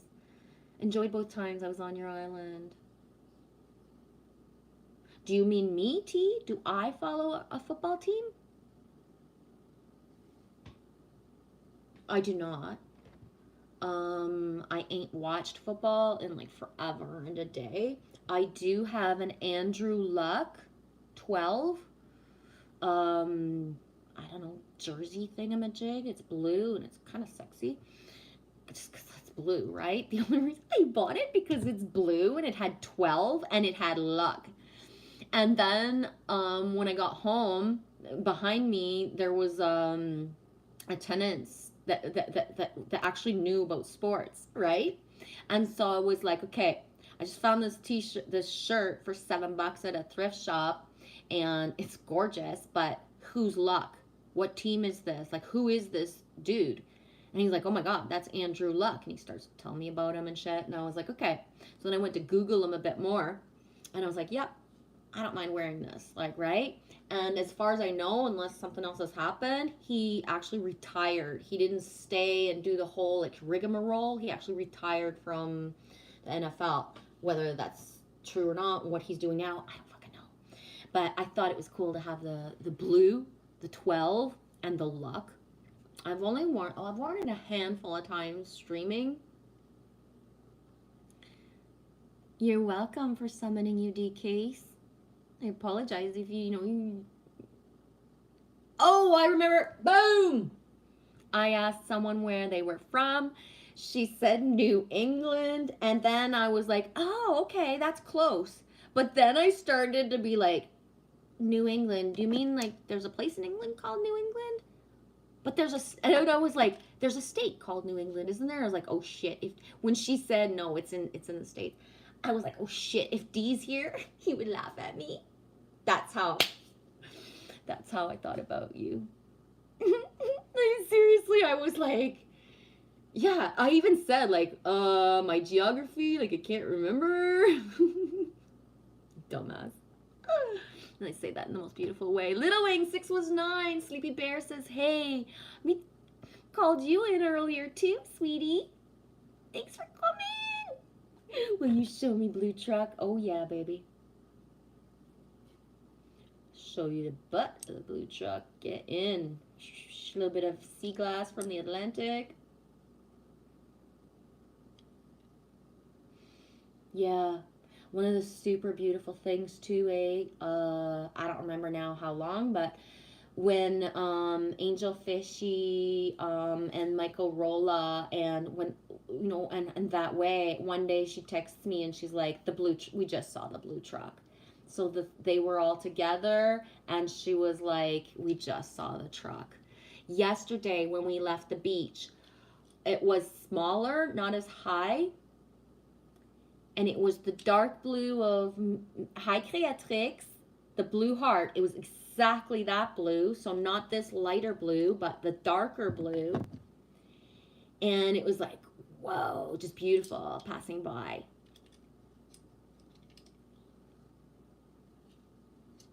How did the concert go, Creatrix? Did you love it?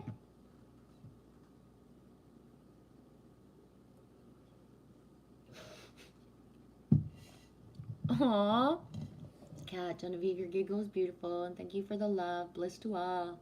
Thank you so much. I felt so honored that you came in today because we've been seeing each other in different spots, and it's just like, hey, I love it. Thank you, Trace. Yeah. I still think back, I was at the Circle K. I was grabbing something, and I saw the Hot Wheels. I saw the truck. It was my favorite. But then I looked to see, is there anything else and then it was like, no, this is our dude. And I brought him home, and it was like that same, night or the next day or whatever, it was like, this is going to be one of our things, guys, right? There is synchronicity. We are actually the ones who manifest that, but this one I'm putting in with us, right? The comfort of the blue truck.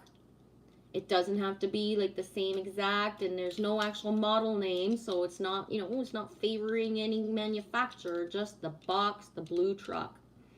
And, it was exactly the mid-August. Oh my God, it seems so long ago. 2020. And this blue truck, I've had texts or emails of, and we've had in the chat even. I'm at the doctor's office and really stressed out, but then I looked up out the window and the blue truck drove by and I just regrounded, and then everything went well at the doctor's, for example, right? It's so, yeah. No, the comfort. Anybody who's ever been in here, even if you never come back, the feeling of us, right? And whether I want to identify it to me, I don't identify my streams to myself so much. Yeah, it's me up here, but I talk us all through, right? So it's us. But yeah, magic of it. And how to build a sync with other people, right? When you have connections with people, you can bring in something that is special. And think about it, we do it naturally, right? When you're in high school and all these things that you have that you share with your peeps, and then throughout your whole life these things will flash you back to your high school days because you saw it with, you had it with your peeps. The couple stuff, right? How little things become like, intimate things that are like somebody's like, secret look stuff and the stuff that whatever. But we naturally do it, but it's important. It's like that feeling. I remember. Yup. Oh wow. I wow. We have two Circle K's, one on this side of us and one on that side, like down. Is so, it's to me, it's like I'm the two Circle K's are this, and then me and Lily are here. A powerful synchronicity to me to feel like, you know what I mean? Boom. Trace says, "Oh, that's something. I slept at the Circle K a few months ago. I had run out of gas. I had left my purse at my daughter's, traveling late at night." Yeah, me remembers, Trace, when you had said that. You loved the concert Creatrix, the music, the venue, the lighting, the feelings. A beautiful memory. Oh, honey, me's glad for you. I knew it was going to be amazing. That's awesome.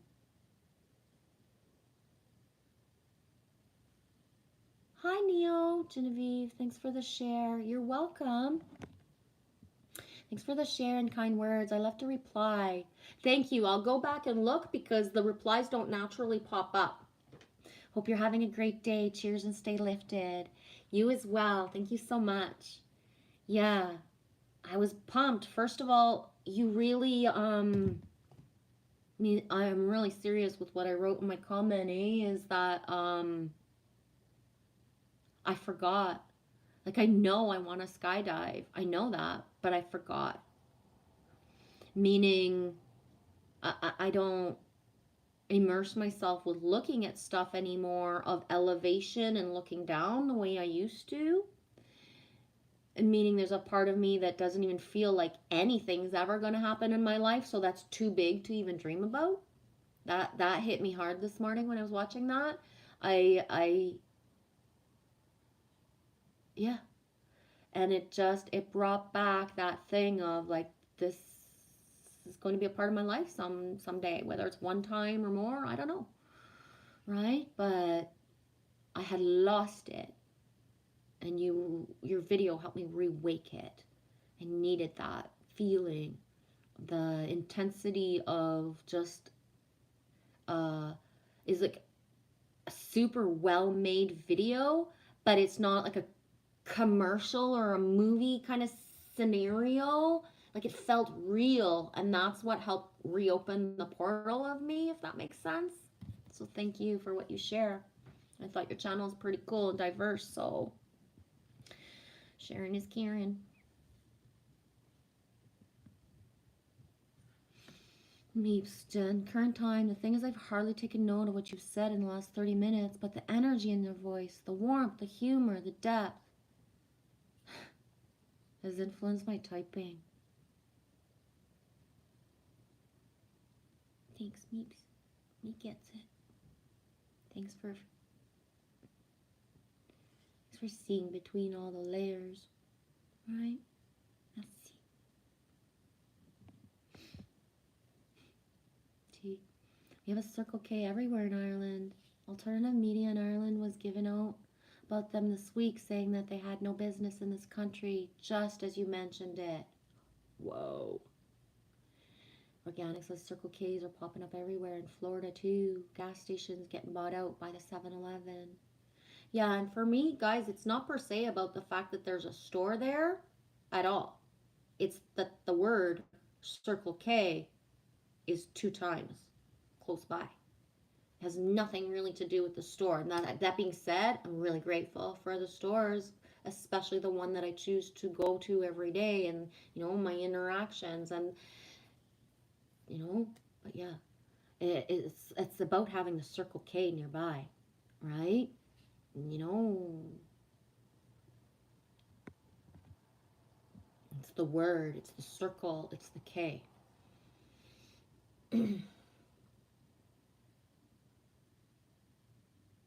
Trace, thanks for writing that out. Yeah, the cashier checked on me through the night as I slept in the parking lot. So nice of him. I believe in mankind. Me too. Yeah, I believe in mankind, and I believe in the kindness of strangers because I have been, you know, I don't want to get into those things, but you know what I mean? The kindness of strangers, whereas the very people who say they love you, are the ones you're running away from, and a stranger will help, right? Just leave it at that. But yeah, I've never been hurt or abused by a stranger, um, ever. No stranger has ever hurt me. You know what I mean? Ever. Um, Today, we went to the coffee shop, and months back, I forget how many, like 2 months ago or whatever, when the chairs and the tables were brought back in that had been gone for like a year or so, there was one man sitting at the table that was the first person I ever saw sitting at the table. And so now it's been months, and I see this man almost every day, sometimes twice if I go twice. And this morning, we were both walking in at the same time, and I was like, oh, good. I'm glad you're walking in at the same time. And he just kind of looked at me. He's like, I feel very awkward. He said, I see you every day, and I don't know your name. So I said, my name's Michelle. He said, my name's Jason. Kind of shook hands, and I was like, this is Lily Rose. I was like, I don't necessarily have anything to say right now, but I can't keep coming here, seeing you every day, giving you a little smile, and then you turn away because you're shy, and you know what I mean? And it's just in the thing. He's there every day, and he's like he said, this is my second home. I was like, yeah, I get that feeling, and that's why it feels weird to come into your home and not know your name, right? But a lot of me, it's not that I'm shy, but it's just like sometimes I prefer if people would talk to me first, because after I've talked, they can't talk anymore, and they just fucking avoid me for like a long time, right? I've had a lot of people come into my reality, and then after they see my channel or something, it's like disappear. They don't even exist anymore. It's like, why? Because I'm like right? Other people come into my channel from across the world and wish they can, meet me and Lily, and then other people are right here in our reality and never fucking talk to me again.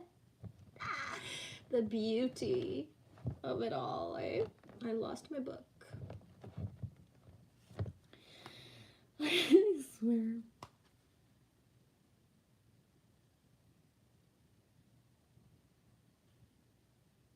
Was there other people in the reality with masks?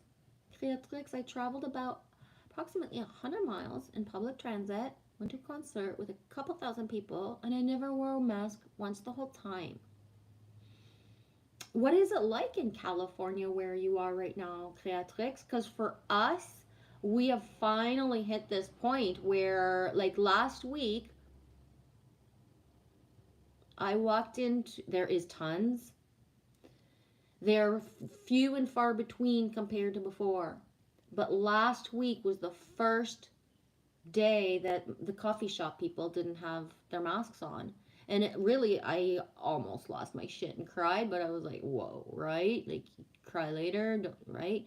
But I was just looking at everybody in awe, because the people that I love the most, I've asked them, I know, just cheat for a second. I just want to see you smile. Like, and I would say, I already picture your smile. Just show me your smile, right? It's been almost 2 years I go there, right? And some people I'd never seen. So I was in awe. I was in fucking awe, right? Of just like my eyes, and I was like, I'm so proud of you guys for having done what you had to do, and I like you guys are amazing, and like, oh my god, like you're so beautiful, like you're so beautiful, so beautiful. Like, don't make a scene, Genevieve, right? Yeah, we have Circle K's in Canada. There's one I ride every few streets. I think that we don't really have 7-Eleven as much, but I'm really not aware, right? But I know what's around me and stuff. So compared to before, we didn't have Circle K's and now we do. Yeah, Créatrice, I was surprised that so many people were still wearing masks. Yeah. So for me now in my reality, like when I go to the coffee shop, sometimes one or two employees will have a mask. It's always the youngest. It's always the youngest. Out and about, it's very rare. So it happens. Yesterday, there was a couple, the two of them had masks on, and they just smiled as usual, and they did the thing where they walked this way. And I was like, wow, they must be really having a lot of trouble adapting to not others wearing masks, right? Because now it's been about a month and a half that a lot, and then only people in stores, long-term care facilities, and public transport, right? So those things now it's just long-term care facilities and I don't know something else, but I'm not checking it because I'm not a part of that stuff.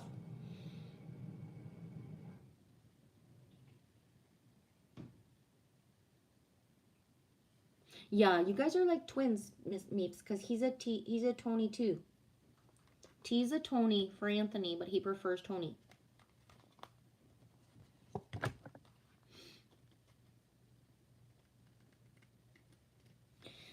Honeybee.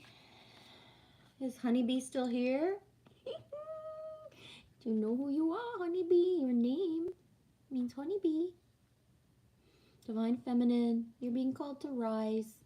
You know what? I'm kind of lacking breath and stuff. So I'm going to do that thing the way that I do. I'm just going to take a little second and a half, maybe a minute, and then come back and just kind of full circle the stream. But unless something really mega juicy that needs to be said because I've never pulled a card, I won't be reading anything else. And I just don't want to end suddenly just to, because the chat's going, right? I'll be back. You okay, dude?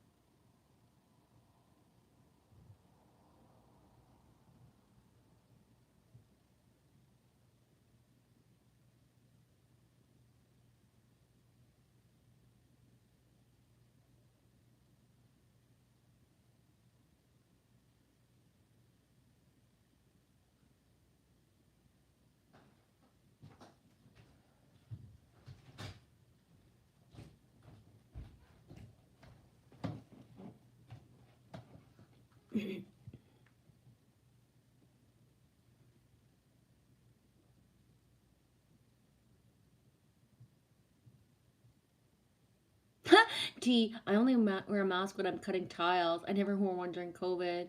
I'm not looking forward to the next staged event. Yeah, T, it's coming. The monkeypox.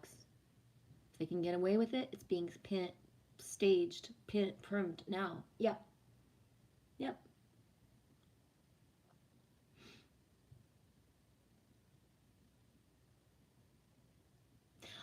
It's like, 'cause I never actually bought those masks. I used to have a bandana that I would tie on sometimes to the store that said, yes, we can. I got so many compliments from that bandana. That's funny because Angel Fishy, I forget where it is, but it's close, but I forget where. Angel Fishy had sent me a bandana on a care package once, and before COVID, or before whatever it was, I can't. COVID's been so long during COVID, but when I got it, I was like, this is it. This is what I'm gonna use if ever I have to, or if I feel like I should. And when I tried, I almost fucking choked because it was too thick. It was too thick. Annie D, not wearing a face covering. It's a medical device. My breath is my spirit. It's non-negotiable. Yeah, that's beautiful, sweetie. Yes, Missy C, I did hear about Justin Bieber. Half his face is now paralyzed. Yes, and a part of my theory as well is because we're in Canada, there's a major like Justin Bieber promotion going on throughout with Tim Hortons. And so I find it that there's something rotten in Denmark on some level because the two things are happening at the same time. There's a major like merchandise being sold, and the merchandise being sold, people in Canada are buying it, but then selling it online to people across like America and Japan and all these countries for like some things are going for like a lot. Like we're talking $500 to $1,000 for an empty fucking box, right? So now that he has an illness, this stuff is going to shoot up. It's anyways. And is Justin Bieber even real? He was real when he was born, and he was real until he became a star. That is 144% for sure, because I know people who knew Justin Bieber, right? Canada, it's a small world, and although Canada is fucking huge and Ontario is twice the size of Texas, is two Texases is one Ontario. People know people who know people. So I know people who knew Justin Bieber as a child and as a young before certain things. So they knew him. So he was real, and he was, you know what I mean? Until one of the things that I do have that could be a beautiful script, right? Who knows? If this could be something that really will be the takedown for vaccines. Because if he was vaccinated and then now he has this could be a timeline, a potential timeline for humanity, because he's such a big star, right? For humanity, especially youth who love him, to, wake up. That's what I was thinking about the vaccine now hurting the boy that everyone loves. Yes, honey, exactly. So now the boy that everyone loves has an issue, and we all know that there's going right. There's so many normal people that have issues right now. Right? You ever watch a video of a woman who tries to go into the hospital and who can barely move, and her friend is basically like wheeling her into the hospital, and the hospital tells her to leave because you know what I mean, they can't do anything for her, and she knows she's vaccine injured from these vaccines, but because it's that, they won't even treat her, and certain things, right? So Missy Cesar, I love Justin Bieber. I don't care what anyone thinks. Yeah, I had a timeline where I was not crazy about him, and then I realized to what point he's an empath. And it was like, oh fuck, I'm sorry, dude, right? To me, Justin Bieber, just as many other people, are soul family. So I'm not Bieber crazy.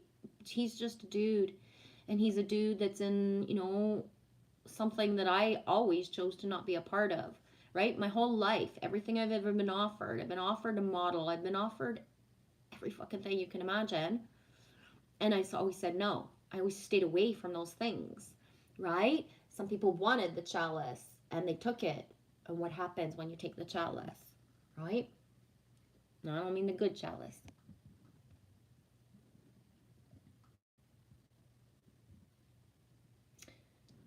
Yeah, you say "Pff, all the celebrities, but that's the thing, Annie, is that all these celebrities ultimately are just people, and I don't believe it. Like, I don't get starstruck. You know what I mean? To me, I will be more in awe to meet you, Annie D, my love, right? I will be more in awe to meet you than half the movie stars that walk around here in our town. They film movies here all the time. I've had conversations with people, I don't even know their fucking names or what movie they do, but afterwards I'm told, right? Don't you know you were talking to so and so? And it's like, who the fuck is so and so? It's the guy in the Batman movie. What the fuck? Which Batman? Batman is Michael Keaton to me, right? I don't get starstruck. These are just jobs that people have been glorified and, just all of it. So, yeah. And like you said, like hurting the boy that everyone loves, could that be a potential timeline for humanity to help pivot them into awareness?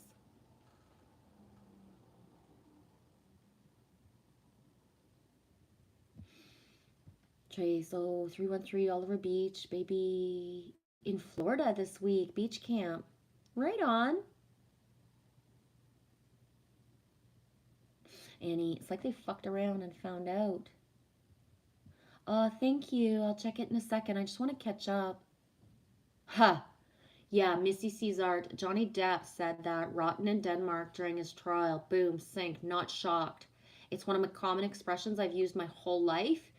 And right, because of where it comes from, and then from the movie True Romance. True Romance.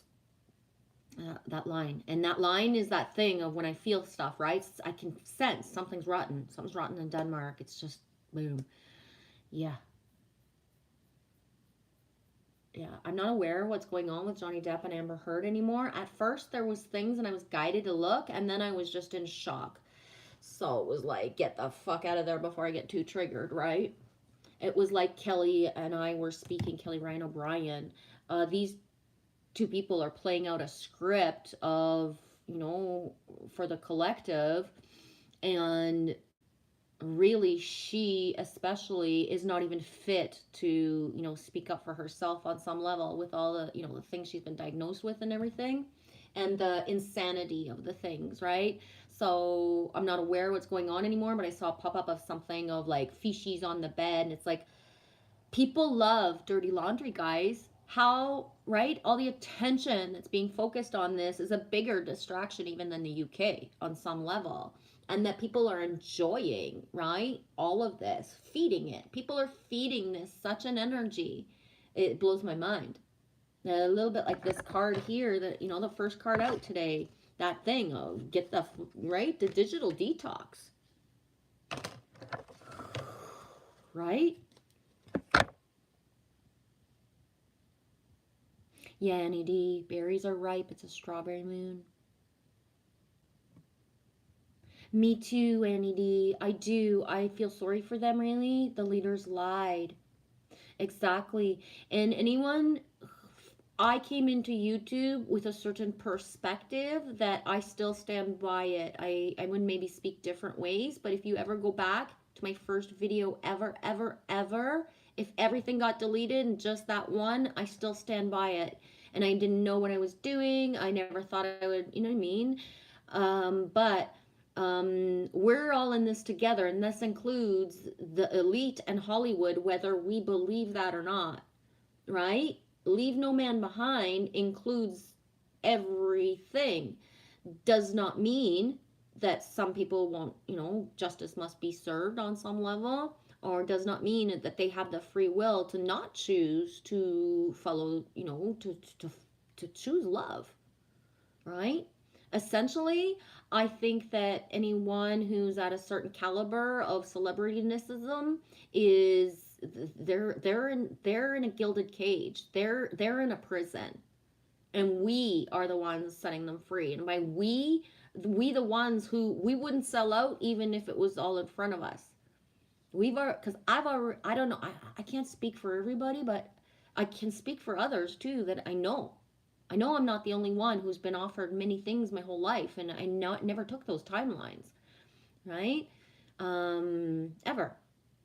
And no regret. None. Zip. It wasn't even almost a choice, right?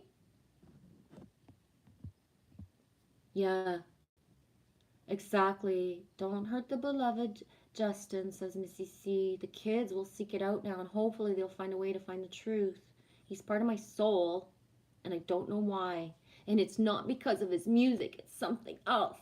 It's because of the soul family. Exactly. That's it.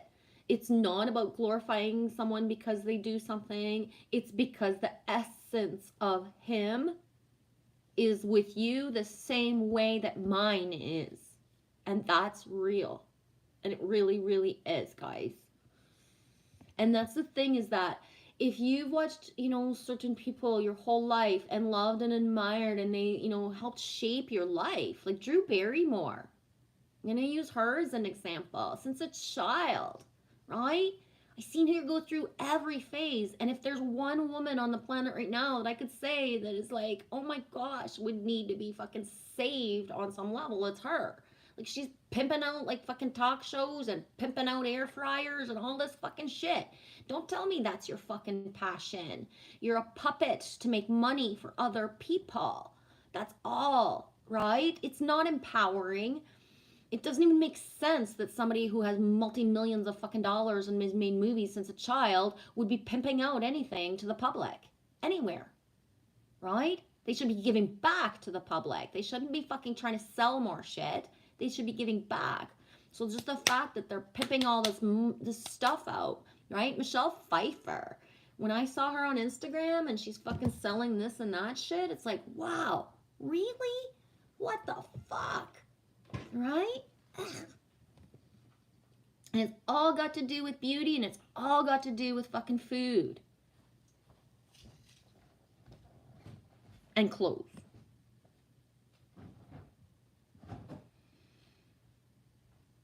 Little Wing, sometimes, Missy, it's hard to tell with musicians. I like to think JB is playing them at their own game. Yeah. Annie, God made us with intelligent design. We need to quit messing with it. Missy, oh, sweetie. It was sad. It was sad to see that he lost with his face paralyzed. I cried. Oh, sweetie.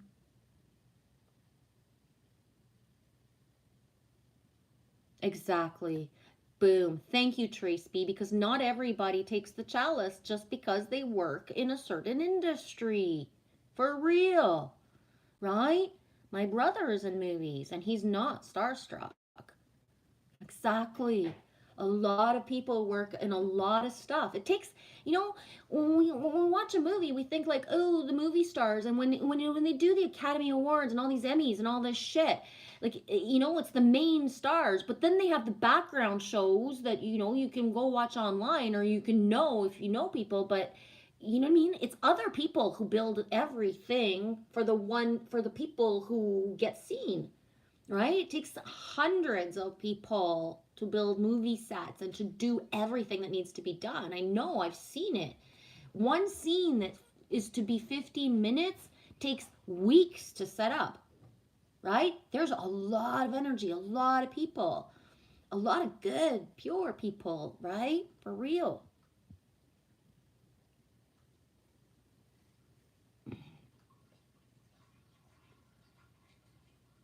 Meep says, my view is that I think Justin is a male equivalent of a monarch butterfly. Same with Judy Garland, Amy Winehouse, Britney Spears, and so many others. Victims. Exactly. Shirley Temple. Yeah.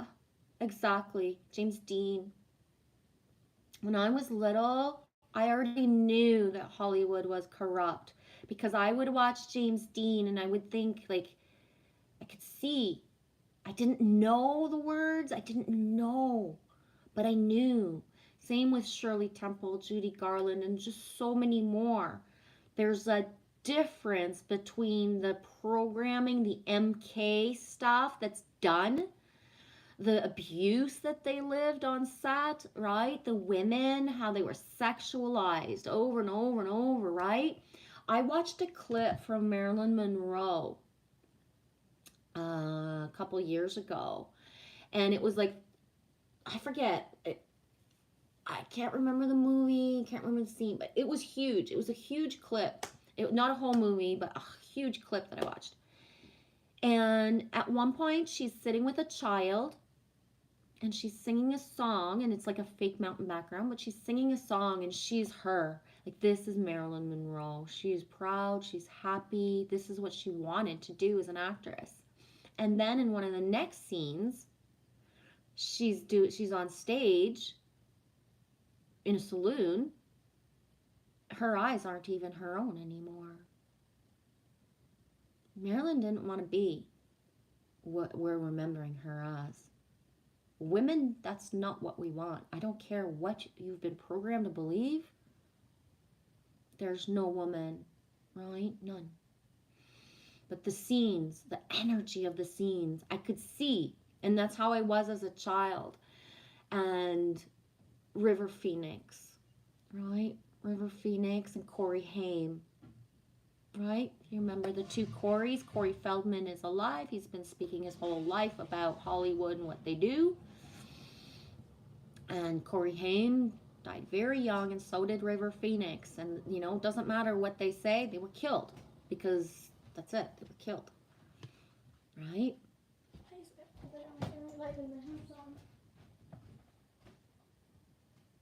Yes, Annie, it's the pit and the pedestal thing. Don't put people on pedestal. Yes, please. Yeah, I can't see good enough. Thank you. Sorry, sweetie. Yeah, Annie, it's the pit and the pedestal thing. Don't put people on pedestals. They will fall hard, but don't throw in a pit either.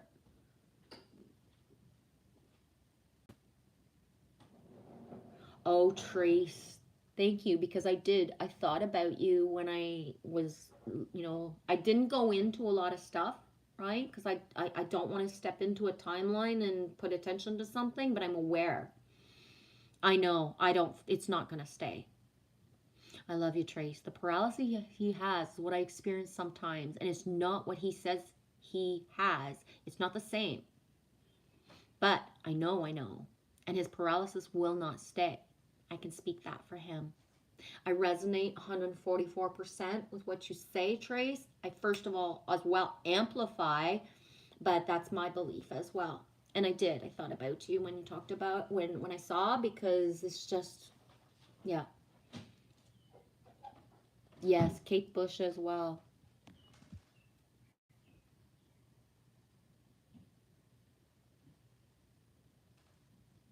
Meeps. Little Wing says, I need a 4-minute song for a moonside dish. Yeah, Meeps. The shots are causing nanolipid particles to leave the injection site, migrate everywhere, causing clotting. That's the simple explanation. Yeah. You see, my mom had the vax, ended up getting breast cancer after, now has COVID. So what the fuck was that vaccine she took? Loves you, sweetie. Yeah. Jeez.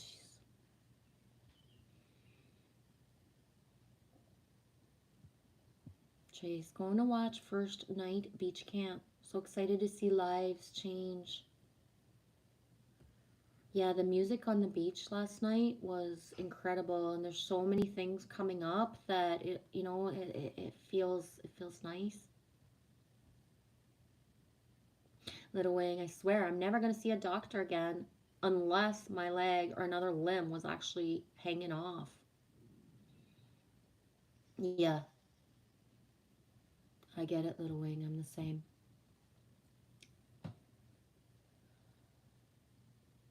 And, I've lived a lifetime of not having any body issues, of, broken bones or anything weird. So why would it start now, right? Why would it start now? Right? Why would I all of a sudden jump into a different timeline that I've never had all my life? I don't believe in it. Yeah, Little Wing says, sorry about your mom, Missy. How is she?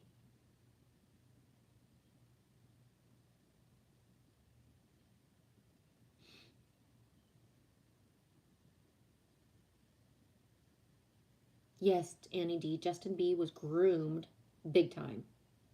Yes. Yeah. Missy C says, my mom, she beat the cancer and the COVID. She didn't even know she had till she took a test. But the vaccines work super well. Yeah, sweetie. Oh my God, Heidi says, the tiniest kitten just ran out. I was driving, tried to go up to it, was scared, started running. I'm pulled over watching it. Where's mommy? My gosh, are you going to be a cat mama too? Yeah, I'll be right back. Take your time, sweetie. Yeah, Trace. Boom. Says Little Wing, if you need a 4-minute song, Betty Davis Eyes is right the 4 minutes. She rocks. Oh my God, Trace, you're gonna make me pass out. I was thinking last night of that song, but I never went to look for it. I was thinking about it so much, and I was thinking about you with that song, and I was like, oh yeah, just yeah, that song. And then you wrote it. You write it now. And I swear it would have been 20, it's almost 24 hours, like boom, probably to the marker, because it was around this time. It's just starting to get dark. I'm sorry, I can't read all those big words, guys. I'm getting tired.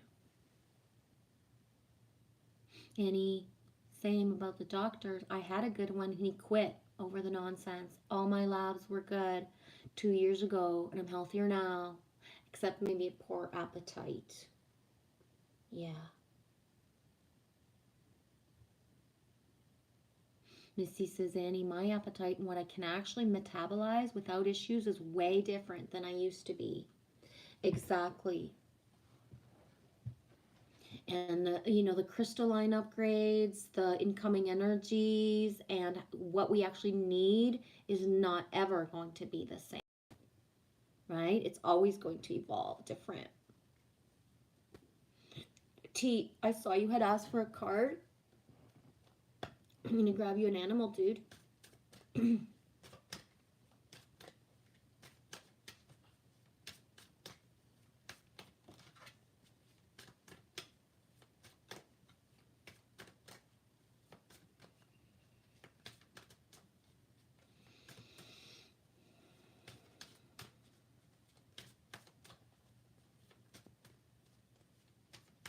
Oh man, Manny, I almost got a pizza earlier. It's been probably about a year now. Oh man, see, the Pizza Hut was getting eaten earlier. Oh man, I could like suck up the whole. I would if I had a pizza in front of me right now. I'd probably eat 4 pieces. And now I say that, but I gotta figure out my shit and either make something quick for supper, right? Oh my gosh, my whole mouth is drooling with those pizza emojis. Missy, you are all a piece of me.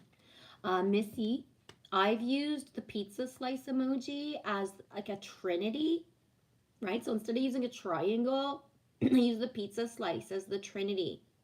And, we are all a separate pizza slice and we come together, right?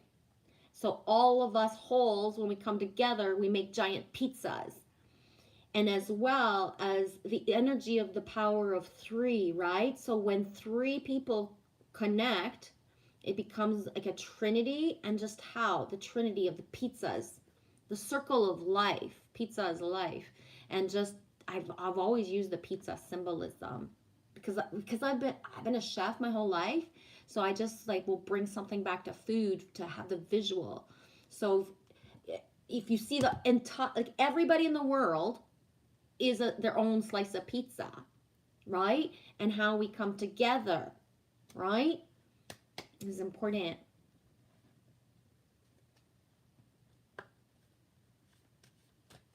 Yeah, me too. A lot of pizza. I mean, ground foods, but pizza as well. I believe in pizza because pizza is like a bread bed for vegetables and cheese. And if you're a vegan, you don't have to use cheese. And if you're gluten intolerant, it can be a different type of, bed. But pizza is healthy. It depends what you know what I mean? I'm not talking about fast food pizza every day, but you could eat pizza the rest of your life and just put different stuff and make it differently. And you know what I mean? You could eat pizza for a year, never be bored, use your imagination, and okay, it wouldn't always be, the same thing, right? But yeah, it's possible and it's real. Pizza is not bad for us, right? There's everything you can do to have the lightest ingredients or tons of it. The possibilities with pizza are endless. And like I said before, there's even like dessert, fruit pizzas, right? You eat chocolate chip cookie and then you stick some stuff on top and it's like a dessert pizza. But yeah, me loves the potatoes, almonds, nuts. Almonds and other nuts is half my diet. Yeah, the potatoes. Wow, I never pulled this. I didn't even know this was there.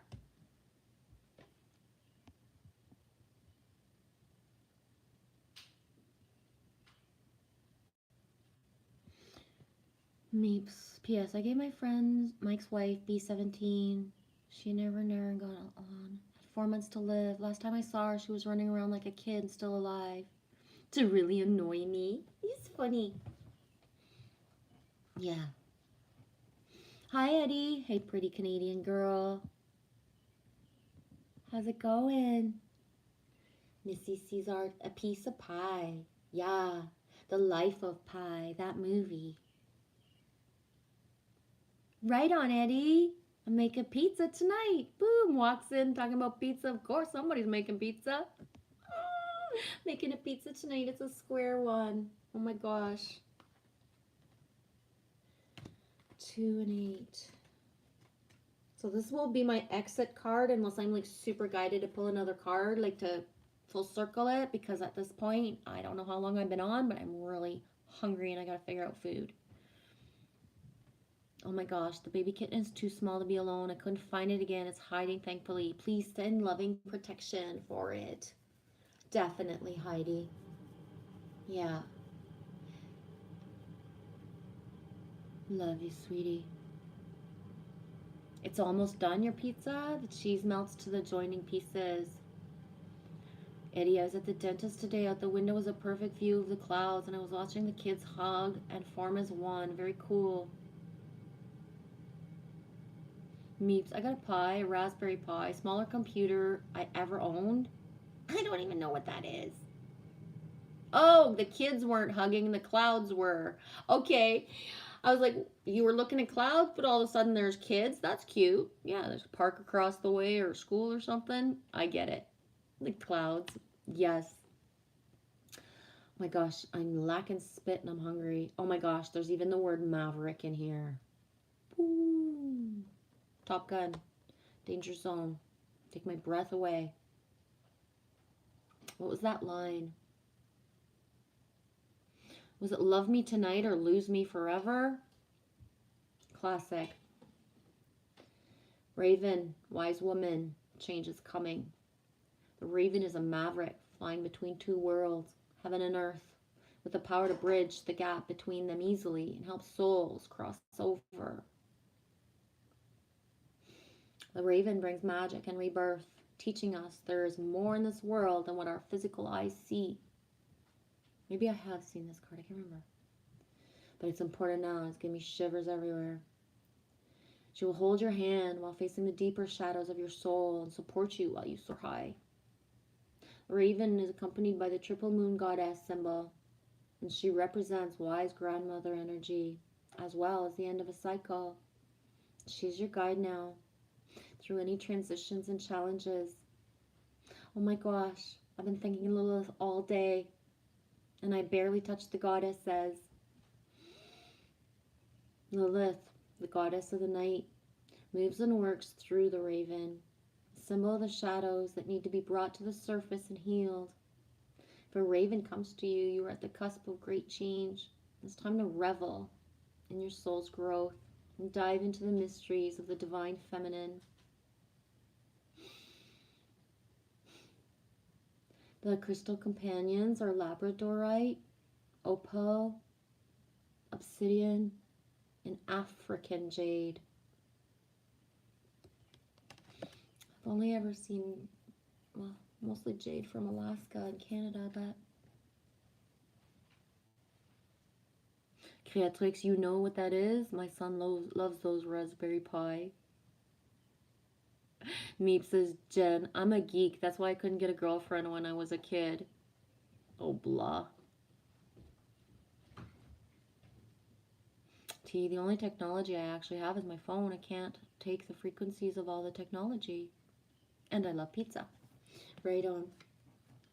I'm just going to pull a goddess just to see if Lilith will peek in and say hello, or if not, who of the feminine energy, because, you know, this card is super appropriate for finishing this live stream. Today is, the 13th, the feminine energy, the full moon, whether she's at her peak tomorrow night at 7:52 Eastern Time. She's still high and full tonight, right? Oh my god, I can't even read that, T. I'm like drooling for food right now. Like physically, I'm kicking my ass for not prepping anything. I don't know, like I said, I been streaming for like 4 hours or something or more? I don't even know. But I'm kicking my ass for not prepping.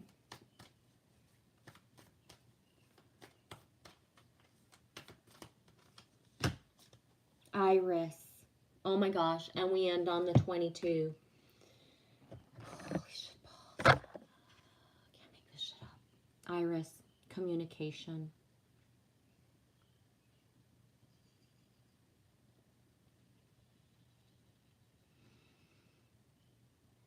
I'm going to leave that at that. Thank you all. Background, foreground. Just merci. Epic energy. Amazing flow. Just,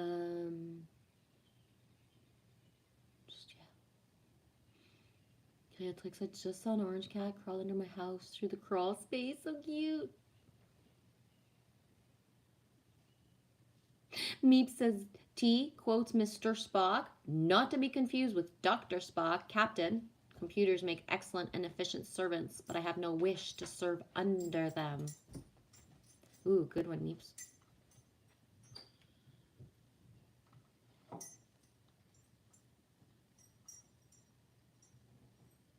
What happens in 4 hours? Meep says, Jen, see 4 hours now? Oh, 4 hours now I've been streaming? Okay, I don't know. Oh, me loves you, Eddie. I wish you were here. I'd share. I can't eat it all.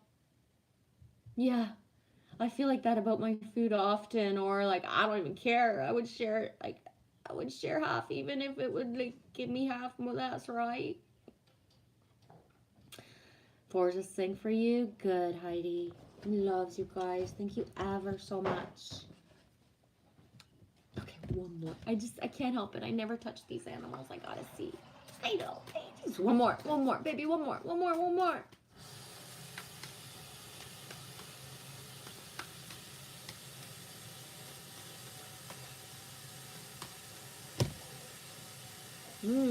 Zebra. I don't care what the book says. Show your stripes. That's what I'm saying about this one.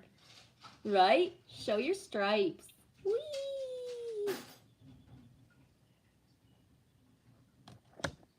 Your fruit tree is training fruit on your head? Raining? Okay, I was like, is it raining fruit? Raining G, not training. Yay! Oh my gosh. I was outside earlier at Creatrix thinking about the abundance that, is forthcoming for you. My growing is not going so well, guys. So yeah, first of all, I've never had luck planting things in pots and growing. So that. Second, having my little panoply of like, squirrels and all this stuff. Well, guess what's happening, right? I had sunflowers that were this big, but now they got no little flower part left. So the anyways, we'll see what happens. Hi. Sounds yummy. I ate angel hair pasta. Spaghetti angel hair pasta. My favorite pasta is, I think I'm saying it right, Cappelletti. I like the smallest, thinnest, like angel hair, or like just Cappelletti, I think it's called. I don't know. Anyways, I'm gonna stop because, oh my god, I'm so hungry. Creatrix, so far the tomatoes are happy. Yeah, my tomatoes, oh my gosh. We not know what's going on with them. Okay, I gotta stop. Stop me now. Don't let me talk anymore. Love you guys.